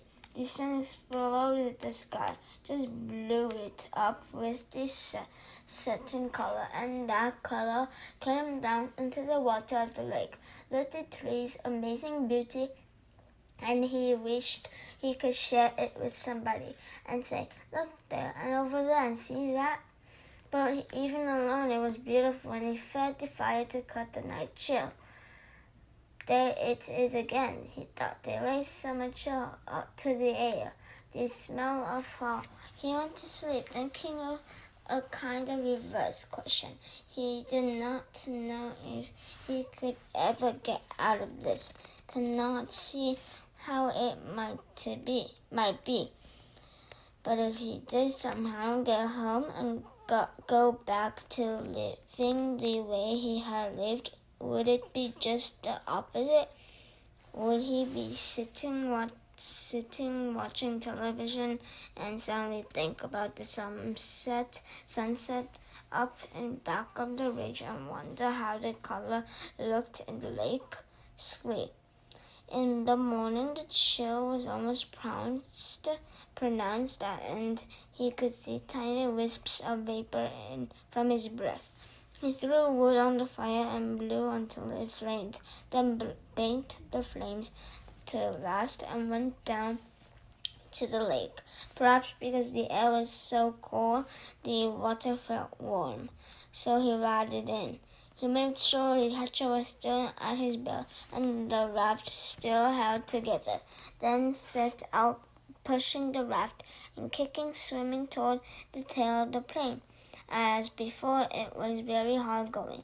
Once an eddy of breeze came up against him, and he seemed to be standing still, and by the time he was close enough to the tail to see the rivets and aluminum he had pushed and kicked for over 2 hours, was nearly exhausted, wished he had taken some time to get a fish or two and have breakfast. He was also wrinkled as a prune and ready for a break. The tail looked much larger than he got next to it, with a major part of the versal stabilizer showing and perhaps half of the elevators. Only a short piece of the top of the fuselage, the plane's body toward the tail, was out of the water. Just a curve of aluminum, and at first he could see no place to tie the raft. But he pulled himself along the elevators to the end, and there he found a gap that went in up the hinges where he could feed his rope through. With the raft secure, he climbed on top of it and lay on his back for 15 minutes, resting and letting the sun warm him. The job, he thought, looked impossible. To have any chance of success, he would have to be strong when he started. Somehow he had to get inside the plane. All openings, even the small rear cargo hatch, were underwater, so he couldn't get at them without diving and coming up inside the plane, where he would be trapped. He shuddered at the thought, and then remembered that what was in the front of the plane, down in the bottom of the lake, still strapped in the sea. The body of the pilot sitting in the water. Brian could see him, the big man with his hair waving in the current. His eyes open. Stop, he said. Stop now. Stop the thinking. He was nearly at the point of swimming back to the shore and forgetting the whole thing. But the image of the survival pack kept him. If he could get it out of the plane, or if he could just get into it and pull something out, a candy ball, even that, just a candy ball, it would be worth it. But how to get at the inside of the plane? He rolled off the raft and pulled himself around the plane. No openings. 3 times he put his face in the water and opened his eyes and looked down. The water was murky, but he couldn't see perhaps 6 feet, and there was no obvious way to get into the plane. He was blocked. Chapter 18. Brian worked around the tail of the plane 2 more times, pulling himself along the stabilizer and the elevator, but there simply wasn't a way in. Stupid, he thought. I was stupid to think I could just come out here and get inside the plane. Nothing is not that easy. Not out here. Not in this place. Nothing is easy. He slammed his fist against the body of the plane, and to his complete surprise, the aluminum covering gave easily under his blow. He hit it again, and once more it bent and gave, and he found that even when he didn't strike it, but just pushed, it still moved. It was really, he thought, very thin aluminum skin over his kind of skeleton, and if it gave that easily, he might be able to force his way through the hatchet. He might be able to cut a hack with the hatchet. He reached to his belt and pulled the hatchet out, picked the place where the aluminum gave to his push, and took the experimental swing at it. The hatchet cut through the aluminum as if it were soft cheese. He couldn't believe it. 3 more hacks, and he had a triangular hole and the size of his hand, and he could see 4 cables, and that he guessed were the control cables going back to the tail. And he hit the skin of the plane with a frenzied series of hacks to make a little larger opening, and he saw bending a piece of aluminum away from 2 aluminum braces of some kind when he dropped the hatchet. It went straight down past his leg. He felt it bump his foot and then go on down into the water. And for a second, he could understand that he had done it. For all this time, all the living and fighting, the hatchet had been everything. He had always worn it. Without the hatchet, he had nothing. No fire, no tools, no weapons. He was nothing. The hatchet had been him, and he had dropped it. "Arr!" he yelled. It choked on it. A snark cry of rage at his own carelessness. The hole in the plane was still too small to use for anything, and now he didn't have a tool. That was the kind of thing I would have done before, he said, to the lake, to the sky, to the trees. When I came here, I wondered that I would have done that. Not now, not now. Yet he had, and he hung on the raft for a moment and felt sorry for himself, for his own stupidity. But as before, the self-pity didn't help, and he knew that he had only one course of action. He had to get the hatchet back. He had to dive and get it back. But how deep was it? In the deep end of the gym pool at the school. He had no trouble getting to the bottom, and he was pretty sure, about 11 feet. Here it was impossible to know the exact depth. The front end of the plane, anchored by the weight of the engine, and obviously on the bottom, but it came back up at the ankle, so the water wasn't as deep as the plane was long. He pulled himself out of the water so his chest could expand, took 2 deep breaths, and swiveled and dove, pulling his arms and kicking off the raft bottom with his feet. His first thrust took him down a good 8 feet, but the visibility was only 5 feet beyond that, and he could not see the bottom yet.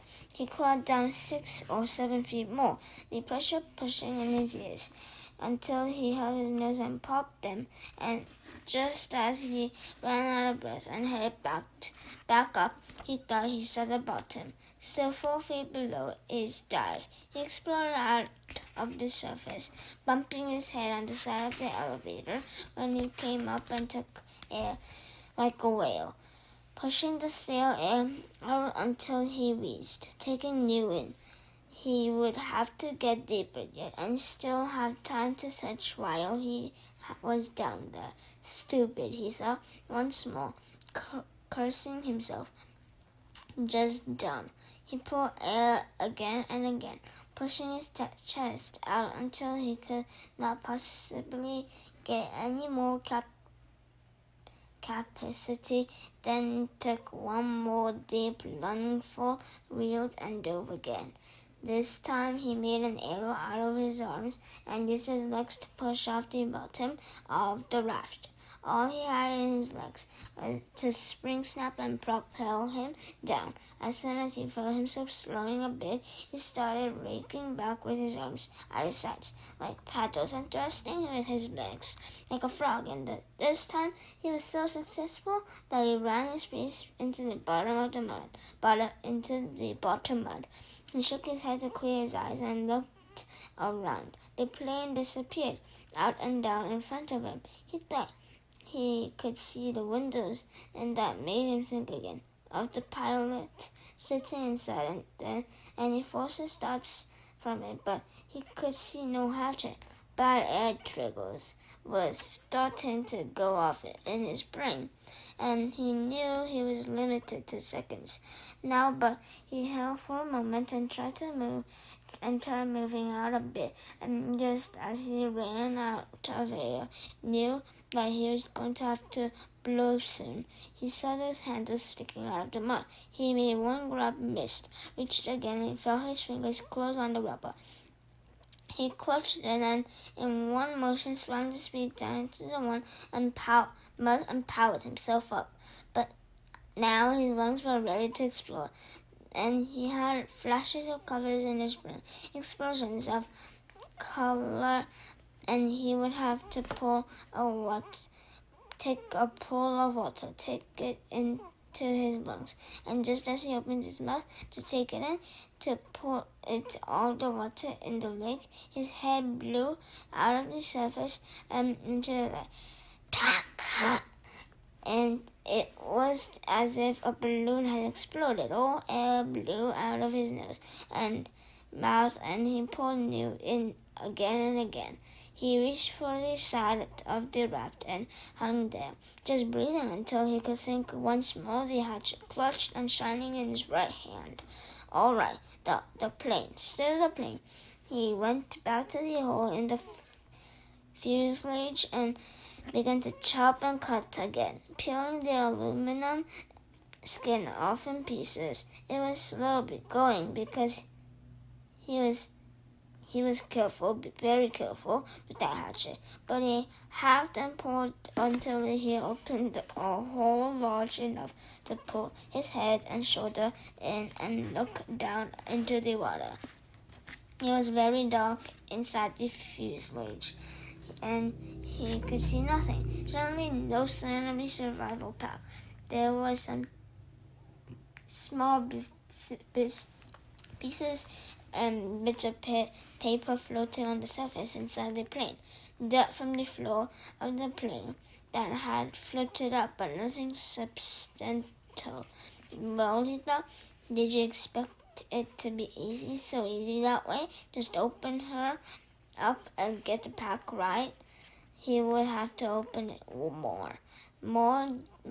much more, so he could poke down inside and see what he could find. The survival pack had been a zippered nylon bag or perhaps canvas of some kind, and he thought it had been red, or was it gray? Well, that didn't matter. It must have been moved when the plane crashed, and it might be jammed down under something else. He started chopping again, cutting the aluminum away in small triangles, putting each one on the raft. As he chopped, he could never throw anything away again, he thought, because they might be useful later. Bits of metal, fish arrows, or lures maybe. And when he finally finished again, he had cleaned away the whole side and top of the fuselage that stuck out of the water, and had cut down into the water as far as he could reach, and had a hole almost as big as he was, except that it was cross and crisscrossed with aluminum, or it might be steel. He couldn't tell. Braces and formers and cables. It was an awful tangled mess. But after chopping some braces away, there was room for him to wiggle through and get inside. He held back for a moment, uncomfortable with the thought of getting inside the plane. What if the tail settled back to the bottom and he got caught and couldn't get out? It was a horrible thought, but he had not reconsidered. Then he reconsidered. The thing had been up now for 2 days, plus a bit, and he had been hammering and climbing on it, and it hadn't gone back down. It seemed pretty solid. He eeled in through the cables and formers, wiggling and pulling until he was inside the tail, with his head clear of the surface of the water and his legs down on the angled floor.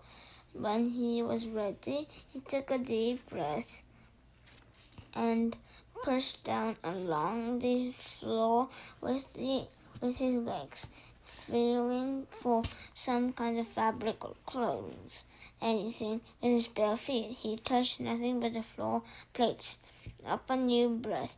Then he reached down to formers underwater and pulled himself beneath the water, and his legs pushing down and almost to the backs of the front seats. And finally, on the left side of the plane, he thought he felt his foot hit cloth or canvas. Up for more air, deep breathing, then one more grab at the formers, and pushing as hard as he could, he jumped his feet down and he hit it.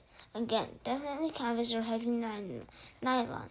And this time when he pushed his foot, he thought he felt something inside it, something hot. It had to be the bag. Driven forward by the crash, it was jammed into the backs of the seats and caught on something. He tried to reach for it and pull,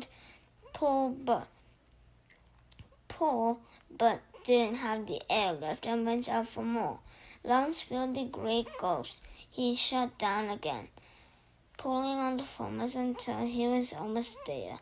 When reeling down head first, he grabbed at the cloth. It was the survival bag. He pulled and tore at it to loosen it, and just as it broke free and his heart leaped to feel it rise, he looked up. Above the bag in the light, coming through the side window, the pale green light from the water. He saw the pilot's head, only it wasn't the pilot's head any longer. The fish. He never really thought of it, but the fish. He had been eating all this time. Had to eat too. They had been at the pilot all this time, almost 2 months, never entering, and all that remained was the not quite clean skull. And when he looked up, it wobbled loosely. Too much. His mind screamed in horror, and he slammed back and was sick in the water. Sick so that he choked on it and tried to breathe water, and could have ended there, ended with the pilot, where it almost ended when they first arrived, except that his legs jerked. It was instinctive fear more than anything else, fear of what he had seen.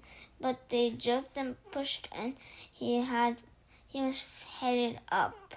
When they jerked and he shot to the surface, still inside the birdcage of formers and cables, his hands slammed into the bracket as he cleared, and he reached up to grab it and was free. And in the air, hanging up in the tail, he hung that way for several minutes, choking and heavily heaving and gasping for air, fighting to clear the picture of the pilot from his mind. It went slowly. He knew it would never completely leave, but he looked at to the shore, and there were trees and birds. The sun was getting low, and golden over his shelter. And when he stopped coughing, he could hear the gentle sounds of evening, the peace sounds, the bird sounds, and the breeze in the trees. The peace finally came to him, and he settled his breathing. He was still a long way from being finished. He had a lot of work to do. The bag was floating next to him, but he had to get out of the plane and onto the raft, then back to shore. He wiggled out through the foamers. It seemed harder than when he came in, and pulled the raft around. The bag fought him. It was almost as if it didn't want to leave the plane. He pulled and jerked, and still it wouldn't fit. And at last he had to change the shape of it, rearranging what was inside by pushing it at the sides until he had narrowed it and made it longer. Even when it finally came, it was difficulty, and he had to pull first at one side, then another at an inch at a time, squeezing it through. All of this took some time, and when he finally got the bag out and tied on top of the raft, it was nearly dark. He was bone-tired from working in the water all day, chilled deep, and he still had to push the raft ashore. Many times he thought he would not make it, with the added weight of the bag, which seemed to get heavier by the foot, coupled with the fact that he was getting weaker all the time. The raft seemed barely to move. He kicked and pulled and pushed, taking the shortest way straight back to shore, hanging to rest many times, when surging again and again. It seemed to take forever, and when at last his feet hit bottom and he could push against the mud and slide the raft into the shore weeds to bump against the bank, he was so weak he couldn't stand, had to crawl. So tired he didn't even notice the mosquitoes had torn into him like a great angry cloud. He had done it. That's all he could think now. He had done it. He turned and sat on the bank with his legs in the water and pulled it back ashore and began the long drag. He couldn't lift it back down the shoreline to shelter. 2 hours, almost 3, he dragged it and stumbled in the dark, brushing the mosquitoes away, sometimes on his feet, more often on his knees. Finally, to drop across the bag and to sleep when he made the sound in front of the doorway. He had done it. Chapter 19. Treasure. Unbelievable riches. He could not believe the contents of the survival pack. The night before, he was so numb with exhaustion, he couldn't do anything but sleep all day in the water. Water had tired him so much that in the end he was fallen asleep, sitting against his shelter wall, oblivious and even to the mosquitoes to the night, to anything, but with false grey dawn he had awakened instantly and began to dig in the pack to find amazing, wonderful things. There was a sleeping bag, which he hung to dry over his shelter roof on the outside, and foam sleeping pad, an aluminum cook set with 4 little pots and 2 frying pans. It actually even had a fork and a knife and a spoon, a waterproof container with matches and 2 small bunting lighters, a chef knife with a compass in the handle, as if a compass would help him, he thought, smiling. A first aid kit with bandages and tubes of antiseptic paste and small scissors. A cap that said Cessna across the front in large letters. Why a cap? He wondered. It was adjustable and He put it on immediately. A fishing kit with full coil of line, a dozen small lures, and hooks and sinkers. Incredible wealth.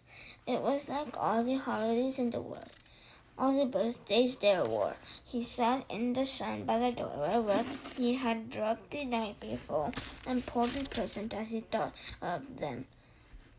One at a time to examine them, turn them in barrel, touch them to feel them with his hands and eyes. Sometimes that at first puzzled him.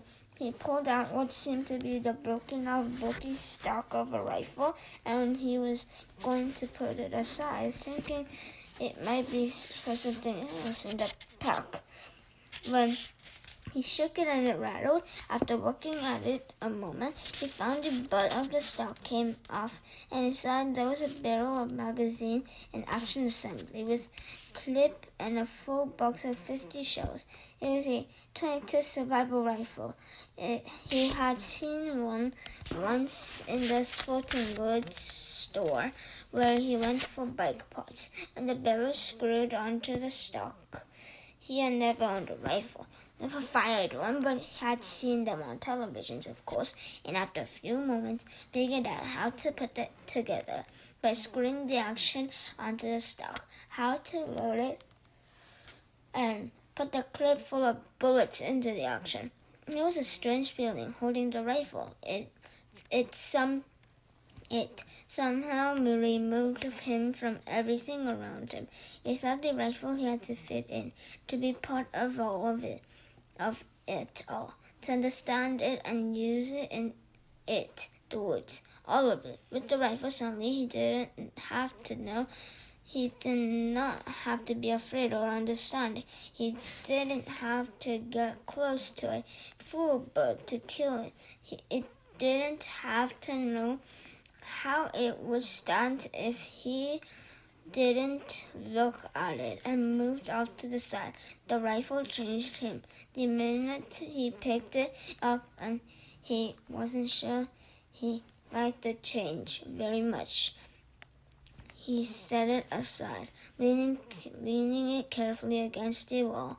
He could deal with that feeling later. The fire was out, and he used a butane lighter and a piece of birch bark with small twigs to get another one started, marveling at how easy it was, but feeling again that the lighter somehow removed him from where he was. What he had to know. No, with a ready flame.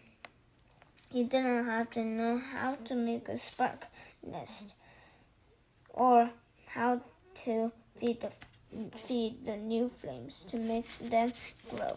As with the rifle, he wasn't sure he liked the change. Up and down, he thought the pack was wonderful, but it gave him up and down feelings.